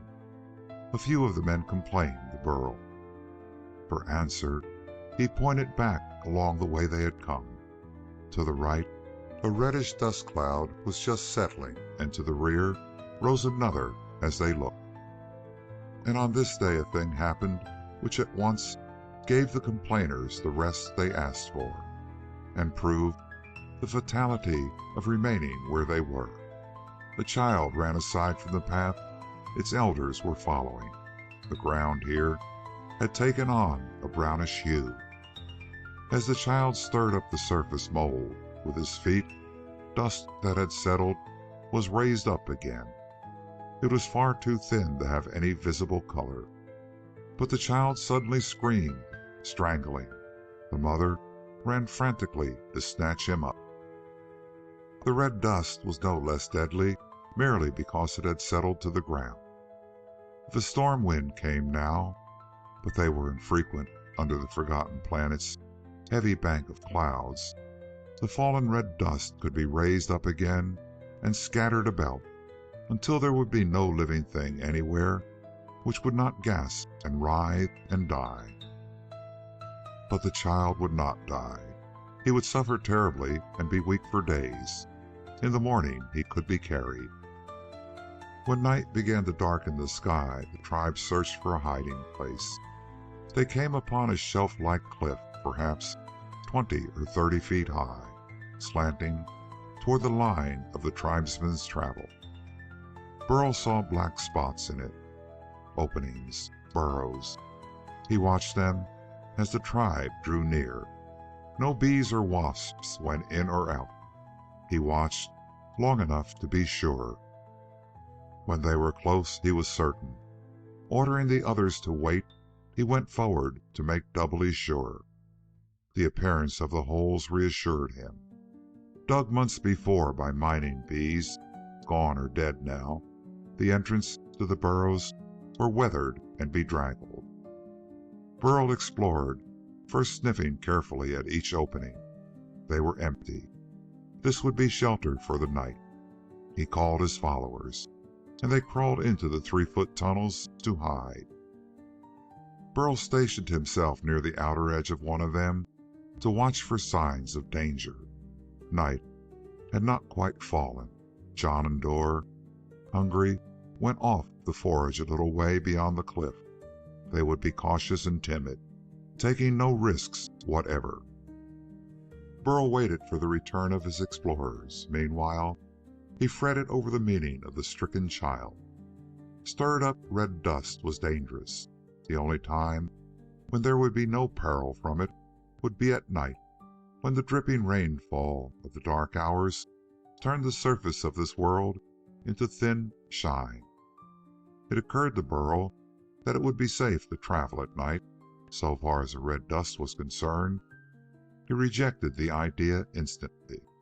It was unthinkable to travel at night for innumerable other reasons.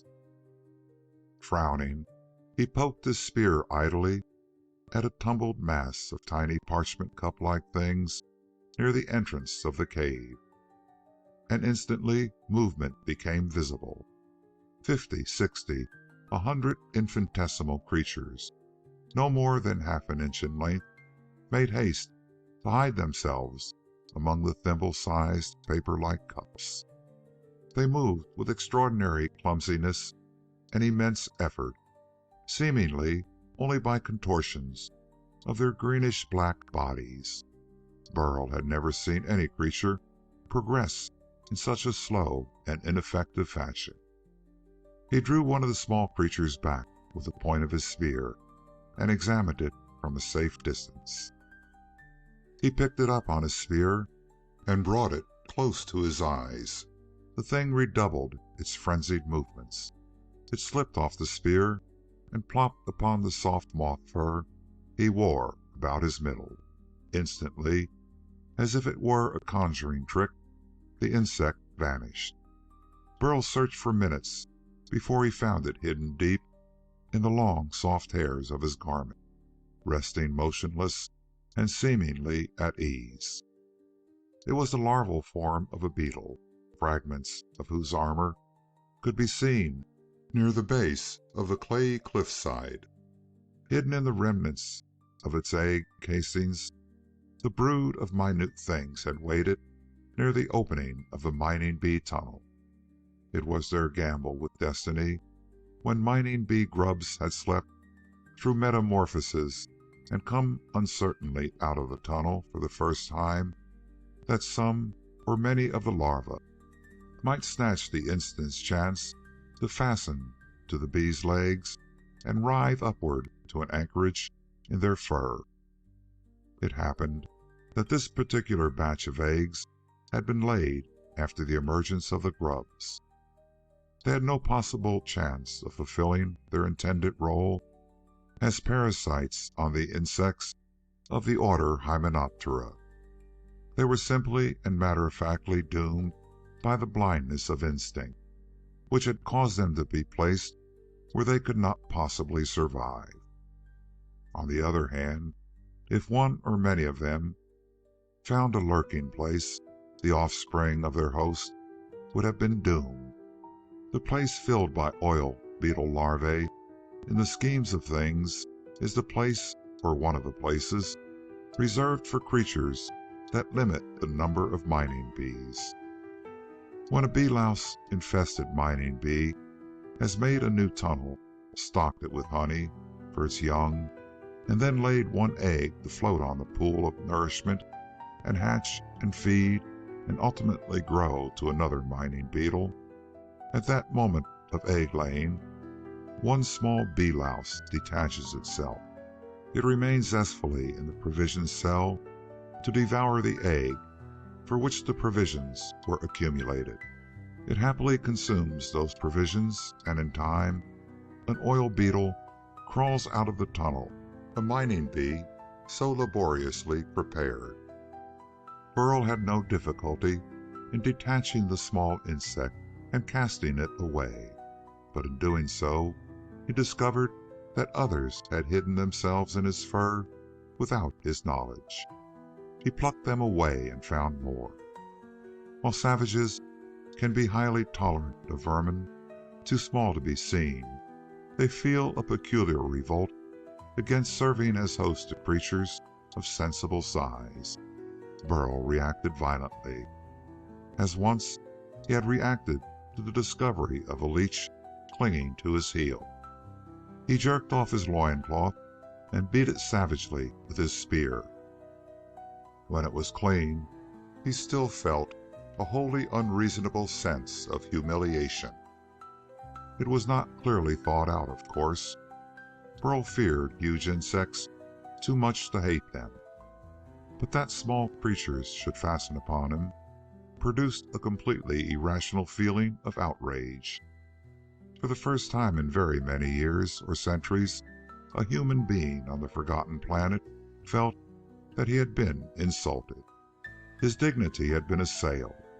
Burl raged. But as he raged, a triumphant shout came from nearby. John and Dor were returning from their foraging, loaded down with edible mushrooms.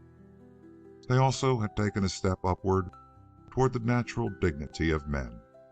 They had so far forgotten their terror as to shout in exultation at their find of food. Up till now, Burl had been the only man daring to shout. Now, there were two others. In his overwrought state, this was also enraging. The result of hurt vanity on two counts was jealousy, and the result of jealousy was a crazy foolhardiness. Burl ground his teeth and insanely resolved to do something so magnificent, so tremendous, so utterly breathtaking that there could be no possible imitation by anybody else. His thinking was not especially clear. Part of his motivation had been provided by the oil beetle larvae. He glared about him at the deepening dusk, seeking some exploit, some glamorous feat to perform immediately, even in the night. He found one. End of chapter 6. Journey Through Death, Part 1. It was late dusk, and the reddened clouds overhead were deepening steadily toward black. Dark shadows hung everywhere. The clay cliff cut off all vision to one side, but elsewhere Burl could see outward until the graying haze blotted out the horizon. Here and there, bees droned homeward to hive or burrow. Sometimes a slender, graceful wasp passed overhead, its wings invisible by the swiftness of their vibration. A few butterflies lingered hungrily in the distance, seeking the few things they could still feast upon. No moth had awakened yet to the night. The cloud bank grew more somber. The haze seemed to close in and shrink the world that Burl could see. He watched, raging for the sight that would provide him with the triumph to end all triumphs among his followers. The soft, down-reaching fingers of the night touched here and there, and the day ended at those spots. Then from the heart of the deep redness to the west, the flying creature came. It was a beautiful thing, a yellow emperor butterfly, flapping eastward with great sail-like velvet wings that seemed black against the sunset. Burl saw it sweep across the incredible sky, alight delicately, and disappear behind the massive toadstools clustered so thickly they seemed nearly a hillock and not a mass of growing things. The darkness closed in completely, but Burl still stared where the Yellow Emperor had landed. There was that temporary, utter quiet when day things were hidden and night things had not yet ventured out. Foxfire glowed, patches of pale phosphorescence, luminous mushrooms shone faintly in the dark. Presently, Burl moved through the night.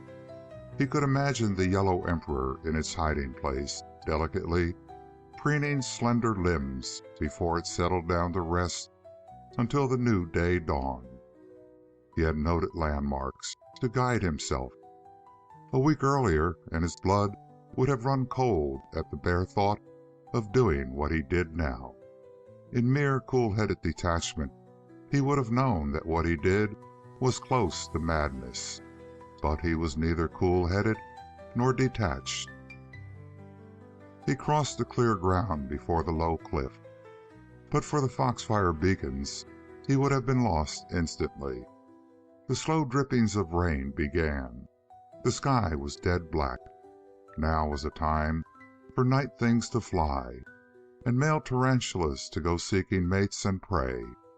It was definitely no time for adventuring. But Burl moved on.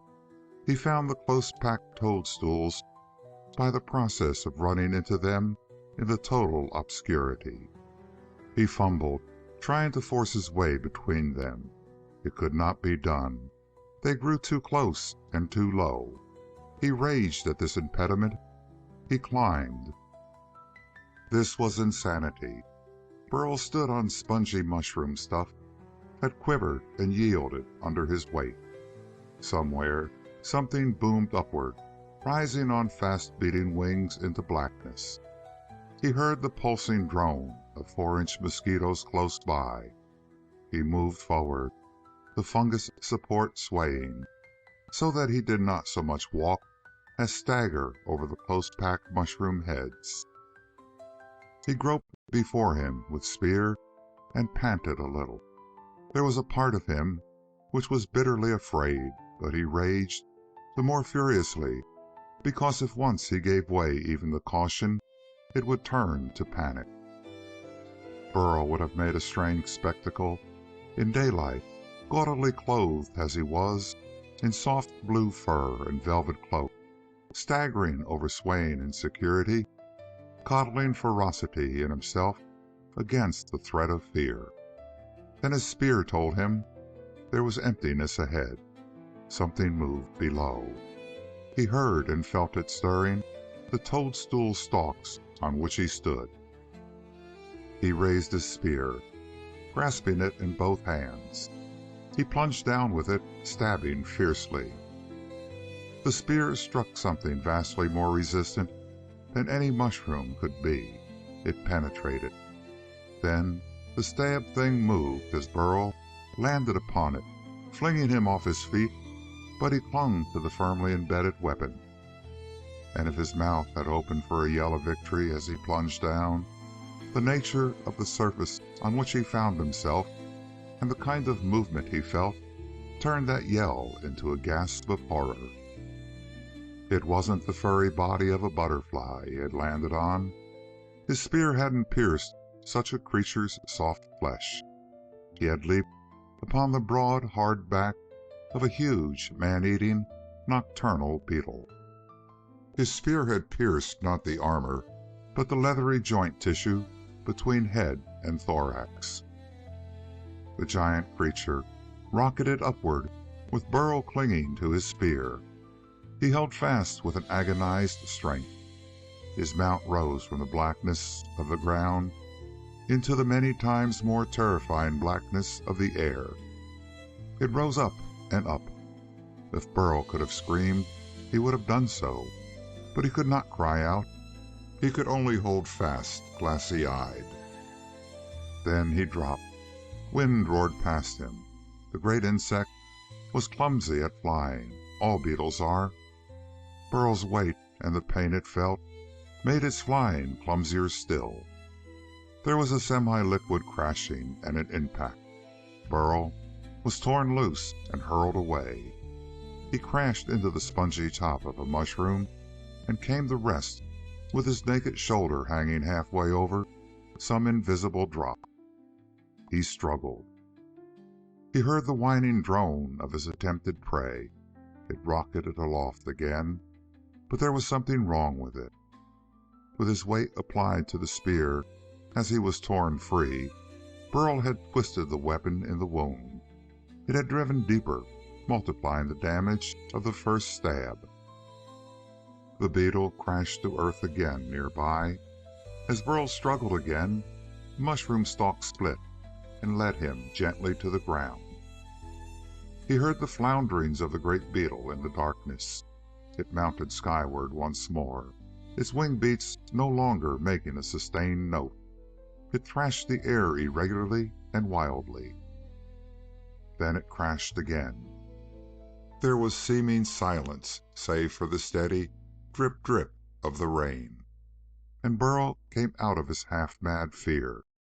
He suddenly realized that he had slain a victim even more magnificent than a spider, because this creature was meat. He found himself astonishingly running toward the spot where the beetle had last fallen. But he heard it struggle aloft once more. It was wounded to death. Burl felt certain of it this time. It floundered in midair and crashed again. He was within yards of it before he checked himself. Now he was weaponless, and the gigantic insect flung itself about madly on the ground, striking out with colossal wings and limbs, fighting it knew not what. It struggled to fly, crashed, and fought its way off the ground, even more weakly, then smashed again into mushrooms. There it floundered horribly in the darkness. Burl drew near and waited. It was still, but the pain again drove it to a senseless spasm of activity. Then it struck against something. There was a ripping noise, and instantly the close, peppery, burning smell of the red dust was in the air. The beetle had floundered into one of the close-packed red puffballs, tightly filled with the deadly red spores. The red dust would not normally have been released at night. With the nightly rain, it would not travel so far or spread so widely. Burl fled, panting. Behind him, he heard his victim rise one last time, spurred to impossible final struggle by the anguish caused by the breathed-in red dust. It rose clumsily into the darkness in its death throes and crashed to the ground again for the last time. In time to come, Burl and his followers might learn to use the red dust puffballs as weapons, but not how to spread them beyond their normal range. But now, Burl was frightened.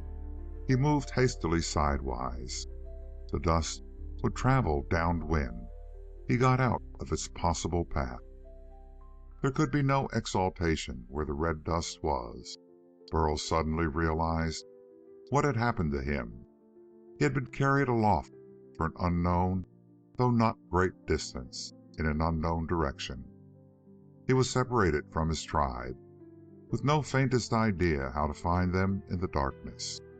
And it was night. He crouched under the nearest huge toadstool and waited for the dawn, listening dry-throated for the sound of death coming toward him through the night. But only the wind beats of night flyers came to his ears, and the discordant notes of gray-bellied truffle beetles as they roamed the mushroom thickets, seeking the places beneath which, so their adapted instincts told them, fungoid dainties not too much unlike the truffles of earth awaited the industrious miner. And of course there was that eternal, monotonous dripping of the raindrops, falling at irregular intervals from the sky. Red puffballs did not burst at night. They would not burst anyhow, except at one certain season of their growth. But Burl and his folk had so far encountered the over-hasty ones, bursting earlier than most. The time of ripeness was very nearly here, though. When day came, again, the chill dampness of the night was succeeded by the warmth of the morning. Almost the first thing Burl saw in the gray light was a tall sprouting of brownish red stuff leaping abruptly into the air from a burst red parchment-like sphere. He stood up and looked anxiously all around. Here and there, all over the landscape, slowly and at intervals, the plumes of fatal red sprang into the air. There was nothing quite like it anywhere else. An ancient man inhabiting Earth might have likened the appearance to that of a scattered and leisurely bombardment, but Burl had no analogy for them. He saw something hardly 100 yards from where he had hidden during the night. The dead beetle lay there, crumpled and limp. Burl eyed it speculatively. Then he saw something that filled him with elation. The last crash of the beetle to the ground had driven his spear deeply between the joints of the corselet and neck. Even if the red dust had not finished the creature, the spear point would have ended its life. He was thrilled once more by his superlative greatness. He made due note that he was a mighty slayer. He took the antenna as proof of his valor and hacked off a great barbed-edged leg for meat. And then he remembered that he did not know how to find his fellow tribesmen. He had no idea which way to go. Even a civilized man would have been at a loss, though he would have hunted for an elevation from which to look for the cliff hiding place of the tribe. But Burl had not yet progressed so far. His wild ride of the night before had been at random, and the chase after the wounded beetle no less dictated by chance. There was no answer. He set off anxiously, searching everywhere. But he had to be alert for all the dangers of an inimical world, while keeping at the same time an extremely sharp eye out for bursting red puffballs. At the end of an hour, he thought he saw familiar things. Then he recognized the spot. He had come back to the dead beetle. It was already the center of a mass of small black bodies, which pulled and hacked at the tough armor, gnawing out great lumps of flesh to be carried to the nearest ant city. Burl set off again, very carefully, avoiding any place that he recognized as having been seen that morning. Sometimes he walked through mushroom thickets, dangerous places to be in, and sometimes over relatively clear ground, colored exotically with vari-colored fungi. More than once, he saw the clouds of red stuff spurting in the distance. Deep anxiety filled him. He had no idea that there were such things as points of the compass. He knew only that he needed desperately to find his tribe spoke again. They, of course, had given him up for dead. He had vanished in the night. Old Tama complained of him shrilly. The night to them meant death. John quaked watchfully all through it. When Burl did not come to the feast of mushroom that John and Dor had brought back, they sought him. They even called timidly into the darkness. They heard the throbbing of huge wings as a great creature rose desperately into the sky, but they did not associate that sound with Burl. If they had, they would have been instantly certain of his fate. As it was, the tribe's uneasiness grew into terror, which rapidly turned to despair. They began to tremble, wondering what they would do with no bold chieftain to guide them. He was the first man to command allegiance from others in much too long a period on the forgotten planet. But the submission of his followers had been the more complete for its novelty. His loss was the more appalling. Burl had mistaken the triumphant shout of the foragers. He'd thought it independence of him, rivalry. Actually, the men dared to shout only because they felt secure under his leadership. When they accepted the fact that he had vanished and to disappear in the night had always meant death, their old fears and timidity returned. To them, it was added despair.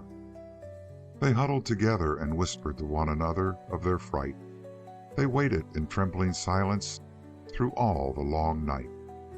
Had a hunting spider appeared, they would have fled in as many directions as there were people, and undoubtedly all would have perished.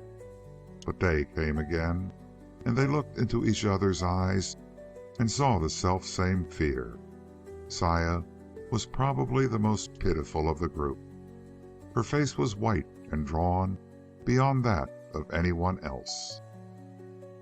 They did not move when the day brightened. They remained about the bee tunnels, speaking in hushed tones, huddled together, searching all the horizon for enemies. Saya would not eat, but sat still, staring before her in numbed grief.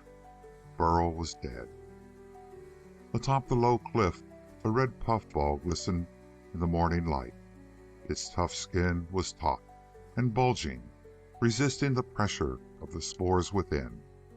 Slowly, as the morning wore on, some of the moisture that kept the skin stretchable dried. The parchment-like stuff contracted. The tautness of the spore-packed envelope grew greater. It became insupportable. With a ripping sound, the tough skin split across, and a rush of the compressed spores shot skyward. The tribesmen saw and cried out and fled. The red stuff drifted down past the cliff edge. It drifted toward the humans. They ran from it. John and Tama ran fastest. Jack and Corey and the others were not far behind. Saya trailed in her despair. Had Burl been there, matters would have been different. He had already such an ascendancy over the minds of the others that even in panic they would have looked to see what he did, and he would have dodged the slowly drifting death cloud by day, as he had during the night. But his followers ran blindly. As Saya fled after the others, she heard shrieks of fright to the left and ran faster. She passed by a thick mass of distorted fungi, in which there was a sudden stirring, and panic lent wings to her feet. She fled blindly, panting. Ahead was a great mass of stuff, red puffballs showing here and there among great fan-like growths, some 12 feet high, that looked like sponges. She fled past them and swerved to hide herself from anything that might be pursuing by sight. Her foot slipped on the slimy body of a shellless snail, and she fell heavily, her head striking a stone. She lay still. Almost as if at a signal, A red puffball burst among the fan-like growths. A thick, dirty red cloud of dust shot upward, spread and billowed, and began to settle slowly toward the ground again. It moved as it settled, flowing over the inequalities of dry ground as a monstrous snail or leech might have done, sucking from all breathing creatures the life they had within them. It was 100 yards away, then 50, then 30. Had any of the members of the tribe watched it, the red dust might have seemed benevolently intelligent. But when the edges of the dust cloud were no more than 20 yards from Saya's limp body, an opposing breeze sprang up. It was a vagrant, fitful little breeze that halted the red cloud and threw it into some confusion, sending it in a new direction. It passed Saya without hurting her, though one of its misty tendrils reached out as if to snatch at her in slow motion. But it passed her by. Saya lay motionless on the ground. Only her breast rose and fell shallowly. A tiny pool of red gathered near her head. Some 30 feet from where she lay, there were 3 miniature toadstools in a clump, bases so close together that they seemed but one. From between 2 of them, however, 2 tufts of reddish thread appeared. They twinkled back and forth and in and out. As if reassured, 2 slender antennae followed, then bulging eyes and a small black body with bright red scalloped markings upon it. It was a tiny beetle, no more than 8 inches long, a sexton or burying beetle. Drawing near Saya's body, it scurried onto her flesh. It went from end to end of her figure in a sort of feverish haste. Then it dived into the ground beneath her shoulder, casting back a little shower of hastily dug dirt as it disappeared. 10 minutes later, another small creature appeared, precisely like the first. Upon the heels of the second came a third. Each made the same hasty examination and dived under her unmoving form. Presently, the ground seemed to billow at a spot along Saya's side, and then at another. 10 minutes after the arrival of the third beetle, a little rampart had reared itself all about Saya's body, following her outlines precisely. Then her body moved slightly in little jerks, seeming to settle perhaps half an inch into the ground. The burying beetles were of that class of creature which exploited the bodies of the fallen. Working from below, they excavated the earth. When there was a hollow space below, they turned on their backs and thrust up with their legs, jerking at the body until it sank into the space they had made ready. The process would be repeated until, at last, all their dead treasures had settled down below the level of the surrounding ground. The loosened dirt then fell in at the sides, completing the inhumation. Then, in the underground darkness, it was the custom of the beetles to feast magnificently, gorging themselves upon the food they had hidden from other scavengers, and of course, rearing their young also upon its substance. Ants and flies were rivals of these beetles, and not infrequently the Saxon beetles came upon carrion after ants had taken their toll, and when it already swarmed with maggots. But in this case, Saya was not dead.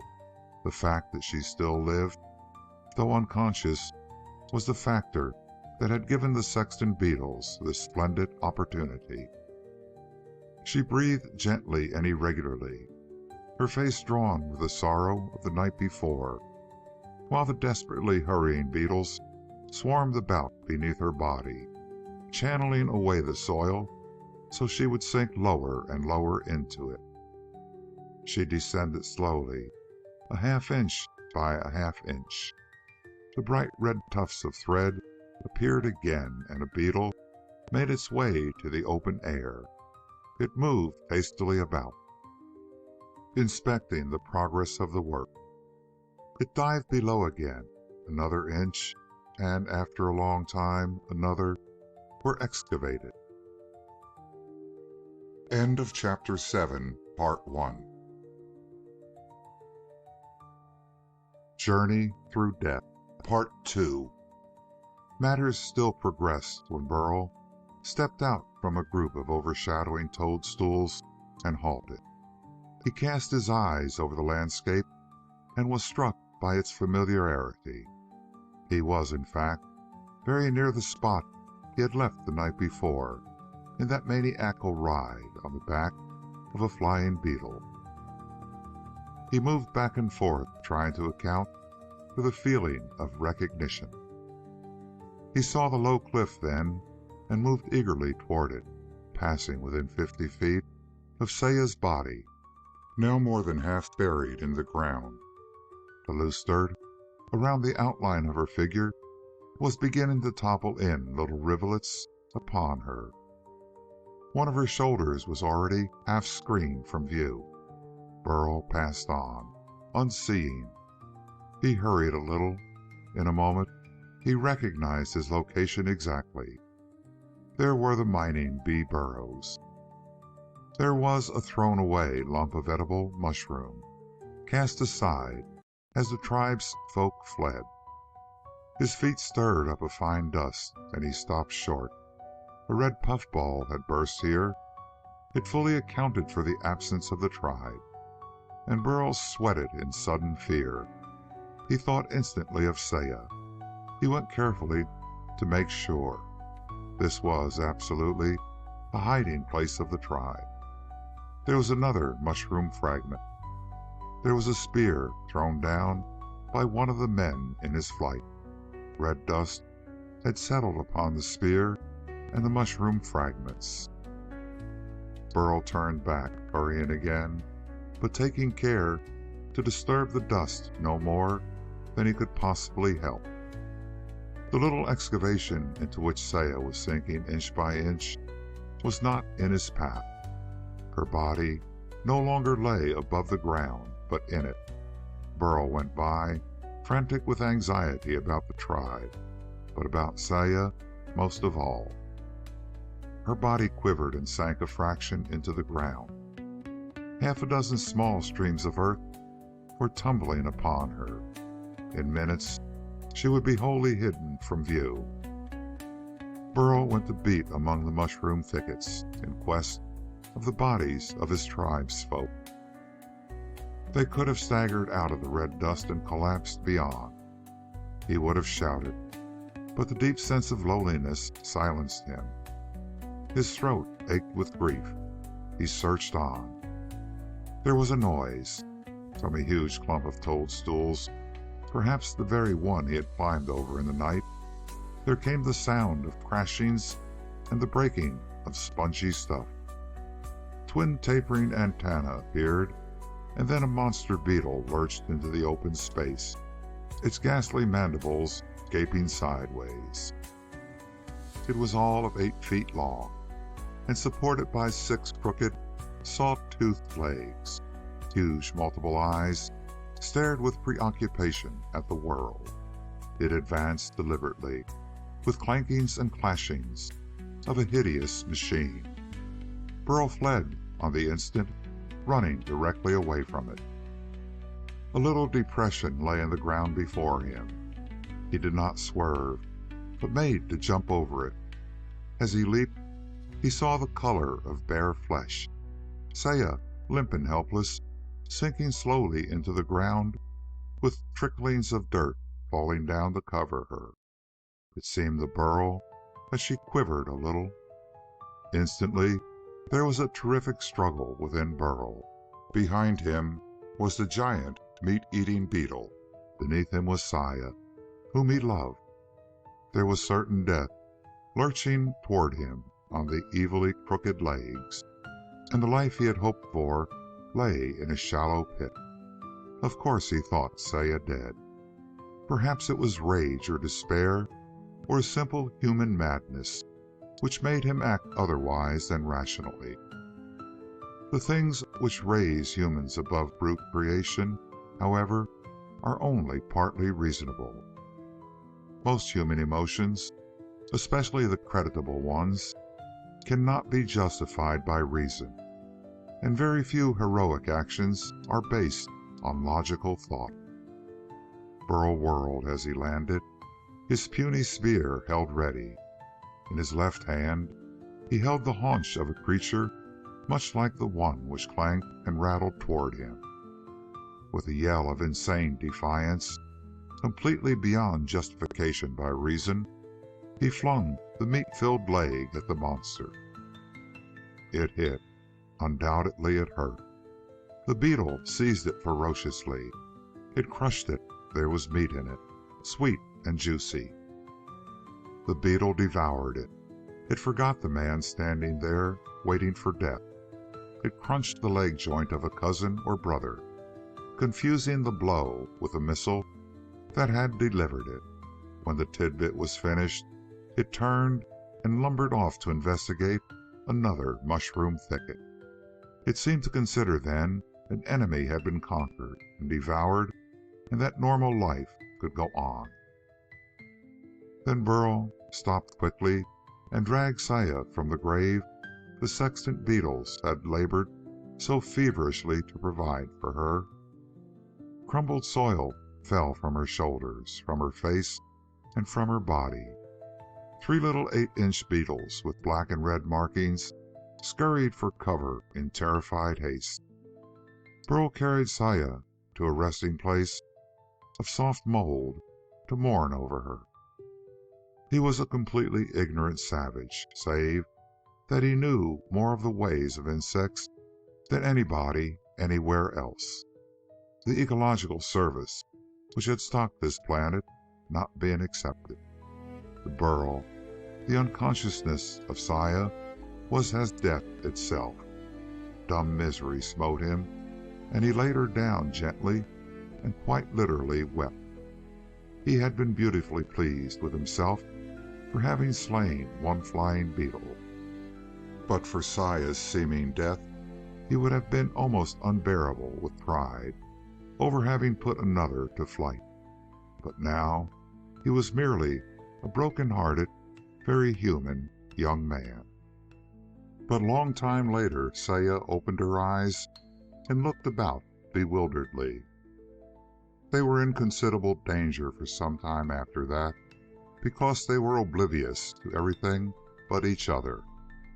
Saya rested in half-incredulous happiness against Burl's shoulder, as he told her jerkily of his attempt on a night-bound butterfly, which turned out to be a flying beetle that took him aloft.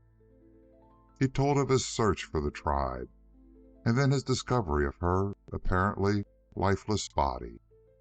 When he spoke of the monster which had lurched from the mushroom thicket, and of the desperation with which he had faced it, Saya looked at him with warm, proud eyes. But Burl was abruptly struck with the remarkable convenience of that discovery. If his tribesmen could secure an ample supply of meat, they might defend themselves against attack by throwing it to their attackers. In fact, insects were so stupid that almost any object thrown quickly enough and fast enough might be made to serve as sacrifices instead of themselves. A timid, frightened whisper roused them from their absorption. They looked up. The boy Dick stood some distance away, staring at them, wide-eyed, almost convinced that he looked upon the living dead. The sudden movement on the part of either of them would have sent him bolting away. 2 or 3 other bobbing heads gazed affrightedly from nearby hiding places. John was poised for flight. The tribe had come back to its former hiding place simply as a way to reassemble. They had believed both Burl and Saya dead, and they accepted Burl's death as their own doom. But now they stared. Burl spoke, fortunately without arrogance, and Dick and Tet came timorously from their hiding places. The others followed, the tribe forming a frightened half-circle about the seated pair. Burl spoke again, and presently one of the bravest, Corey, dared to approach and touch him. Instantly, a babble of crude labial language of the tribe broke out. Awed exclamations and questions filled the air. But Burl, for once, showed some common sense. Instead of a vainglorious recital, he merely cast down the long tapering antenna of the flying beetle. They looked and recognized their origin. Then Burl curtly ordered Dora and Jack to make a chair of their hands for Saya.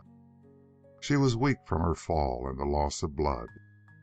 The two men humbly advanced and obeyed. Then Burl curtly ordered the march resumed. They went on, more slowly than on previous days, but nonetheless steadily. Burl led them across country, marching in advance with a matter-of-fact alertness for signs of danger. He felt more confidence than ever before. It was not fully justified, of course. John now retrieved the spear he had discarded. The small party fairly bristled with weapons. But Burl knew that they were liable to be cast away as impediments if flight seemed necessary. As he led the way, Burl began to think busily in the manner that only leaders find necessary. He had taught his followers to kill ants for food, though they were still uneasy about such adventures. He had led them to attack great yellow grubs upon giant cabbages, but they had not yet faced any actual danger, as he had done. He must drive them to face something. The opportunity came the same day in the late afternoon. To the westward, the cloud bank was barely beginning to show the colors that presage nightfall, when a bumblebee droned heavily overhead, making for its home burrow. The little straggling group of marching people looked up and saw the scanty load of pollen packed in the stiff bristles of the bee's hind legs. It sped onward heavily, its almost transparent wings mere blurs in the air. It was barely 50 feet above the ground. Burl dropped his glance and tensed. A slender-waisted wasp was shooting upward from an ambush among the noisome fungi of this plain. The bee swerved and tried to escape. The wasp overhauled it. The bee dodged frantically. It was a good 4 feet in length, as large as the wasp, certainly, but it was more heavily built and could not make the speed of which the wasp was capable. It dodged with less agility. Twice, in desperation, it did manage to evade the plunging dives of the wasp, but the third time the two insects grappled in mid-air, almost over the heads of the humans. They tumbled downward in a clawing, biting tangle of bodies and legs. They hit the ground and rolled over and over. The bee struggled to insert her barbed sting into the more supple body of her adversary. She writhed and twisted desperately. But there came an instant of infinite confusion, and the bee lay on her back. The wasp suddenly moved with that ghastly skilled precision of a creature performing an incredible feat instinctively, apparently unaware that it is doing so. The dazed bee was swung upright in a peculiarly artificial pose. The wasp's body curved, and its deadly, rapier-sharp sting struck. The bee was dead, instantly. As if struck dead by lightning, the wasp had stung in a certain place in the neck parts where all the nerve cords pass. To sting there, the wasp had to bring its victim to a particular pose. It was precisely the trick of a denunciador, the butcher who kills cattle by severing the spinal cord. For the wasp's purpose, The bee had to be killed in this fashion and no other. Burl began to give low-toned commands to his followers. He knew what was coming next, and so did they. When the sequel of the murder began, he moved forward, his tribesmen wavering after him. This venture was actually one of the least dangerous they could attempt. But merely to attack a wasp was a hair-raising idea. Only Burl's prestige plus their knowledge made them capable of it. The second act of the murder drama was gruesomeness itself. The pirate wasp was a carnivore, but this was the season when the wasps raised young. Inevitably, there was sweet honey in the half-filled crop of the bee. Had she arrived safely at the hive, the sweet and sticky liquid would have been disgorged for the benefit of bee grubs. The wasp avidly set to work to secure that honey. The bee carcass itself was destined for the pirate wasp's own offspring, and that squirming monstrosity is even more violently carnivorous than its mother. The parent wasp set about abstracting the dead bee's honey before taking the carcass to its young one. Because honey is poisonous to the pirate wasp's grub, yet insects cannot act from solicitude or anything but instinct, and instinct must be maintained by lavish rewards. So the pirate wasp sought its reward, an insane, insatiable, glutinous satisfaction in the honey that was poison to its young. The wasp foiled its murder victim upon its back again and feverishly pressed on the limp body to force out the honey. And this was the reason for its precise manner of murder. Only when killed by the destruction of all nerve currents would the bee's body be left limp like this. Only a bee killed in this exact fashion would yield its honey to manipulation. The honey appeared, flowing from the dead bee's mouth. The wasp, in trembling, ghoulish ecstasy, devoured it as it appeared. It was lost to all other sights or sensations but its feast. And this was the moment when Burl signaled for the attack. The tribesman's prey was deaf and blind and raptured. It was aware of nothing but the delight it savored. But the men wavered, nevertheless, when they drew near. Burl was first to thrust his spear powerfully into the trembling body. When he was not instantly destroyed, the others took courage. Dor's spear penetrated the very vitals of the ghoul. Jack's club fell with terrific force upon the wasp's slender waist. There was a crackling, and the long spidery limbs quivered and writhed. Then Burl struck again, and the creature fell into two writhing halves.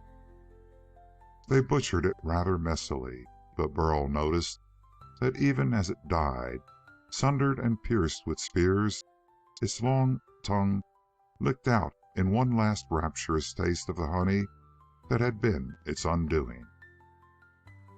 Some time later, burdened with the pollen-laden legs of the great bee, the tribe resumed its journey.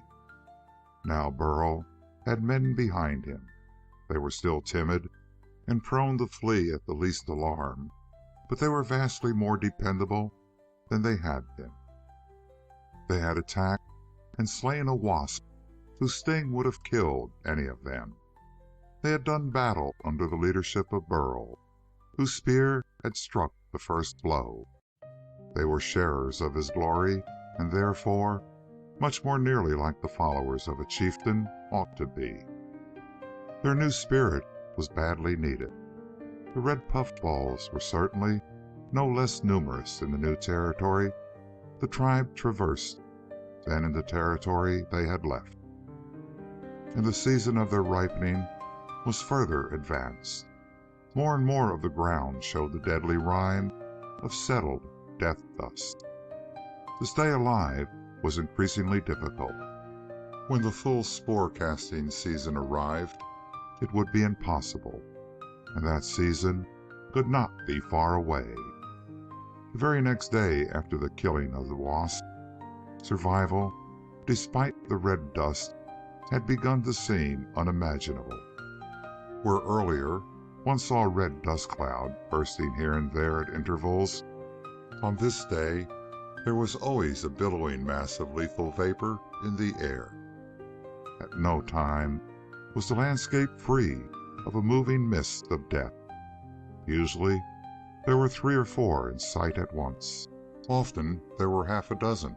Once there were 8. It could be guessed that in one day more they would ripen in such monstrous numbers that anything which walked or flew or crawled must breathe in the spores and perish. And that day, just at sunset, the tribe came to the top of a small rise in the ground. For an hour they had been marching and counter-marching to avoid the suddenly billowing clouds of dust. Once they had been nearly hemmed in, when 3 of the dull red mists seemed to flow together, enclosing the 3 sides of a circle. They escaped then only by the most desperate of sprinting. But now they came to the little hillock and halted. Before them stretched a plain, all of 4 miles wide, colored brownish brick red by the red puffballs. The tribe had seen mushroom forests. They had lived in them and knew of the dangers that lurked there. But the plain before them was not simply dangerous, it was fatal. To right and left it stretched as far as the eye could see, but away on its farther edge, Burl caught a glimpse of flowing water. Over the plain itself, a thin red haze seemed to float. It was simply a cloud of the deadly spores, dispersed and indefinite, but constantly replenished by the freshly bursting puffballs. While the tribe's folk stood and watched, thick columns of dust rose here and there, and at the other place, too many to count. They settled again, but left behind enough of the fine powder to keep a thin red haze over all the plain. This was a mass of literally millions of the deadly growths. Here was one place where no carnivorous beetles roamed and where no spiders lurked. There was nothing here but the sullen columns of dust and the haze that they left behind. And of course, it would be nothing less than suicide to try to go back. End of Chapter 7, Part 2. The flight continues. Burl kept his people alive until darkness fell. He assigned watchers for each direction, and when flight was necessary, the adults helped the children to avoid the red dust. 4 times they changed direction after shrill voiced warnings. When night settled over the plain, they were forced to come to a halt. But the puffballs were designed to burst by day. Stumbled into, they could split at any time, and the humans did hear some few of the tearing noises that denoted a spore spout in the darkness. But after slow nightly rain began, they heard no more. Burl led his people into the plain of red puffballs as soon as the rain had lasted long enough to wash down the red haze still hanging in the air and turn the fallen spores to mud. It was an enterprise of such absolute desperation that very likely no civilized man would have tried it. There were no stars for guidance, no compasses to show the way. There were no lights to enable them to dodge the deadly things they strove to escape, and there were no possibility of their keeping a straight course in the darkness. They had to trust to luck in perhaps the longest long shot that humans ever accepted as a gamble. Quaintly, they used the long antennae of a dead flying beetle as sense organs for themselves. They entered the red plain in a long single file, Burl leading the way, with one of the two feathery whips extended before him. Saya helped to check on what lay in the darkness ahead, but made sure not to leave his side. Others trailed behind, hand in hand. Progress was slow. The sky was utter blackness, of course, but nowhere in the lowlands is there an absolute black. Where foxfire doesn't burn without consuming, there are mushrooms with glows of their own. Rusts sometimes shone faintly. Naturally, there were no fireflies or glowworms of any sort, but neither were there any living things to hunt the tiny tribe as it moved half blindly in single file through the plain of red puffballs. Within half an hour even, Burl did not believe he had kept to his original line. An hour later, they realized despairingly that they were marching helplessly through puffballs which would make the air unbreathable at dawn. But they marched on. Once they smelled the rank odor of cabbages. They followed the scent and came upon them, glowing palely with parasitic molds on their leaves. And there were living things here, huge caterpillars eating and eating, even in the dark, against the time of metamorphosis. Burl could have cried out infuriatedly at them because they were, so he assumed, immune to the death of the red dust. But the red dust was all about, and the smell of cabbages was not the smell of life. It could have been, of course. Caterpillars breathe like all insects at every stage of their development, but furry caterpillars breathe through openings which are covered with matted fur. Here that matted fur acted to filter the air. The eggs of the caterpillars had been laid before the puffballs were ready to burst. The time of spore-bearing would be over before the grubs were butterflies or moths. These creatures were safe against all enemies, even men. Men groped and blundered in the darkness simply because they did not think to take fur garments they wore and hold them to their noses to serve as gas masks or air filters. The time for that would come, but not yet. With the docility of despair, Burl's tribe followed him through all the night. When the sky began to pale in the east, they numbly resigned themselves to death, but still they followed. And in the very early gray light, when only the very ripest of the red puffballs spouted toward a still dark sky, Burl looked harassedly about him and could have groaned. He was in a little circular clearing, the deadly red things all about him. There was not yet light enough for colors to appear. There was merely a vast stillness everywhere, and a mocking hint of the hot and peppery scent of death dust now turned to mud all about him. Burl dropped in bitter discouragement. Soon the misty dust clouds would begin to move about. The reddish haze would form above all this space. Then, quite suddenly, he lifted his head and whooped. He had heard the sound of running water. His followers looked at him with dawning hope. Without a word to them, Burl began to run. They followed hastily and quickened their pace when his voice came back in a shout of triumph. In a moment, they had emerged from the tangle of fungus growths to stand upon the banks of a wide river, the same river whose gleam Burl had seen the day before from the farther side of the red puffball plain. Once before, Burl had floated down a river upon a mushroom raft. That journey had been involuntary. He had been carried far from his tribe and Saya, his heart filled with desolation. But now he viewed the swiftly running current with delight. He cast his eyes up and down the bank. Here and there it rose in a low bluff, and thick shelf fungi stretched out above the water. They were adaptations of the fungi that had once grown on trees.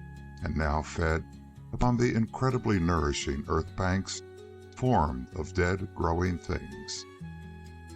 Burl was busy in an instant, stabbing the relatively hard growths with his spear and striving to wrench them free. The tribesmen stared blankly, but at a snapped order they imitated him. Soon 24 masses of firm light fungus lay upon the shore. Burl began to explain what they were for, but Dor remonstrated. They were afraid to part from him. If they might embark on the same fungus raft, it would be a different matter.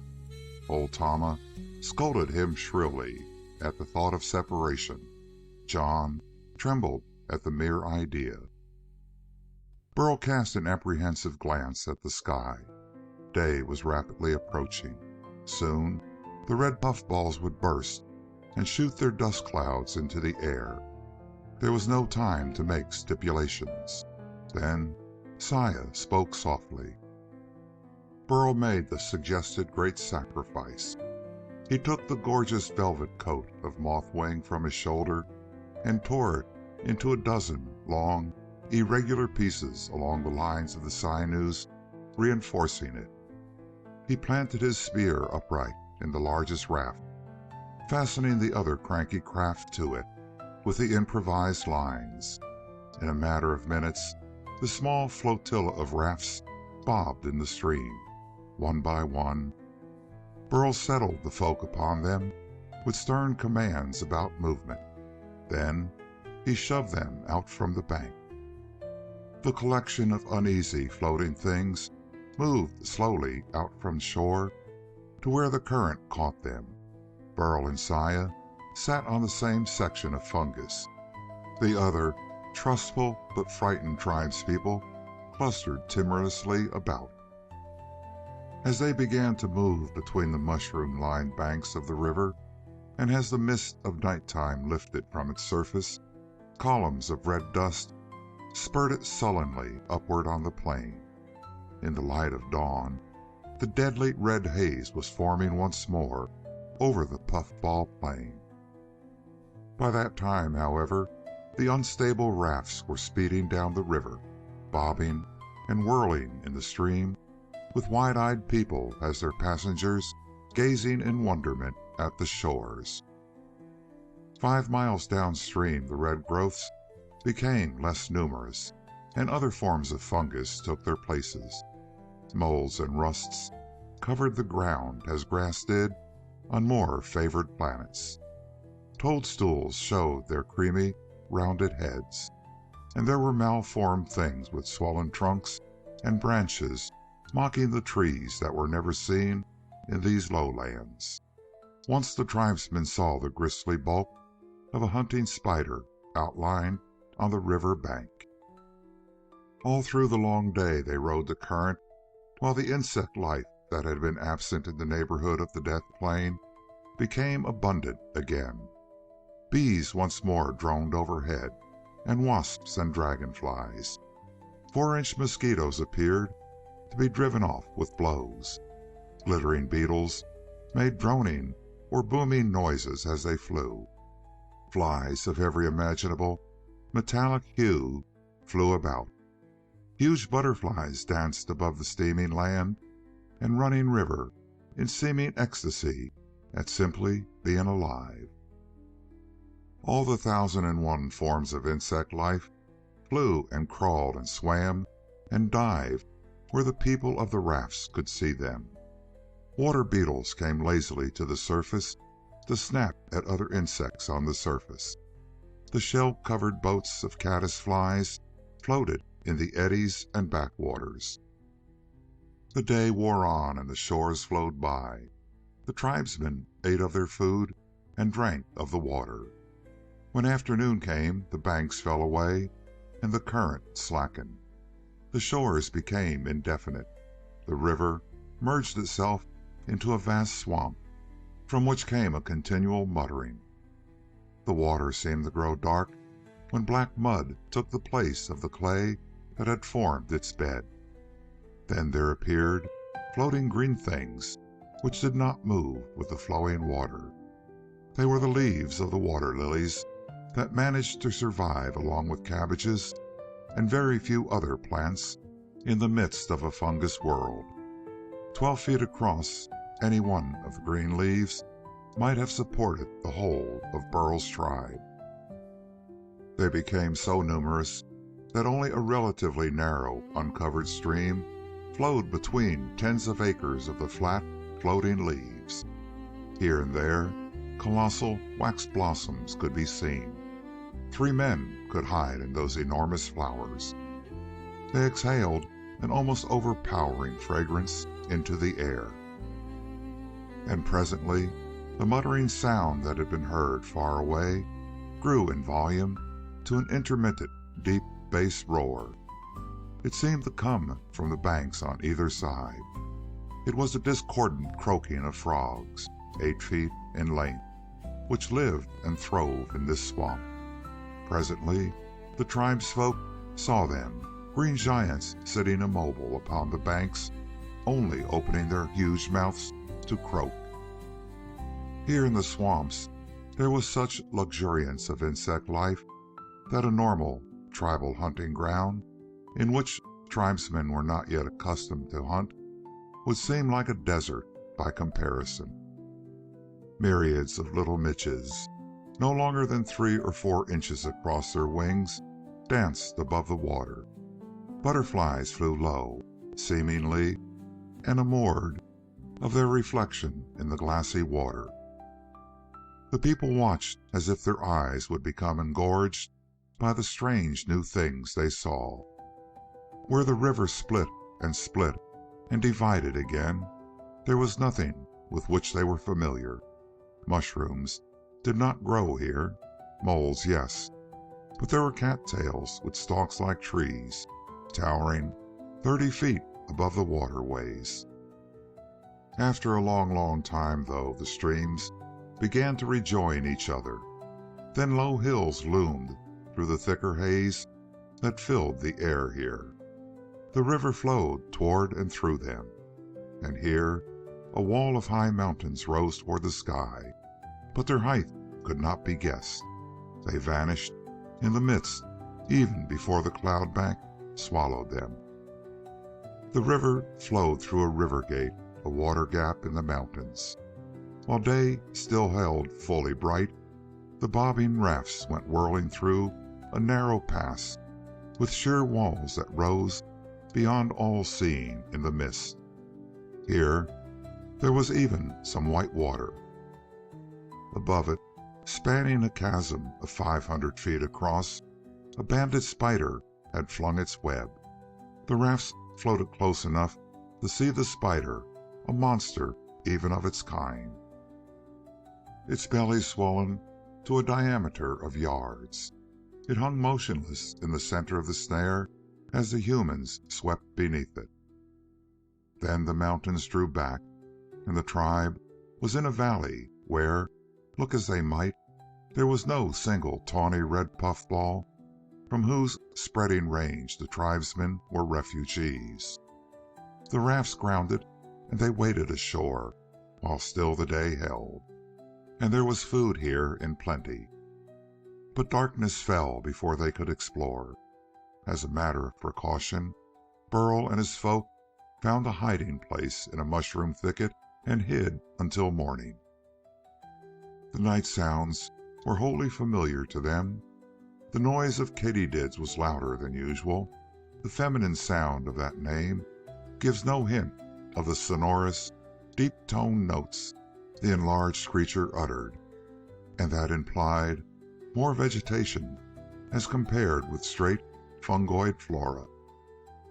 A great many fireflies glowed in the darkness, shrouding the hiding place, indicating that huge snails they fed on were plentiful.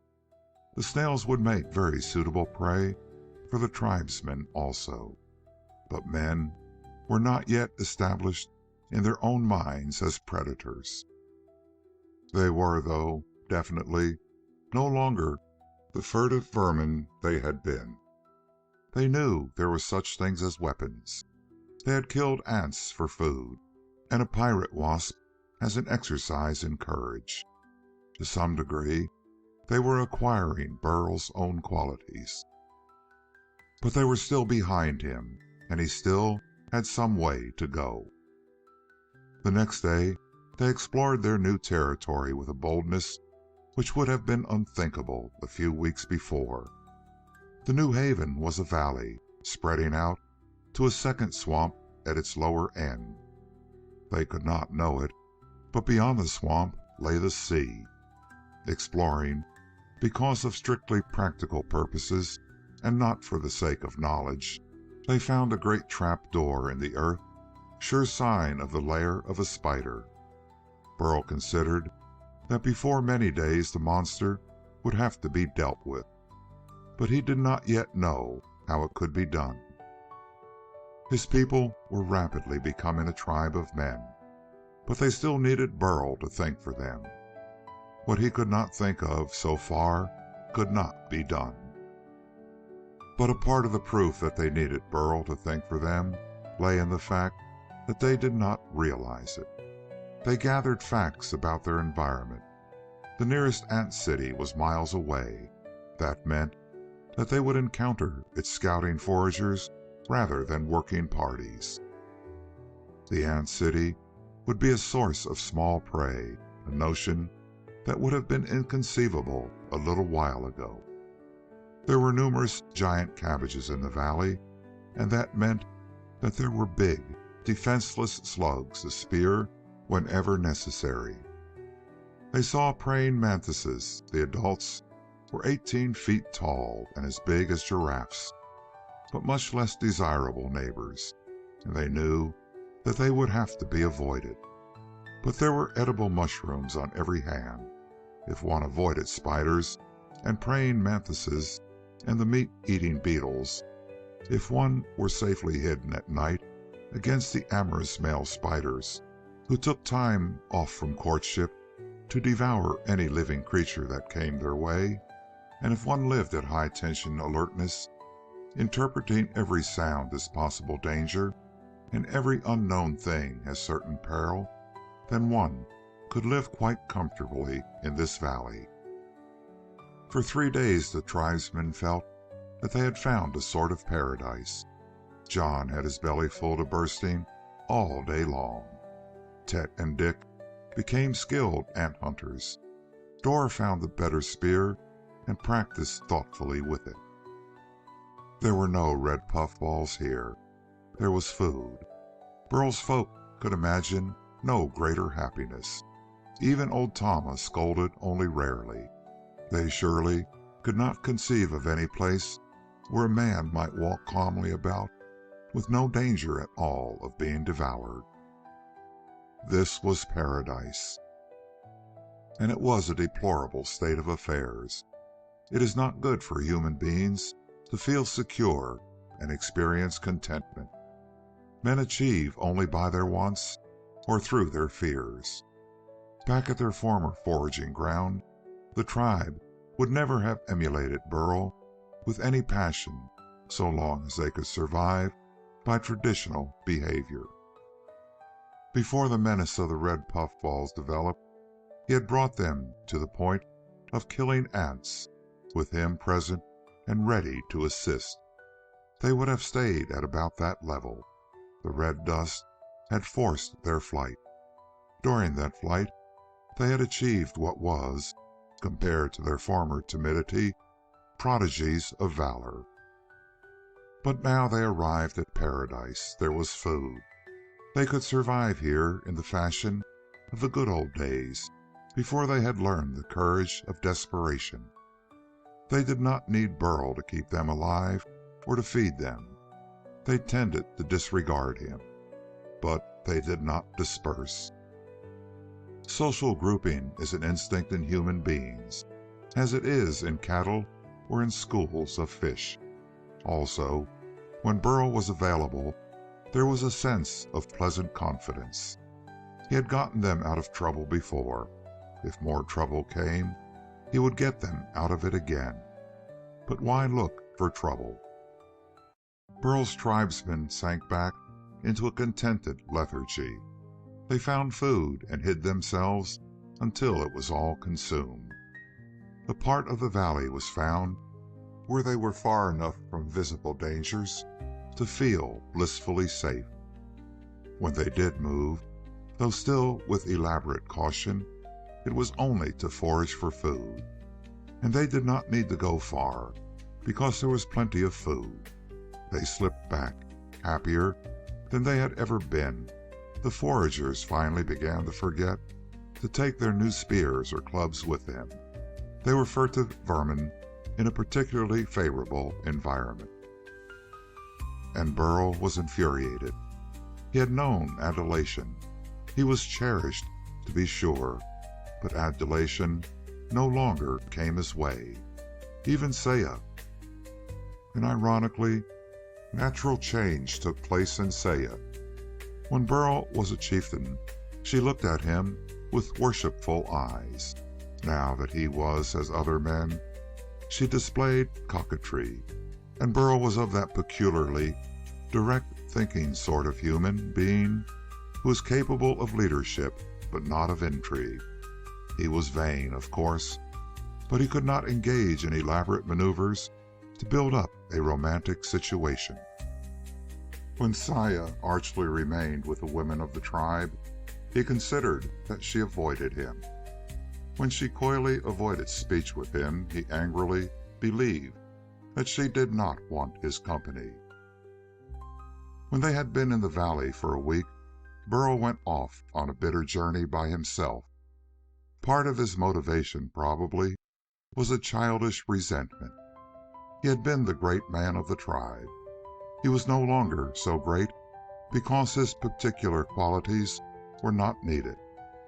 And perhaps, with some unconscious intent to punish them for their lessened appreciation, he went off in a pet. He still carried spear and club, but the grandeur of his costume had deteriorated. His cloak was gone. The moth antennae he had worn bound to his forehead were now so draggled that they were ridiculous. He went off angrily to be rid of his fellows' indifference. He found the upward slopes which were the valley's literal boundaries. They promised nothing. He found a minor valley in which a labyrinth spider had built its shining snare. Burl almost scorned the creature. He could kill it if he chose, merely by stabbing it through the walls of its silken nest as it waited for unlucky insects to blunder into the intricate web. He saw praying mantises. Once he came upon the extraordinary egg container of the mantis tribe, a gigantic leaf-shaped mass of solidified foam, whipped out of some special plastic compound which the mantis secretes, and in which the eggs are laid. He found the caterpillar wrapped in its thick cocoon, and because he was not foraging and not particularly hungry, he inspected it with care. With great difficulty, he even broke the strand of silk that formed it, unreeling several feet in curiosity. Had he meditated, Burl would have seen that this was cord which could be used to build snares as spiders did. It could also be used to make defenses in which, if built strongly and well, even hunting spiders might be tangled and dispatched. But again, he was not knowingly looking for things to be of use. He coddled his sense of injury against the tribe. He punished them by leaving them. He encountered a 4-foot praying mantis that raised its saw-toothed forelimbs and waited immobile for him to come within reach. He had trouble getting away without a fight. His spear would have been a clumsy weapon against so slender a target, and the club certainly not quick enough to counter the insect's lightning-like movements. He was bothered. That day he hunted ants. The difficulty was mainly that of finding individual ants alone who could be slaughtered without drawing hordes of others into the fight. Before nightfall, he had 3 of them, foot-long carcasses, slung at his belt. Near sunset, he came upon another, fairly recent, praying mantis hatchling. It was almost an ambush. The young monster stood completely immobile and waited for him to walk into its reach. Burl performed the deliberate experiment, something that had not been done for a very long time on the forgotten planet. The small, gristly creature stood as high as Burl's shoulders. It would be a deadly antagonist. Burl tossed it a dead ant. It struck so swiftly that the motion of its horrible forearms could not be seen. Then it ignored Burl, devouring the tidbit. It was a discovery that was immediately and urgently useful. On the second day of his aimless journey, Burl saw something that would be even more deadly and appalling than the red dust had been for his kind. It was a female black hunting spider, the so-called American tarantula. When he glimpsed the thing, the blood drained from Burl's face. As the monster moved out of sight, Burl, abandoning any other project he might have intended, headed for the place his tribe had more or less settled in. He had news which offered the satisfaction of making him much needed again, but he would have traded that pleasure 100 times over for the simple absence of that one creature from this valley.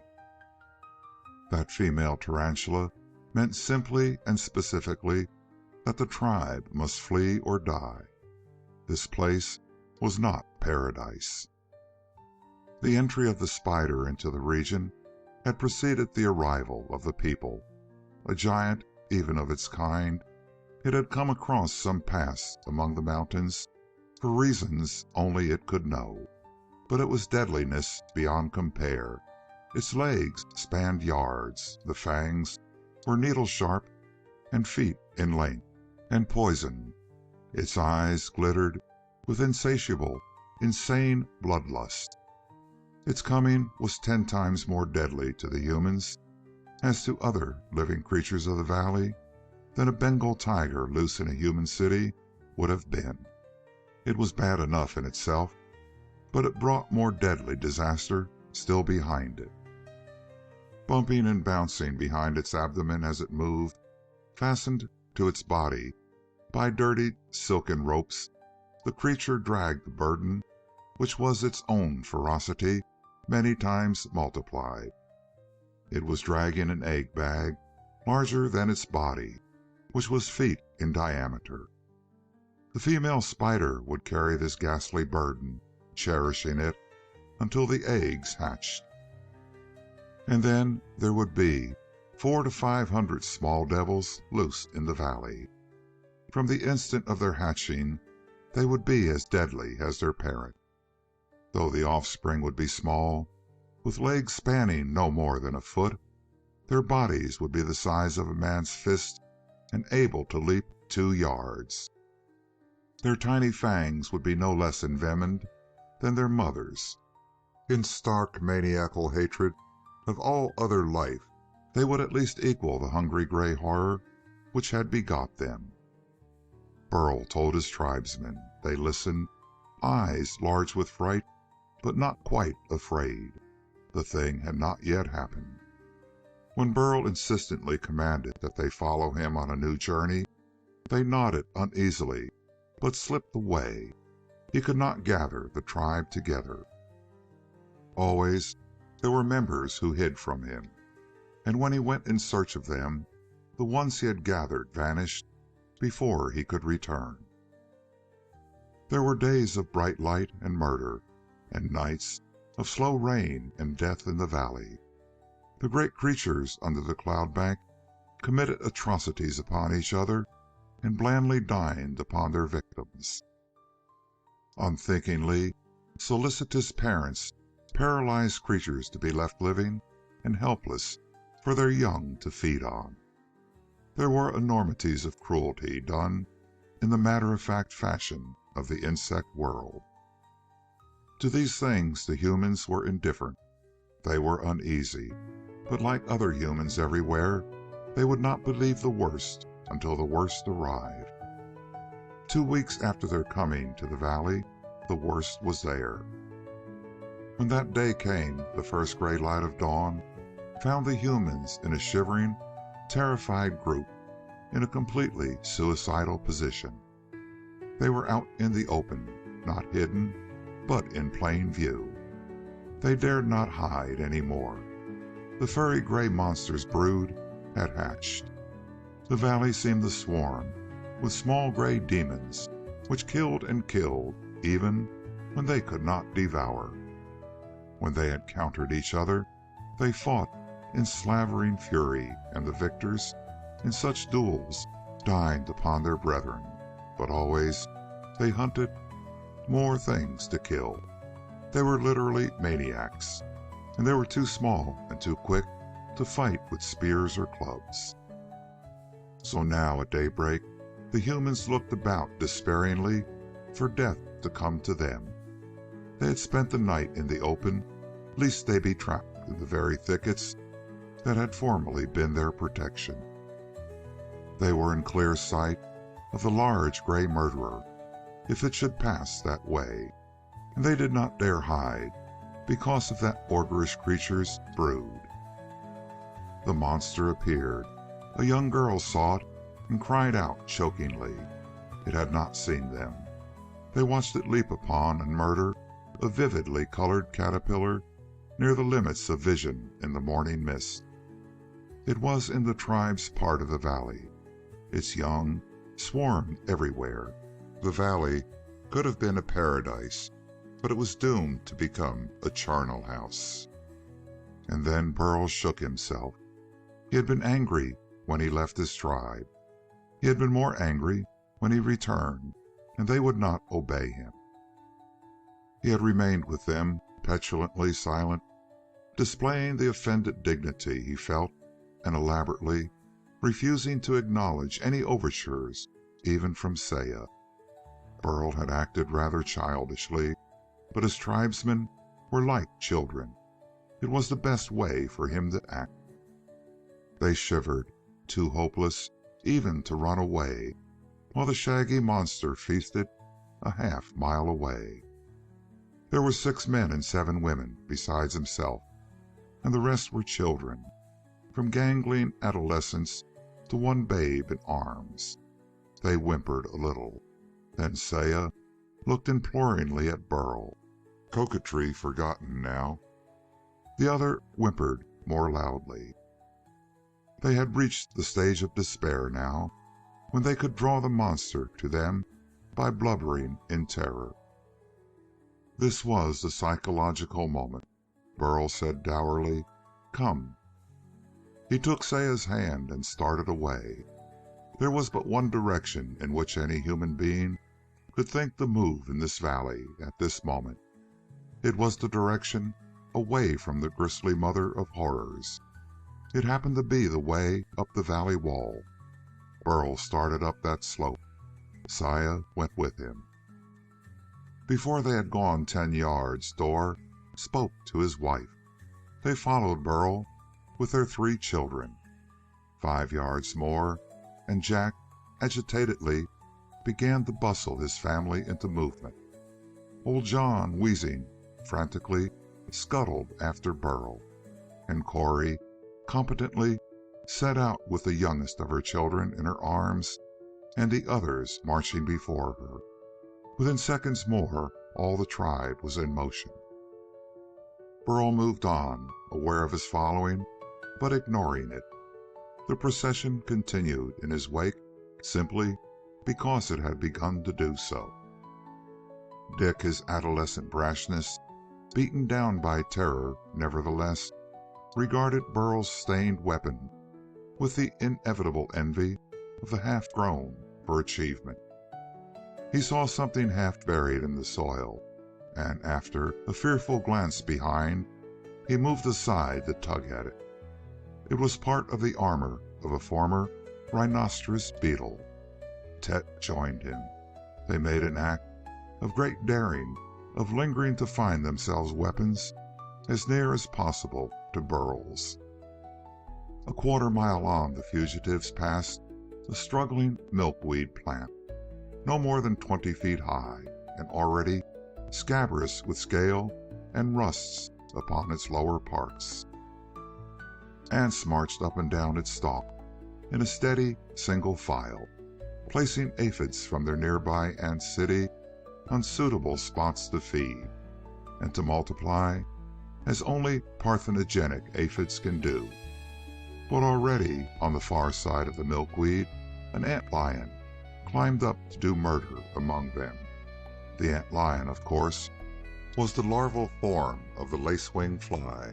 The aphids were its predestined prey. Burl continued to march, holding Saya's hand. The reek of formic acid came to his nostrils. He ignored it. Ants were as much prey to his tribesmen now as crabs and crayfish to other shore-dwelling tribesmen on long-forgotten Earth. But Burl was not concerned with food now. He stalked on toward the mountain slopes. Dick and Tet brandished their new weapons. They looked fearfully behind them. The monster from whom they fled was lost in its gruesome feasting, and they were a long way from it now. There was a steady single-file procession of ants, with occasional gaps in the line. The procession passed the line through one of those gaps. Beyond it, Ted and Dick conferred. They dared each other. They went scrambling back to the line of ants. Their weapons smoked. The slaughtered ants died instantly and were quickly dragged from the formic acid-scented path. The remaining ants went placidly on their way. The weapons struck again. The two adolescents had to outdo each other, but they had as much food as they could carry. Gloating, each claiming to have been most daring and to have the largest bag of game, they ran panting after the tribe. They grandly distributed their take of game. It was a form of boasting, but the tribesfolk accepted the gifts automatically. It was, after all, food. The two gangling boys, jabbering at each other, raced back once more. Again they returned with dangling masses of foodstuff. Half-scores of foot-long creatures, whose limbs at least contained firm meat. Behind, the antlion made his onslaught into the stupidly feasting aphids, and warrior ants took alarm and thrust forward to offer battle. Tumult arose upon the milkweed. Burl led his followers toward the mountainside. He reached a minor eminence and looked about him. Caution was the price of existence on this world. 200 feet away, a small scurrying horror raged and searched among the rough-edged layers of what on other worlds was called paper mold or rock tripe. Here it was thick as quilting, and infinitesimal creatures denned under it. The 16-inch spider devoured them, making glutinous sounds. But it was busy, and all spiders are relatively short-sighted. Burl turned to Saya and realized that all his tribe had followed him fearfully, even to this small height he climbed only to look around from. Dor had taken advantage of Burl's pause. There was an empty cricket shell partly overwhelmed by the fungoid soil. He tore free now a hollow, sickle-shaped jaw. It was curved and sharp and deadly if properly wielded. Dor had seen Burl kill things. He had even helped. Now, very grimly, he tried to imagine killing something all alone. Jack saw him working on the sickle-shaped weapon. He tugged at the cricket's ransacked carcass for another weapon. Dick and Tet vaingloriously pretended to fight between themselves with their recently acquired instruments for killing. John wheezed and panted. Old Tama complained to herself in whispers, not daring to make sounds in the daylight. The rest waited until Burl should lead them further. When Burl turned angry eyes upon them, he was beginning to do such things deliberately now. They all regarded him humbly. Now they remembered that they had been hungry, and he had gotten food for them, and they had been paralyzed by terror, and he dared to move. They definitely had a feeling of dependence upon him, for the present moment only. Later, their feelings of humbleness would diminish. In proportion as he met their needs for leadership, they would tend to try to become independent of him. His leadership would be successful in proportion as he taught them to lead themselves. But Burl perceived this only dimly. At the moment, it was pleasing to have all his tribe regard him so worshipfully, even if not in quite the same fashion as Saya. He was suddenly aware now, at any rate, while they were so frightened, they would obey him. So he invented an order for them to obey. "I carry sharp things," he said sternly. "Some of you have gotten sharp things. Now everybody must carry sharp things to fight with." Humbly, they scattered to obey. Saya would have gone with them, but Burl held her back. He did not quite know why. It could have been that the absolute equality of the sexes in cravenness was due to end, and for his own vanity, Burl would undertake the defense of Saya. He did not analyze so far. He did not want her to leave him, so he prevented it.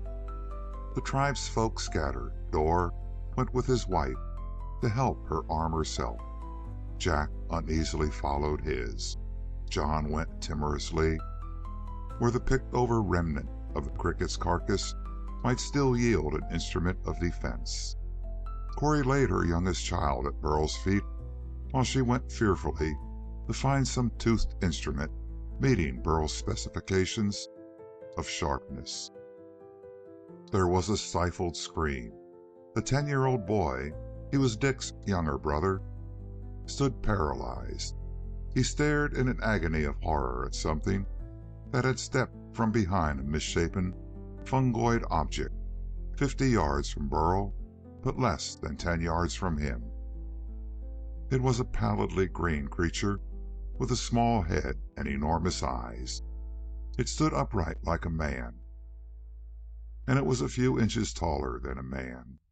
Its abdomen swelled gracefully into a leaf-like form. The boy faced it, paralyzed by horror, and it stood stock still.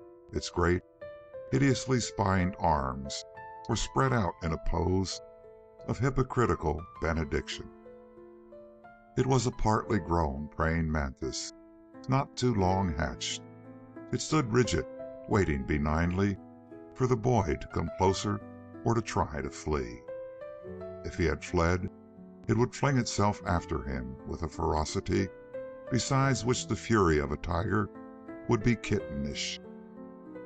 If he approached, its fanged arms would flash down, pierce his body, and hold him terribly fast by the needle-sharp hooks that were so much worse than trap claws. And of course, it would not wait for him to die before it began its meal. All the small party of humans stood frozen. It may be questioned whether they were filled with horror for the boy or cast into a deeper abyss of despair by the sight of a half-grown mantis. Only Burl, so far, had any notion of actually leaving the valley. To the rest, the discovery of one partly mature praying mantis meant that there would be hundreds of others. It would be impossible to evade the tiny, slavering demons which were the brood of the great spider. It would be impossibility multiplied to live where a horde of small, yet vastly large fiends lived, raising their arms in a semblance of blessing before they did murder. Only Burl was capable of thought, and this was because vanity filled him. He had commanded and had been obeyed. Now obedience was forgotten, because there was this young mantis. If the men had dreamed of fighting it, it could have destroyed any number of them by sheer ferocity and its arsenal of knives and daggers. But Burl was at once furious and experienced. He had encountered such a middle-sized monster when alone and deliberately had experimented with it. In consequence, he could dare to rage. He ran toward the mantis. He swung the small corpse of an ant killed by Tet only minutes since and hurled it past the terror-fascinated boy. He had hurled it at the mantis. It struck, and insects simply do not think. Something hurled at the ghastly young creature. Its arm struck ferociously to defend itself. The ant was heavy. Poised upright in its spectral attitude, the mantis was literally flung backward, but it rolled over, fighting the dead ant with that frenzy which is not so much ferocity as mania. The small boy fled hysterically once the insect's attention was diverted. The human tribe gathered around Burl many hundreds of yards away, again uphill. He was their rendezvous because of the example set by Cori. She had left her baby with Burl. When Burl dashed from the spot, Saya had quite automatically followed the instinct of any female for the young of its kind. She snatched up the baby before she fled, and of course she'd join Burl when the immediate danger was over. The floor of the valley seemed a trifle indistinct from here. The mist that always hung in the air partly veiled the details of its horrors. It was less actual, not quite as deadly as it once had seemed. Burl said fiercely to his followers, "Where are the sharp things?" The tribesfolk looked at one another numbly. Then John muttered rebelliously, and old Tama raised her voice in shrill complaint. Burl had led them to this. There had been only the red dust in the place from which they had come, but here was a hunting spider and its young, and also a new hatching of mantises. They could dodge the red dust, but how could they escape the deaths that waited them here? Aye. Burl had persuaded them to leave their home and brought them here to die. Burl glared about him. It was neither courage nor resolution, but he had come to realize that to be admired by one's fellows was a splendid sensation. The more one was admired, the better. He was enraged that anyone dared to despair instead of thinking admirably about his remarkableness. "I," said Burl haughtily, "am not going to stay here.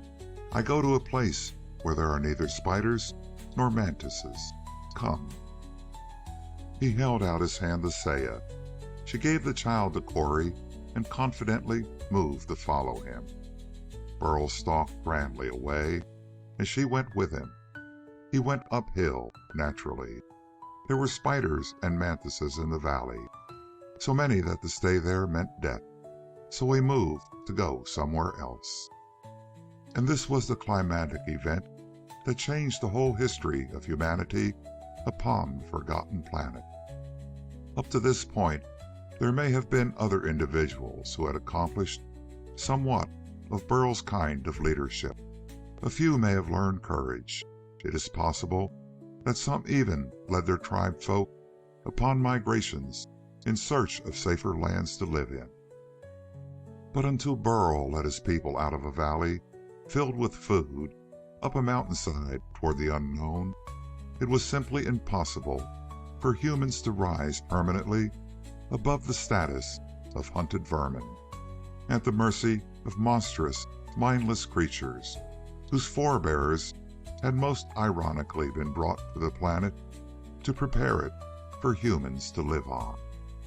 Burl was the first man to lead his followers toward the heights. End of Chapter 8. There is such a thing as sunshine. The sun that shone upon the forgotten planet was actually very near.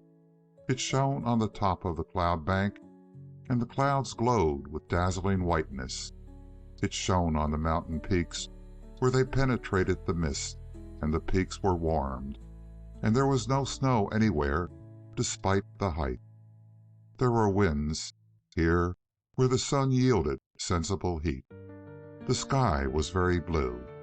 At the edge of the plateau, from which the cloud banks were down instead of up, the mountainsides seemed to descend into a sea of milk. Great undulations in the midst had the semblance of waves, which moved with great deliberation toward the shores. They seemed sometimes to break in slow motion against the mountain walls, where they were cliff-like, and sometimes they seemed to flow up gentler inclinations like water flowing up a beach.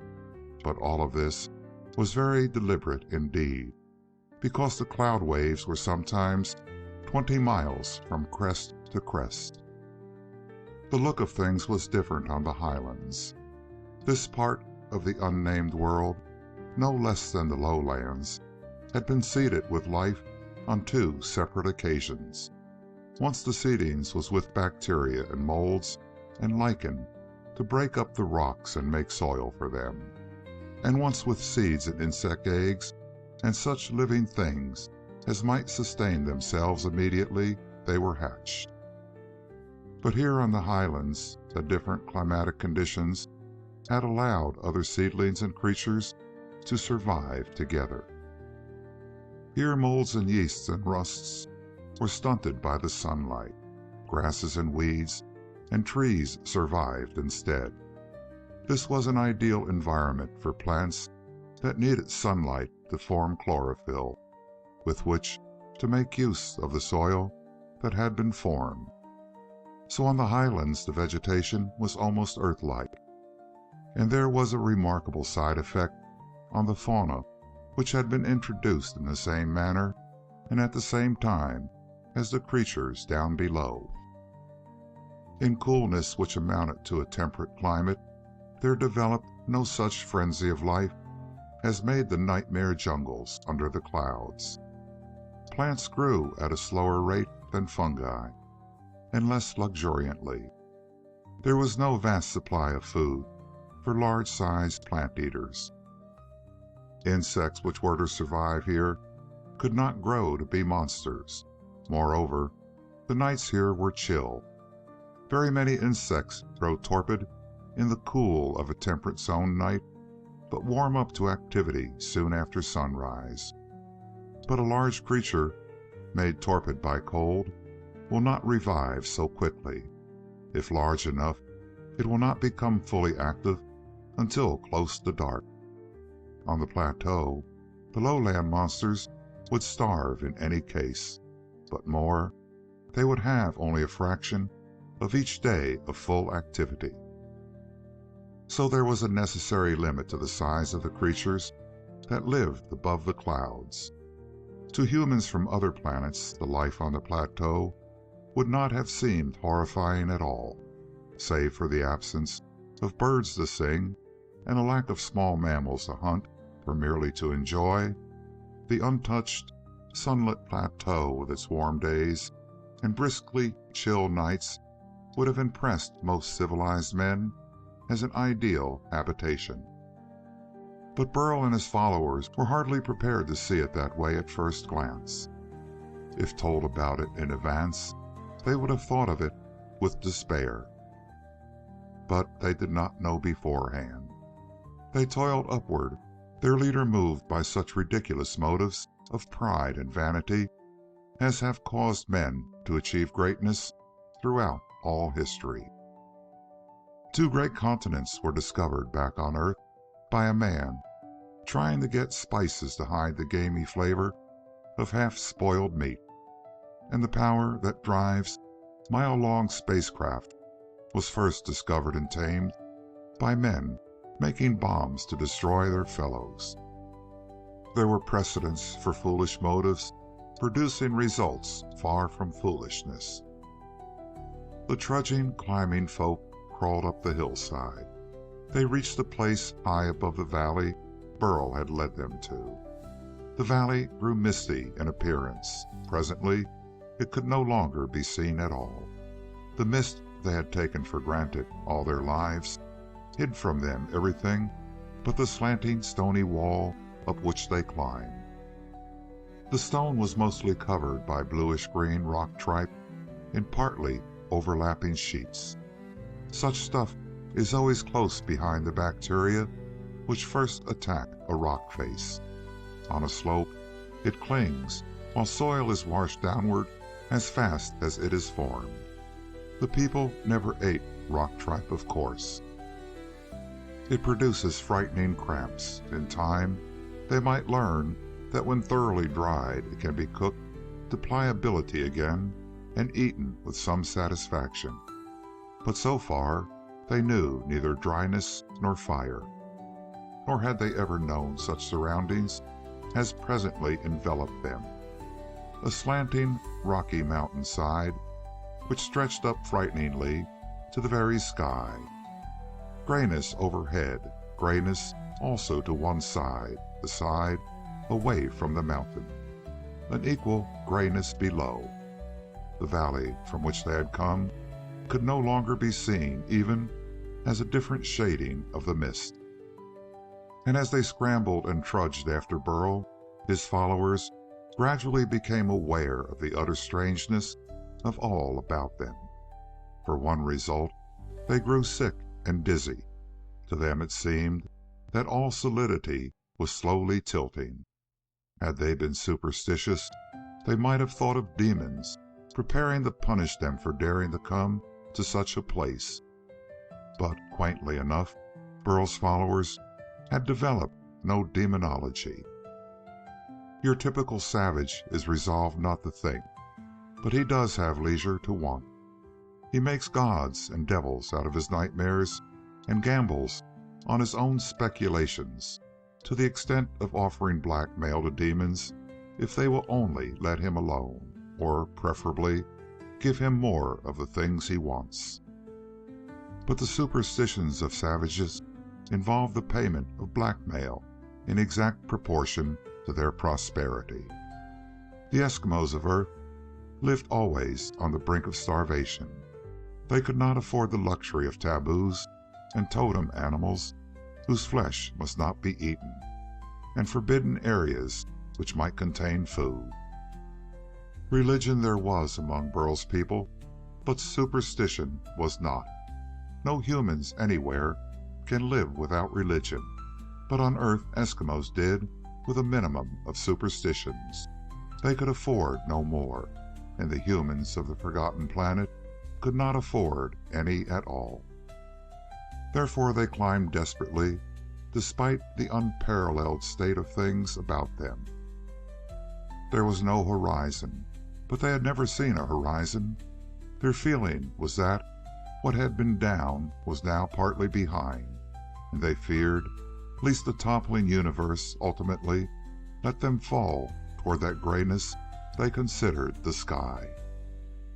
But all kept on. To lag behind would be to be abandoned in this place where all known sensations were turned topsy-turvy.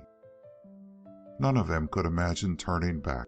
Even old Tama, whimpering in a whisper as she struggled to keep up, merely complained bitterly of her fate.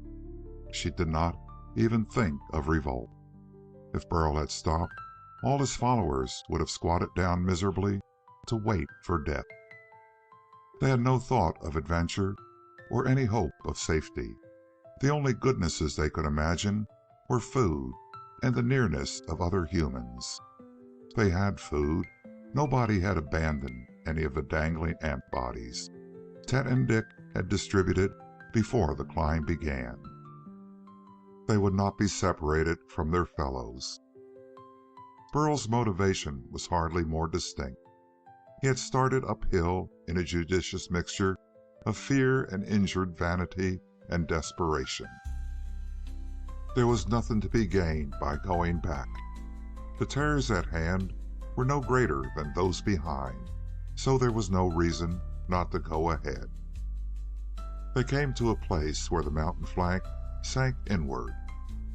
There was a flat space, and behind it a winding canyon of sorts, like a vast crack in the mountain's substance.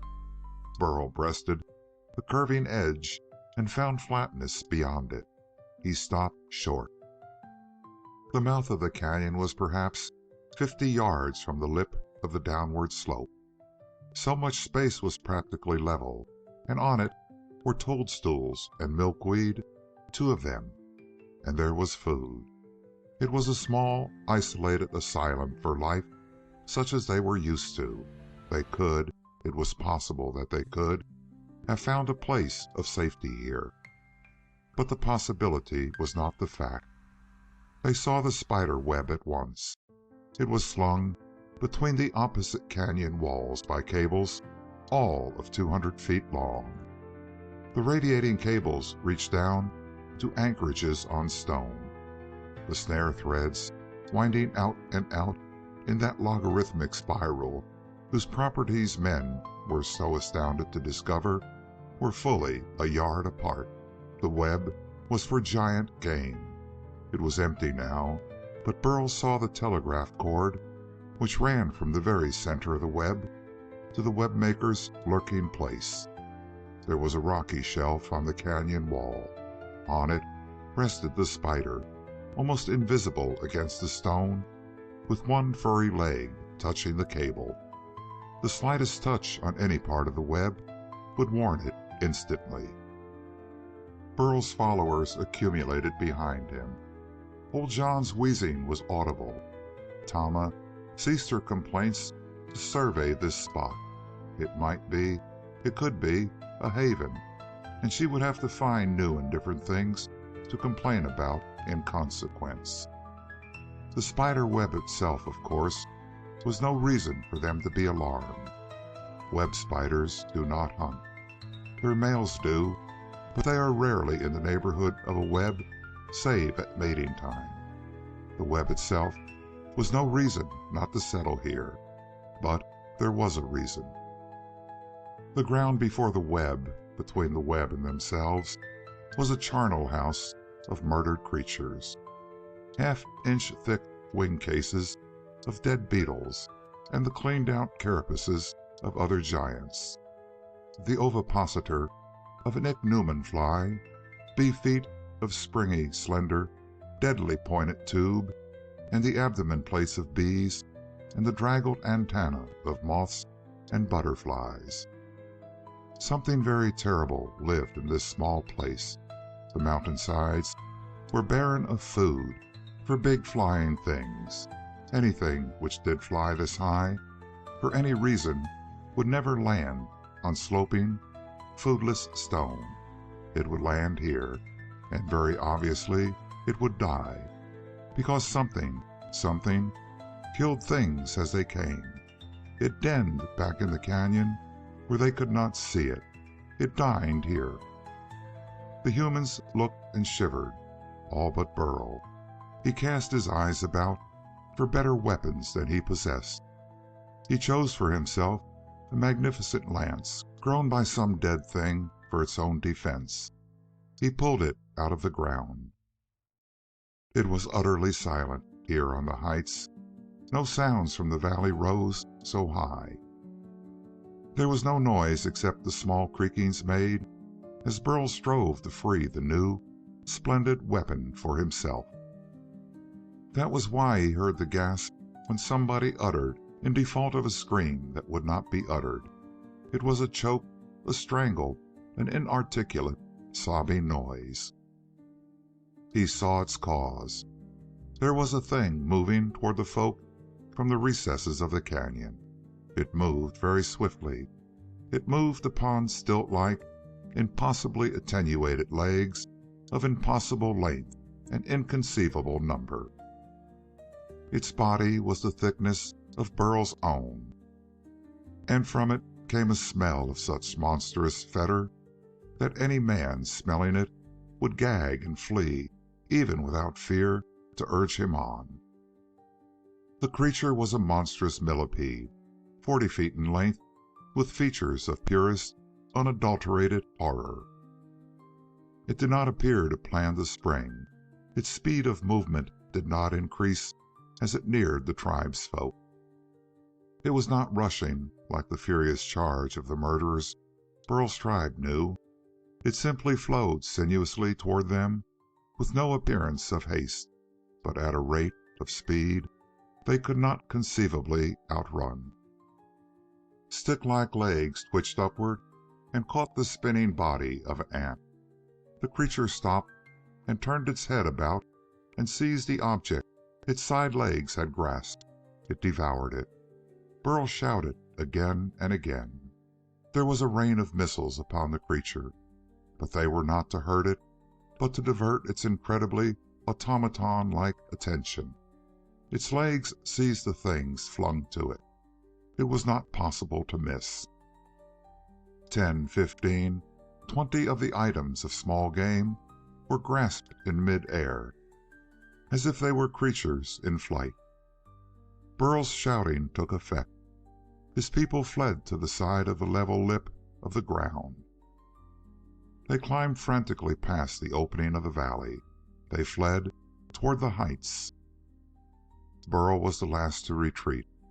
The monstrous millipede stood immobile, trapped for the moment by the gratification of all its desires. It was absorbed by the multitude of tiny tidbits with which it had been provided. It was a fact to Burl's horror that he debated a frantic attack upon the monster in its insane absorption. But the strangling stench was deterrent enough. He fled, the last of his band of fugitives, to leave the place where the monstrous creature lived and preyed. As he left it, it was still crunching the small meals, one by one, with which the folk had supplied it. They went up on the mountain flank. It was not to be supposed, of course, that the creature could not move above the slanting rock surface. Unquestionably, it roamed far and wide, upon occasion. But its own fetid reek would make impossible any idea of trailing the humans by scent, and climbing desperately as the humans did, it would be unable to see them when they were past the first protuberance of the mountain. In 20 minutes they slackened their pace. Exhaustion prompted it. Caution ordered it. Because here they saw another small island of flatness in the slanting universe, which was all they could see save mist. It was simply a place where boulders had piled up, and soil had formed, and there was a miniature haven for life other than molds which could grow on naked stone. Actually, there was a space 100 feet by 50 on which wholly familiar mushrooms grew. It was a thicket like a detached section of the valley itself.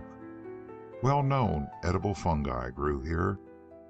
There were gray puffballs, and from it came the cheerful, loud chirping of some small beetle arrived at this spot nobody could possibly know how, but happily ensconced in a separate bit of mushroom jungle, remote from the dangers of the valley. If it was small enough, it would even be safe from the reeking horror of the canyon just below it.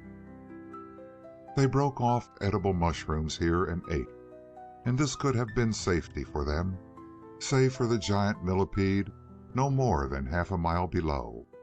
Old John wheezed querulously that here was food, and there was no need for them to go further just now. Here was food.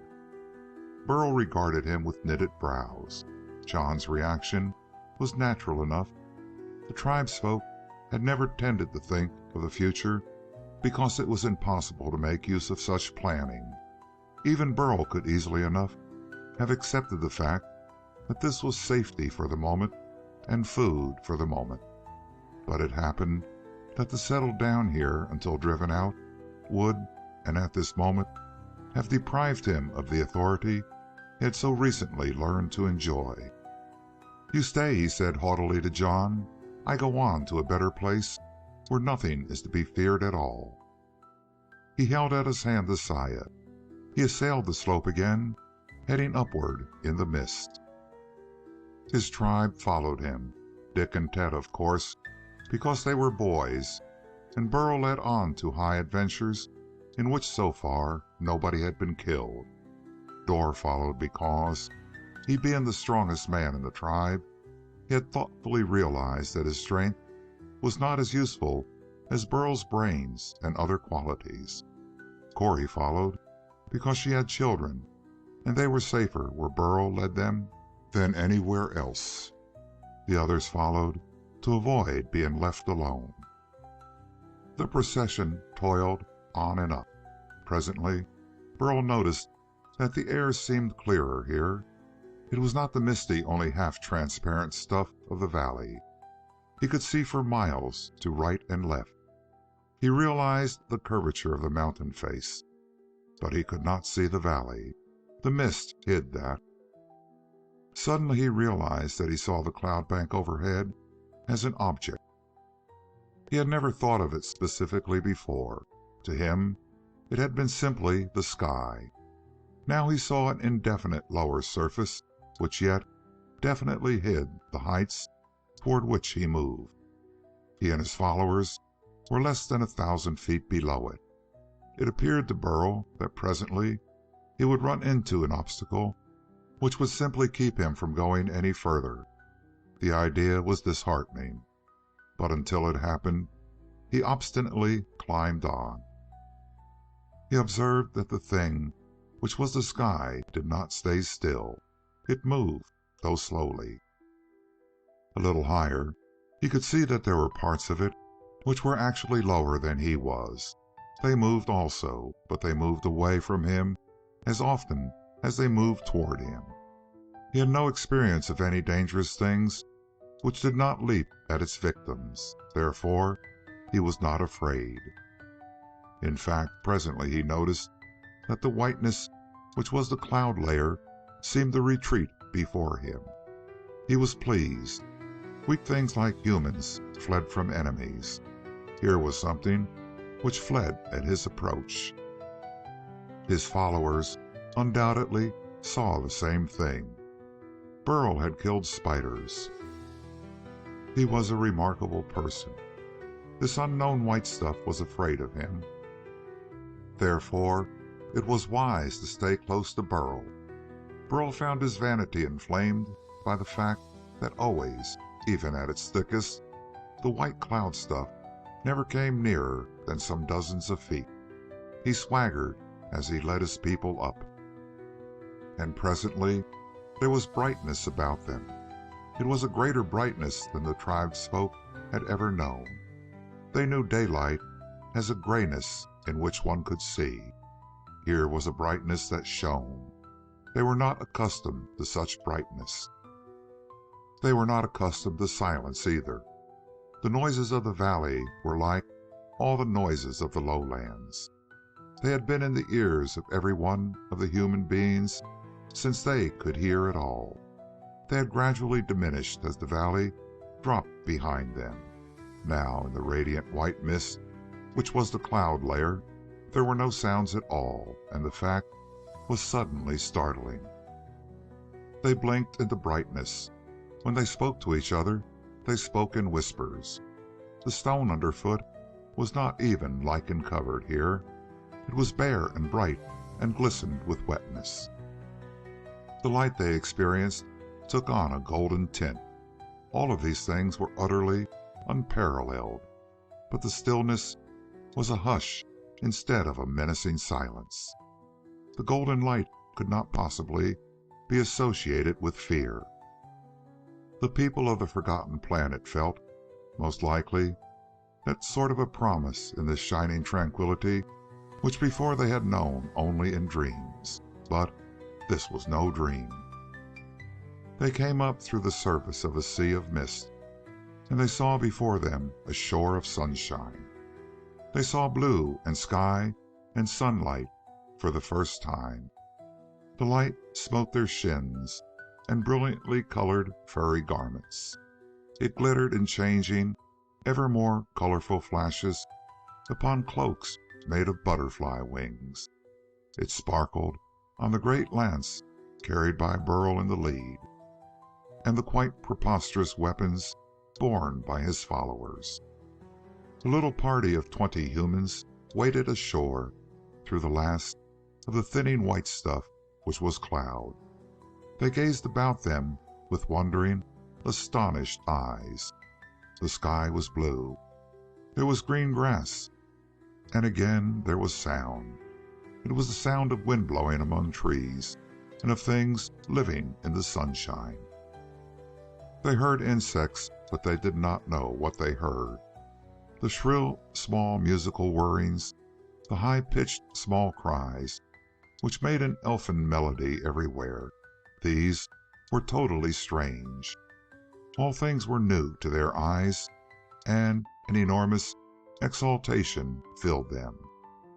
From deep-buried ancestral memories, they somehow knew that what they saw was right, was normal, was appropriate and proper, and that this was the kind of world in which humans belonged, rather than the seething horror of the lowlands.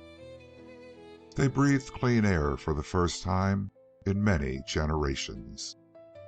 Burl shouted his triumph, and his voice echoed among the trees and hillsides. It was time for the plateau to ring with the shouting of a man in triumph. End of Chapter 9.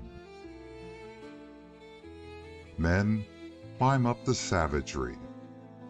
They had food for days. They had brought mushrooms from the isolated thicket not too far beneath the clouds. There were the ants that Dick and Tet had distributed grandly, and not all of which had been used to secure escape from the canyon of the millipede. Had they found other food immediately, they would have settled down comfortably in the fashion normal to creatures whose idea of bliss is a secure hiding place and food on hand, so they do not have to leave it. Somehow they believed that this high place of bright light and new colors was secure, but they had no hiding place, and though they did accept with the unreasoning faith of children and savages that there were no enemies here, they still wanted one. They found a cave. It was small, so that it would be crowded with all of them in it, but as it turned out, this was fortunate. At some time it had been occupied by some other creature, but the dirt which floored it had settled flat and showed no tracks. It retained faint traces of a smell which was unfamiliar but not unpleasing. It held no connotation of danger. Ants stank of formic acid, plus the musky odor of their particular city. One could identify not only the kind of ant, but its home city by sniffing at an ant trail. Spiders had their own hair-raising odor. The smell of a praying mantis was acrid, and all beetles reeked of decay, and of course there were those bugs whose main defense was an effluvium which tended to strangle all but the smell's happy possessor. This faint smell in the cave was different. The humans thought vaguely that it might possibly be another kind of man. Actually, it was the smell of a warm-blooded animal, but Burl and his fellows knew of no warm-blooded creatures but themselves.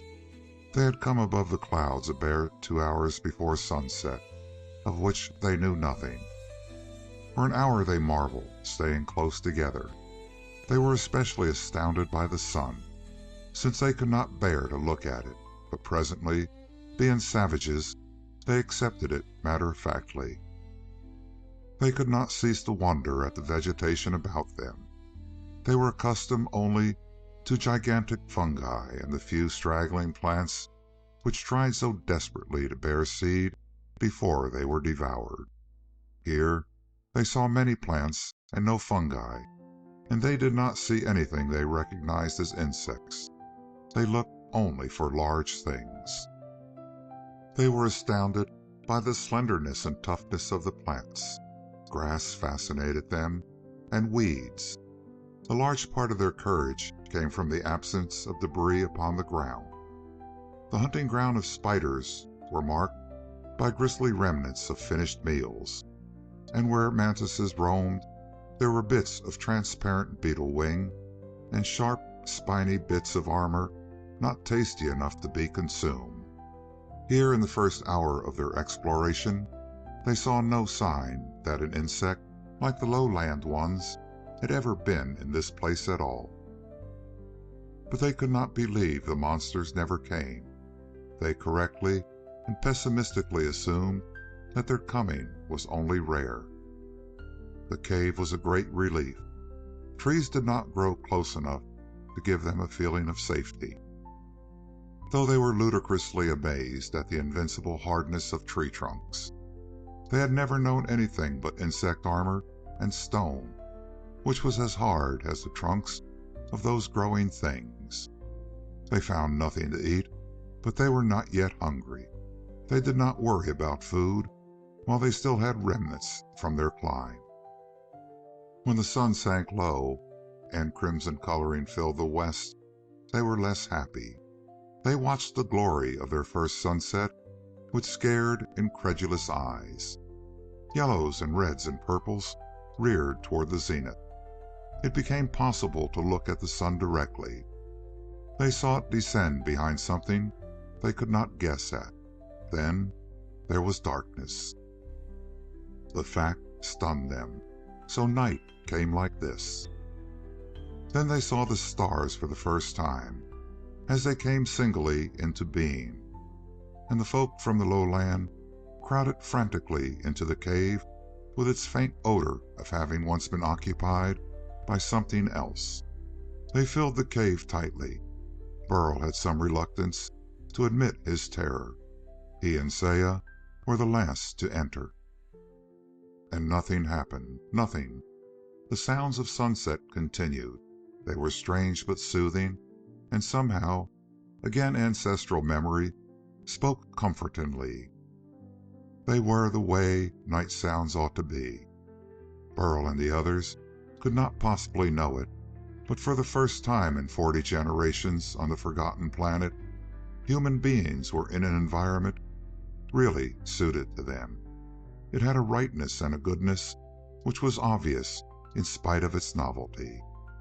And because of Burl's own special experience, he was a little bit better able to estimate novelties than the rest.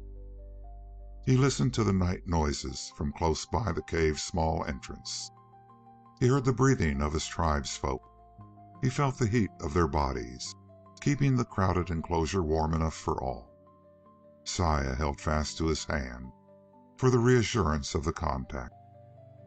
He was wakeful and thinking very busily and painfully, but Saya was not thinking at all. She was simply proud of Burl. She felt, to be sure, a tumult which was fear of the unknown and relief from much greater fear of the familiar. She felt warm, prideful memories of the sight of Burl leading and commanding the others. She had absorbing fresh memories of the look and feel of sunshine, and mental pictures of sky and grass and trees which she had never seen before. Confusedly, she remembered that Burl had killed a spider, no less, and he had shown how to escape a praying mantis by flinging at it an ant, and he had grandly led the others up a mountainside it had never occurred to anybody else to climb, and the giant millipede would have devoured them all, but that Burl gave commands and set the example, and had marched magnificently up the mountainside when it seemed that all the cosmos twisted and prepared to drop them into an inverted sky. Saya dozed, but Burl sat awake, listening, and presently, with fast-beating heart, he slipped out of the entrance to the cave and stared about him in the night. There was a coolness such as he had never known before, but nightfall was not long past. There were smells in the air he had never before experienced, green things growing, and the peculiar, clean odor of wind that has been bathed in sunshine, and the oddly satisfying smell of resinous trees. Burl raised his eyes to the heavens. He saw the stars in all their glory, and he was the first human in 2,000 years and more to look at them from this planet. There were myriads upon myriads of them, varying in brightness from stabbing lights to infinitesimal twinklings. They were of every possible color. They hung in the sky above him, immobile and unthreatening. They had not descended. They were very beautiful. Burl stared. Then he noticed that he was breathing deeply with a new zest. He was filling his lungs with clean, cool, fragrant air, such as men were intended to breathe from the beginning, and of which Burl and many others had been deprived. It was almost intoxicating to feel so splendidly alive and unafraid. There was a slight sound. Saya stood beside him, trembling a little. To leave the others had required great courage, but she had come to realize that if Burl was in danger, she wished to share it. They heard the night wind and the orchestra of night singers. They wandered aside from the cave mouth, and Saya found completely primitive and satisfying pride in the courage of Burl, who was actually not afraid of the dark. Her own uneasiness became something which merely added savor to her pride in him. She followed him wherever he went, to examine this and consider that in the nighttime. It gave her enormous satisfaction at once to think of danger and to feel so safe because of his nearness. Presently, they heard a new sound in the night. It was very far away, and not in the least like any sound they had ever heard before. It changed in pitch as insect cries do not. It was a baying, yelping sound. It rose and held the higher note, and abruptly dropped in pitch before it ceased. Minutes later, it came again. Saya shivered, but Burl said thoughtfully, "That is good sound." He didn't know why. Saya shivered again. She said reluctantly, "I am cold." It had been a rare sensation in the lowlands. It came only after one of the infrequent thunderstorms when wetted human bodies were exposed to the gusty winds that otherwise never blew. But here the nights grew cold after sundown. The heat of the ground would radiate to outer space with no clouds to intercept it, and before dawn the temperature might drop nearly to freezing. On a planet so close to its sun, however, there would hardly be more than light hoarfrost at any time. The two of them went back to the cave. It was warm there because of the close packing of bodies and many breaths. Burl and Saya found places to rest and dozed off, Saya's hand again trustfully in Burl's. He remained awake for a long time. He thought of the stars, but they were too strange to estimate.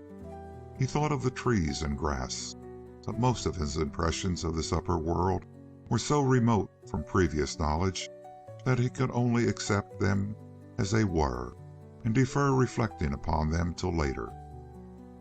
He did feel an enormous complacency at having led his followers here, though.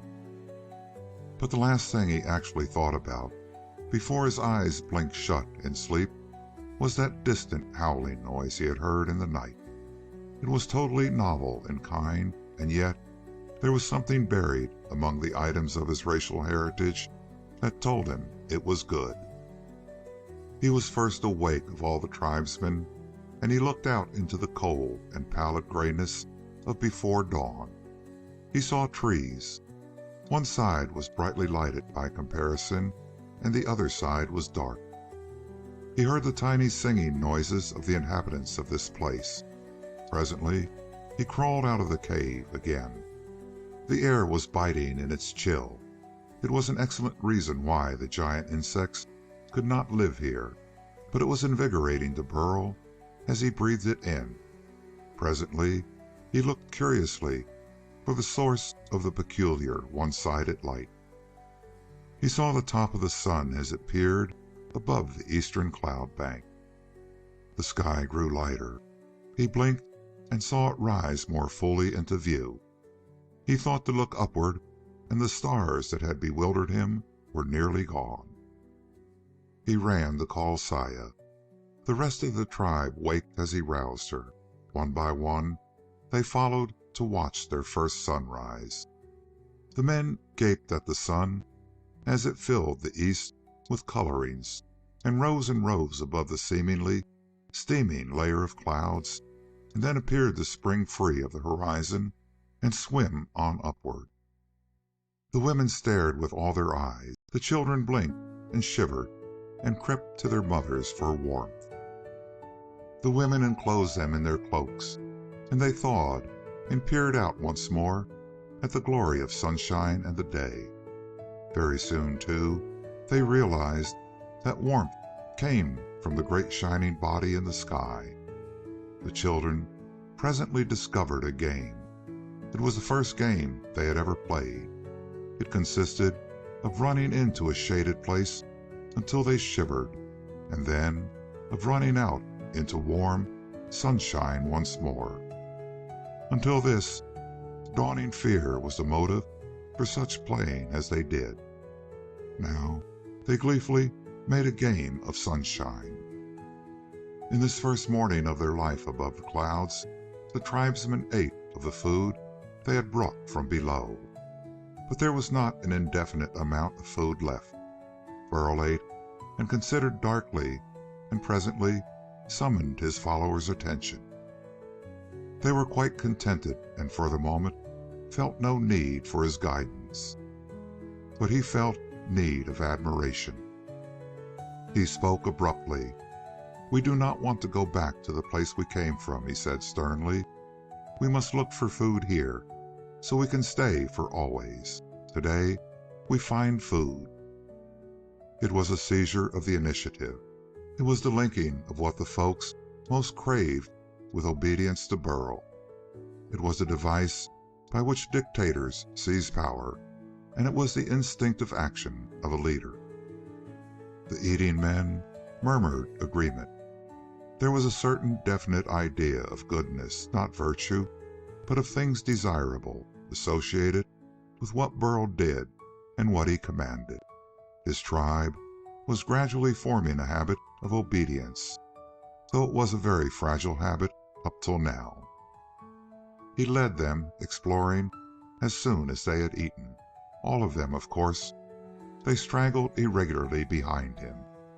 They came to a brook and regarded it with amazement. There were no leeches, no greenish algae, no foaming masses of scum. It was clear, greatly daring. Burl tasted it. He drank the first really potable water in a very long time for his race on this planet. It was not fouled by drainage through molds or rusts. Dor drank after him. Jack, Corey tasted and instantly bade her children drink. Even Otama drank suspiciously, and then raised her voice in shrill complaint that Burl had not led them to this place sooner. Tet and Dick became convinced that there were no deadly things lurking in it, and splashed each other. Dick slipped and sat down hard on white stuff that yielded and almost splashed. He got up and looked fearfully at what he thought might be a deadly slime. Then he yelped shrilly. He sat down on and crushed part of a bed of mushrooms, but they were tiny, clean, and appetizing. They were miniatures of the edible mushrooms the tribe fed on. Burl smelled and finally tasted one. It was, of course, nothing more or less than a perfectly normal edible mushroom, growing to the size that mushrooms originally grew on Earth. It grew on a shaded place in enormously rich soil. It had been protected from direct sunlight by trees, but it had not the means or the stimulus to become a monster. He ate it. He carefully composed his features. Then he announced the find to his followers. There was food here, he told them sternly, but in this splendid world which he had led them, food was small. There would be no great enemies here, but the food would have to be sought in small objects instead of great ones. They must look at this place and seek others like it in order to find food. The tribesmen were doubtful, but they plucked mushrooms, whole ones, instead of merely breaking off parts of their tops. With deep astonishment, they recognized the miniature objects as familiar things in small. These mushrooms had the same savor, but they were not coarse or stringy or tough like the giants. They melted in the mouth. Life in this place to which Burl had led them was delectable. Truly, the doings of Burl were astonishing. When the oldest of Corey's children found a beetle on a leaf, and they recognized it, and instead of being bigger than a man and a thing to flee from, it was less than an inch in size and helpless against them, they were entranced.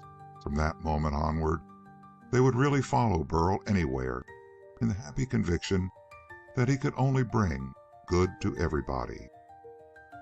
The opinion could have drawbacks, and it need not always even be true, but Burl did nothing to discourage it. And then, near midday, they made a discovery even greater than that of familiar food in unfamiliar sizes. They were struggling at the time through a vast patch of bushes with thorns on them. They were not used to thorns, which they deeply distrusted. Eventually, they would find out that the glistening dark fruit were blackberries, and would rejoice in them. But at this first encounter, they were uneasy.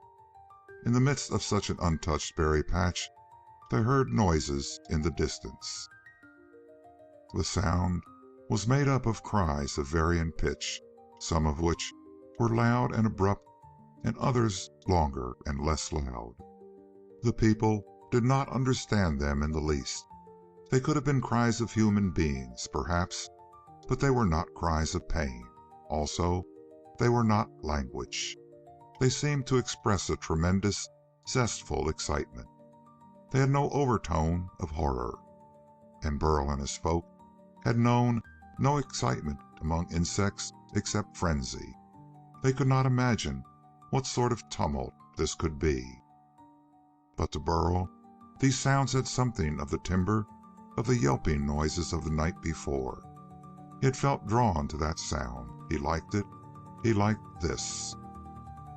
He led the way boldly toward the agitated noises. Presently, after a mile or so, he and his people came out of breast-high weeds. Saya was immediately behind him. The others trailed, Tama complaining bitterly that there was no need to track down sounds which could only mean danger. They emerged in a space of bare stone above a small and grassy amphitheater. The tumult came from its center. A pack of dogs was joyously attacking something that Burl could not see clearly. They were dogs. They barked zestfully, and they yelped and snarled and yapped in a dozen different voices, and they were having a thoroughly good time, though it might not be so good for the thing they attacked. One of them sighted the humans. He stopped stock still and barked. The others whirled and saw the humans as they came out into view. The tumult ceased abruptly. There was silence. The tribesmen saw creatures with 4 legs only.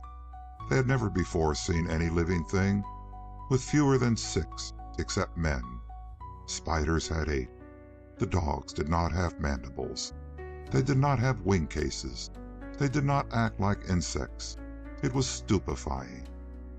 And the dogs saw men, whom they had never seen before. Much more important, they smelled men. And the difference between man smell and insect smell was so vast, because through hundreds of generations, the dogs had not smelled anything with warm blood save their own kind. The difference in smell was so great in kind that the dogs did not react with suspicion, but with a fascinated curiosity. This was an unparalleled smell. It was, even in its novelty, an overwhelmingly satisfying smell. The dogs regarded the men with their heads on one side, sniffing in the deepest possible amazement. Amazement so intense that they could not possibly feel hostility. One of them whined a little because he did not understand. End of chapter 10. Warm blood is a bomb. Peculiarly enough, it was a matter of topography. The plateau, which reached above the clouds, rose with a steep slope from the valley from which a hunting spider's brood had driven the men. This was on the eastern edge of the plateau. On the west, however, the highland was subject to an indentation which almost severed it.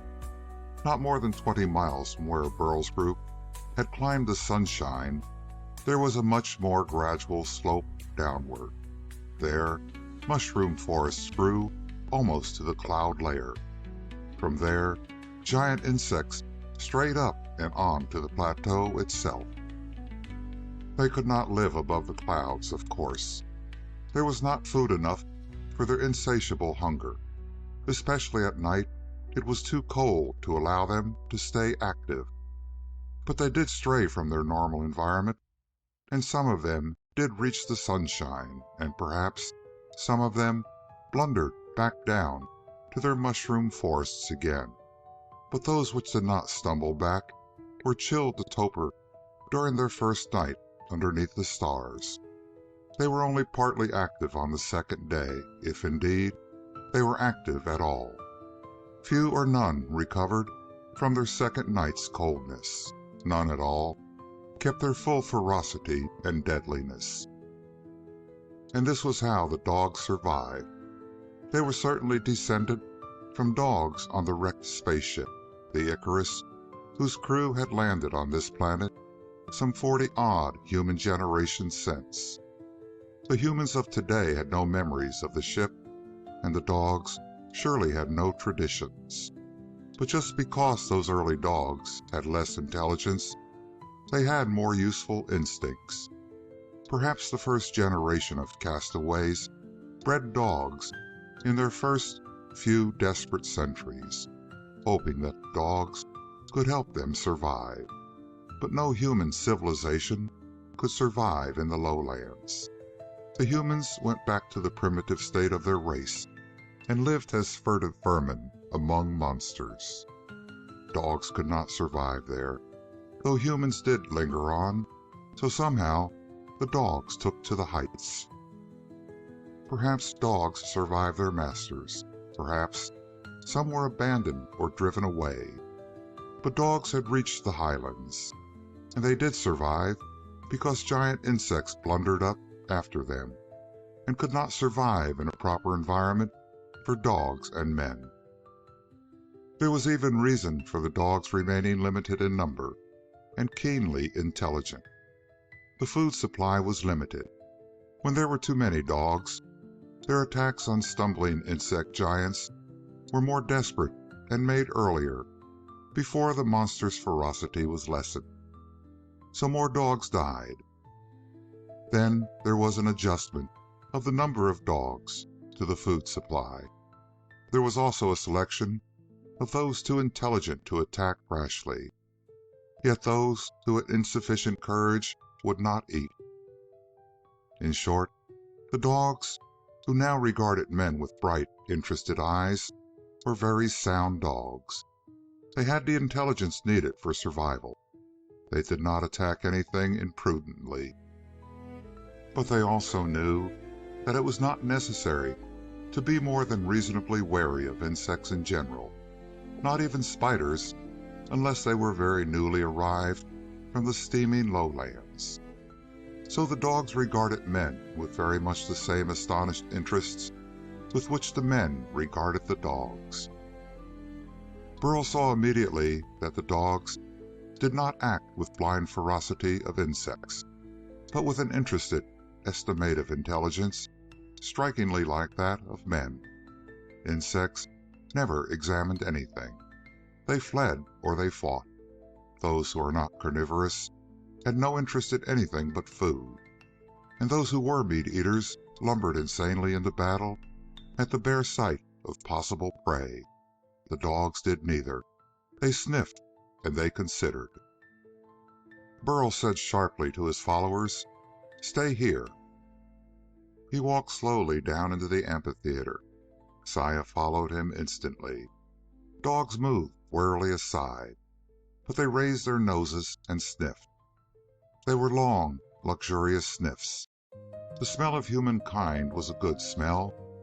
Dogs had lived hundreds of their generations without having it in their nostrils.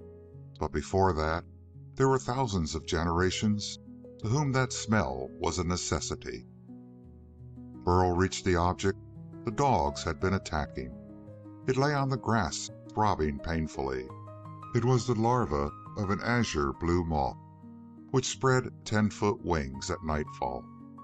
The time for its metamorphosis was near, and it had traveled blindly in search of a place where it could spin its cocoon safely and change to its winged form.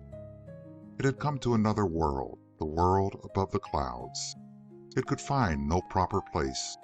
Its stores of fat had protected it somewhat from the chill, but the dogs had found it as it crawled blindly. Burl considered. It was the custom of wasps to sting creatures like this at a certain special spot, apparently marked for them by a tuft of dark fur. Burl thrust home with his lance. The point pierced that particular spot. The creature died quickly and without agony. The thought to kill was an inspiration. Then instinct followed. Burl cut off meat for his tribesmen. The dogs offered no objection. They were well fed enough. Burl and Saya together carried the meat back to their other tribesfolk. On the way, Burl passed within 2 yards of a dog which regarded him with extreme intentness and almost a wistful expression. Burl's smell did not mean gain. It meant something the dog struggled helplessly to remember. But it was good. "I have killed the thing," said Burl to the dog, in the tone of one addressing an equal. "You can go and eat it now. I took only part of it." Burl and his people ate of what he had brought back. Many of the dogs, most of them, went to the feast Burl had left. Presently they were back. They had no reason to be hostile. They were fed. The humans offered them no injury, and the humans smelled of something that appealed to the deepest well springs of canine nature. Presently the dogs were close about the humans. They were fascinated, and the humans were fascinated in return.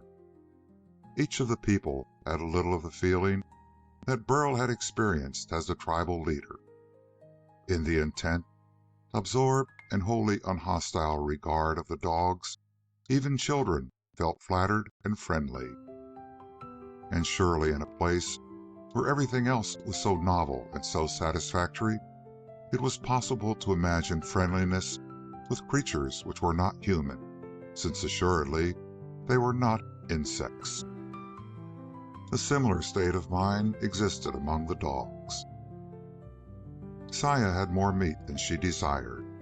She glanced among the members of the tribe. All were supplied. She tossed it to a dog. He jerked away alertly and then sniffed at it where it had dropped. A dog can always eat. He ate it. "I wish you would talk to us," said Saya hopefully. The dog wagged his tail. "You do not look like us," said Saya interestedly, "but you act like we do, not like the monsters." The dog looked significantly at the meat in Burl's hand. Burl tossed it.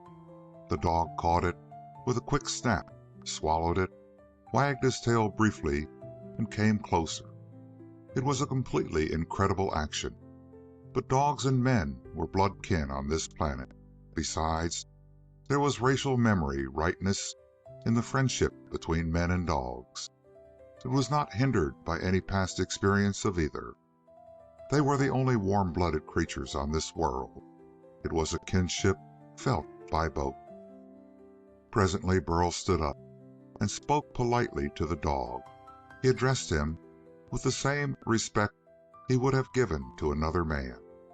In all his life he had never felt equal to an insect, but he felt no arrogance toward this dog. He felt superior only to other men. "We are going back to our cave," he said politely. "Maybe we will meet again." He led his tribe back to the cave in which they had spent the previous night.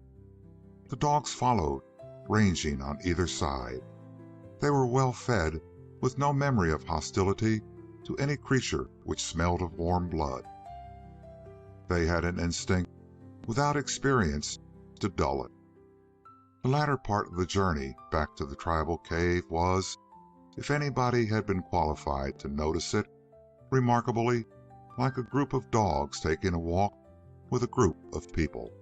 It was companionable. It felt right.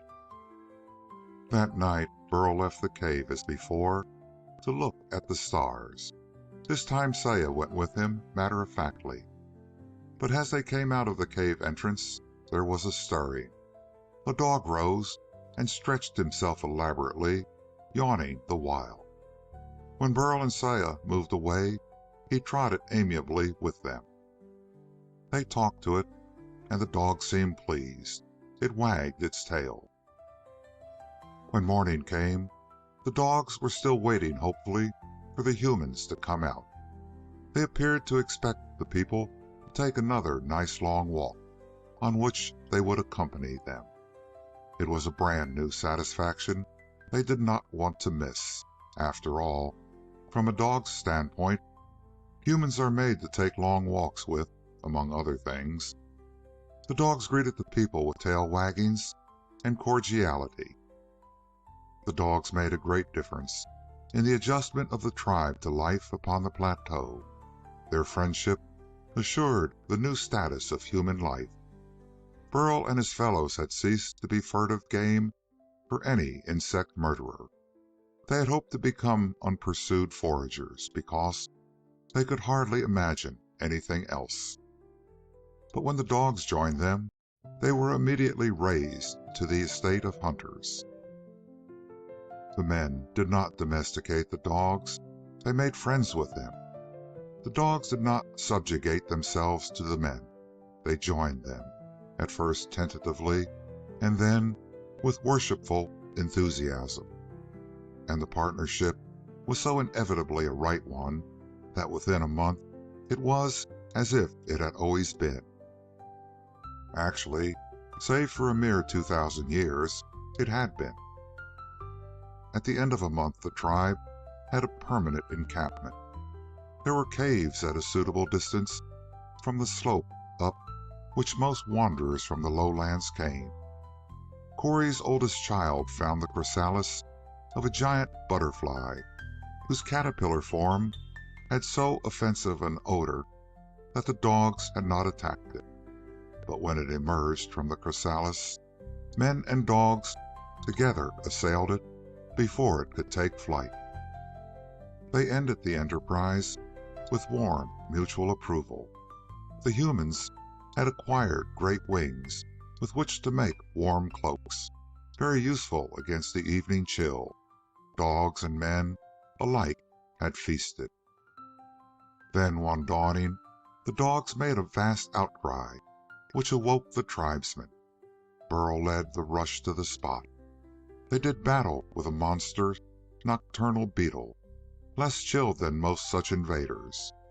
In the gray dawnlight, Burl realized that the darting, yapping dogs kept the creature's full attention. He crippled and then killed it with his spear. The feat appeared to earn him warm admiration from the dogs. Burl wore a moth's feathery antenna again, bound to his forehead like a knight's plumes. He looked very splendid. The entire pattern of human life changed swiftly, as if an entire revelation had been granted to men. The ground was often thorny. One man pierced his foot. Old Tama, scolding him for his carelessness, bound a strip of wing fabric about it so he could walk. The injured foot was more comfortable than the one still unhurt. Within a week, the women were busily contriving diverse forms of footgear to achieve greater comfort for everybody. One day Saya admired glistening red berries and tried to pluck one, and they stained her finger. She licked her fingers to clean them, and berries were added to the tribe's menu. A veritable orgy of experiment began, which is a state of things which is extremely rare in human affairs. A race with an established culture and tradition does not abandon old ways of doing things without profound reason. But men who have abandoned their old ways can discover astonishingly useful new ones. Already the dogs were established as sentries and watchmen, and as friends to every member of the tribe. By now, mothers did not feel alarmed if a child wandered out of sight. There would be dogs along. No danger could approach a child without vociferous warnings from the dogs. Men went hunting now, with zestful, tail-wagging dogs as companions in the chase. Dor killed a torpid minotaur beetle alone, save for assisting dogs, and Burl felt a twinge of jealousy. But then Burl himself battled a black male spider in a lone duel, with dogs to help. By the time the stray monster from the lowlands reached this area, it was dazed and half numbed by one night of continuous chill. Even the black spider could not find the energy to leap. It fought like a fiend, yet sluggishly. Burl killed this one, while the dogs kept it busy, and the dogs were reproachful because he carried it back to the tribal headquarters before dividing it among his assistants. Afterward, he realized that though he could have avoided the fight, he would have been ashamed to do so, while the dogs barked and snapped at its furry legs. It was while things were in this state that the way of life for human beings on the forgotten planet was settled for all time. Burl and Saya went out early one morning with the dogs to hunt for meat for the village. Hunting was easiest in the early hours, while creatures that strayed up the night before were still sluggish with cold. Often, hunting was merely butchery of an enfeebled monster to whom any effort at all was terribly difficult. This morning, they strode away briskly. The dogs roved exuberantly through the brush before them. They were some 5 miles from the village when the dogs bayed game, and Burl and Saya ran to the spot with ready spears, which was something of a change from their former actions on notice of a carnivore abroad. They found the dogs dancing and barking around one of the most ferocious of the meat-eating beetles. It was not unduly large, to be sure. Its body might have been 4 feet long, or thereabouts, but its horrible gaping mandibles added a good 3 feet more. Those sai-like weapons gaped wide, opening sideways as insect jaws do, as the beetle snapped hideously at its attackers, swinging about as the dogs dashed at it. Its legs were spurred and spiked and armed with dagger-like spines. Burl plunged into the fight. The great mandibles clicked and clashed. They were capable of disemboweling a man or snapping a dog's body in half without effort. There were whistling noises as the beetle breathed through its abdominal spiracles. It fought furiously, making ferocious charges at the dogs who tormented and bewildered it. But they created the most zestfully excited of tumults. Burl and Saya were, of course, at least as absorbed and excited as the dogs, or they would have noticed the thing that was to make so much difference to every human being, not only on the plateau, but still down in the lowlands. This unnoticed thing was beyond their imagining. There had been nothing else like it on this world for many hundreds of years. It was 6 miles away and perhaps 1,000 feet high when Burl and Saya prepared to intervene professionally on the behalf of the dogs. It was a silvery needle floating unsupported in the air. As they entered the battle, it swerved and moved swiftly in their direction. It was silent, and they did not notice. They knew of no reason to scan the sky in daytime, and there was business on hand anyhow. Burl leaped in toward the beetle with a lance thrust at the tough integument where an armored leg joined the creature's body. He missed, and the beetle whirled. Saya flashed her cloak before the monster so that it seemed a larger and nearer antagonist. As the creature whirled again, Burl stabbed, and a hind leg crumpled. Instantly the thing was limping. A beetle does not use its legs like four-legged creatures. A beetle moving shifts the two end legs on one side and the central leg on the other, so that it always stands on an adjustable tripod of limbs. It cannot adjust readily to crippling. A dog snatched at a spiny lower leg and crunched and darted away. The machine-like monster uttered a formless, deep bass cry and was spurred to unbelievable fierceness.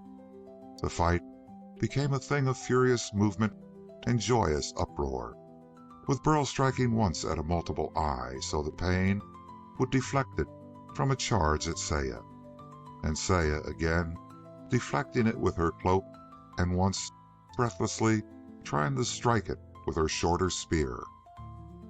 They struck it again, and a third time, and it sank horribly to the ground, all three legs on one side crippled. The remaining three thrust and struggled senselessly, and suddenly it was on its back, still striking its gigantic jaws frantically in the hope of murder. But then Burl struck home, between two armor plates where a ganglion was almost exposed. The blow killed it instantly. Burl and Saya were smiling at each other when there was a monstrous sound of crashing trees. They whirled. The dogs picked up their ears. One of them barked defiantly. Something huge, truly huge, had settled to the ground, a bare 200 yards away. It was metal, and there were ports in its sides. And it was quite beyond imagining, because, of course, no spaceship had landed on this planet in 40-odd human generations. A port opened as they stared at it. Men came out. Burl and Saya were barbarically attired, but they had been fighting some sort of local monster. The men on the spaceship could not quite grasp what they had seen, and they had been helped by dogs. Human beings and dogs together always meant some sort of civilization. The dogs gave an impression of a very high level indeed. They trotted confidently over to the ship, and they sniffed cautiously at the men who had landed. Their behavior was admirable. They greeted the newcome men with the self-confident cordiality of dogs who were on the best possible terms with human beings, and there was no question of any suspicion by anybody. The attitude of a man toward a dog is a perfectly valid indication of his character, if not of his technical education, and the newcomers knew how to treat dogs. So Burl and Saya went forward with the confident pleasure with which well-raised children and other persons of innate dignity greet strangers. The ship was the Wapiti, a private cruiser doing incidental exploration for the Biological Survey in the course of a trip after good hunting. It had touched on the forgotten planet, and it would never be forgotten again. End of Chapter 11. The survey ship Tethys made the first landing on the forgotten planet, and the Orana followed, and some centuries later the Ludrid. Then the planet was forgotten until the Wapiti arrived. The arrival of the Wapiti was as much an accident as the loss of the punched card which caused the planet to be overlooked for some thousands of years. Somebody had noticed that the sun around which it circled was of a type which usually has useful planets. but there was no record that it had ever been visited. So a request to the sportsmen on the Wapiti had caused them to turn aside. They considered, anyhow, that it would be interesting to land on a brand new world or two. They considered it fascinating to find human beings there before them. But they could not understand the use of such primitive weapons or garments of such barbaric splendor. They had trouble, too, because in 40-odd generations, the speech of the universe had changed, while Burl and Saya spoke a very archaic language indeed. But there was an educator on the Wapiti. It was quite standard apparatus, simply basic education for a human child, so that one's school years could be begun with a backlog of correct speech and reading, with the practical facts of mathematics, sanitation, and the general information that any human being anywhere needs to know. Children use it before they start school, and they absorb its information quite painlessly.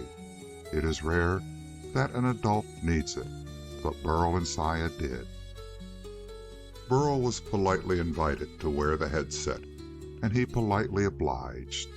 He found himself equipped with a new language and what seemed to him an astonishing amount of information. Among the information was the item that he was going to have as an adult, a severe headache, which he did. Also included was the fact that making of records for such educators was so laborious a process that it took generations to compile one master record for the instruments. Burl, with a splitting headache, nevertheless urged Saya to join him in getting an education, and she did, and thereafter they were able to converse with the sportsmen on the Wapiti comfortably enough, except for their headaches. And all this led to extremely satisfactory arrangements. Sportsmen could not but be enthusiastic about the hunting of giant insects with dogs and spears. The sportsmen on the Wapiti wanted some kind of sport. Burl's fellow tribesmen were delighted to oblige, though they had not quite the zest of Burl. They had to acquire educations in their turn, so they could talk to their new hunting companions. But the hunting was magnificent. The Wapiti abandoned its original plans and settled down for a stay. Presently, Burl's casual talk of the lowlands produced results. An atmosphere flyer came out of the ship's storage compartments, and through the educator, Burl was now a civilized man. He had not the specialized later information of his guests, but he had knowledge that they could not dream of, and which it would take much of a century to put in recordable form for an educator. So an atmosphere flyer went down into the lowlands through the cloud banks. There were 3 men on board. They had good hunting, magnificent hunting. Even more importantly, they found another cluster of human beings who lived as fugitives among the insect giants. They brought them to the plateau, a few at a time. Sportsmen stayed in the lowlands with modern weapons, hunting enthusiastically while the transfer took place. In all, the Wapiti stayed 2 months Earth's time. When it left, its sportsmen had such trophies as would make them envied of all other hunters in the 3-star clusters. They left behind weapons and atmosphere flyers and their library and tools, but they took with them enthusiasm for the sport on the once forgotten planet, and rather warm feelings of friendship for Burl. They sent their friends back. The next ship to come in found a small city on the plateau with a population of 300 souls, all civilized by educator. Naturally, they had no trouble building civilized dwellings or practicing sanitation or developing a neatly adapted culture pattern for their particular environment. This second ship brought more weapons and flyers and news from the first party about commercial demand for the incredibly luxurious moth fur, to be found only on one planet in all the galaxy. The fourth ship to land on the plateau was a trading ship anxious to load such furs for recklessly bidding merchants in a dozen interplanetary marts. There were then nearly 1,000 people living on the plateau. They had a natural monopoly, not of moth fur and butterfly wing fabric and panels of iridescent chitin for luxurious decoration, but of the strictly practical and detailed knowledge of insect habits which made it possible to obtain them. Off-planet visitors who tried to hunt without local knowledge did not come back from the lowlands. In time, Burl firmly enacted a planetary law which forbade the inexperienced to go below the cloud layer. Because, of course, the government had to be formed for the planet, but men with the basic education of citizens everywhere did not fumble it. They had a job to do which was more important than anybody's vanity. It was a job which gave deep and abiding satisfaction. When naked, trembling folk were found in the mushroom jungles and brought to the plateau, they had one instant, feverish desire as soon as they got over the headache from the educator. They wanted to go back to the lowlands. It was profitable, to be sure, but it was even more of a satisfaction to hunt and kill the monsters that had hunted and killed men for so long. It felt good, too, to find other humans and bring them out to sunshine. So nowadays, the forgotten planet has ceased to be forgotten. It is hardly necessary to name it, because its name is known throughout all the galaxy. Its population is not large so far, but it is an interesting place to live in. In the popular mind, it is the most glamorous of all possible worlds, and for easily understandable reasons. The inhabitants of its capital city wear moth fur garments and butterfly wing cloaks for the benefit of their fellows in the lowlands. There is no day but flyers take off and dive down into the mists. When human hunters are in the lowlands, they dress as the lowlanders they used to be, so that lowlanders may spy them and will be sure that they are men and friends, and come to them to be raised to proper dignity above the insects. It is not unusual for a man to be brought up to sunshine and have a session with the educator and be flying his own assigned atmosphere flyer within a week, diving back above what used to be the place where he was hunted, but where he has become the hunter. It was a very pleasant arrangement. The search for more humans in the lowlands is a prosperous business, even when it is unsuccessful. The wings of the white morpho butterflies bring the highest prices, but even a common swallowtail is riches, and the fur of caterpillars, duly processed, goes into the holds of the planet-owned spaceline ships with a care given elsewhere to platinum and diamonds. And also, it is good sport. The planet is a sportsman's paradise. There are not too many visitors. Nobody may go hunting without an experienced host. And off-planet sportsmen tend to feel somewhat queasy after a session as guests of the folk who have made Burl their planet president. Visitors are not so much alarmed at fighting flying beetles in midair, even though the beetles may compare with a hunter's craft and size and are terrifically tenacious of life. The thing that appalls strangers is the insistence of Burl's fellow citizens, no longer only tribesmen, upon fighting spiders on the ground. With their memories, they like it that way. It is more satisfactory. Not long ago, the planet president of Sumor 11 was Burl's guest for a hunt. Sumor 11 is a highly civilized planet, and life there has become tame. Its president is an ardent hunter. He liked Burl, who was still all hard muscle despite his graying hair. He and Saya have a very comfortable dwelling.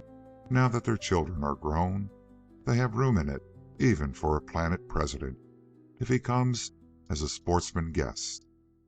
The planet president of Sumor 11 even liked the informal atmosphere of a house where pleasantly self-possessed dogs curl up comfortably on rugs of emperor moth down that elsewhere are beyond price.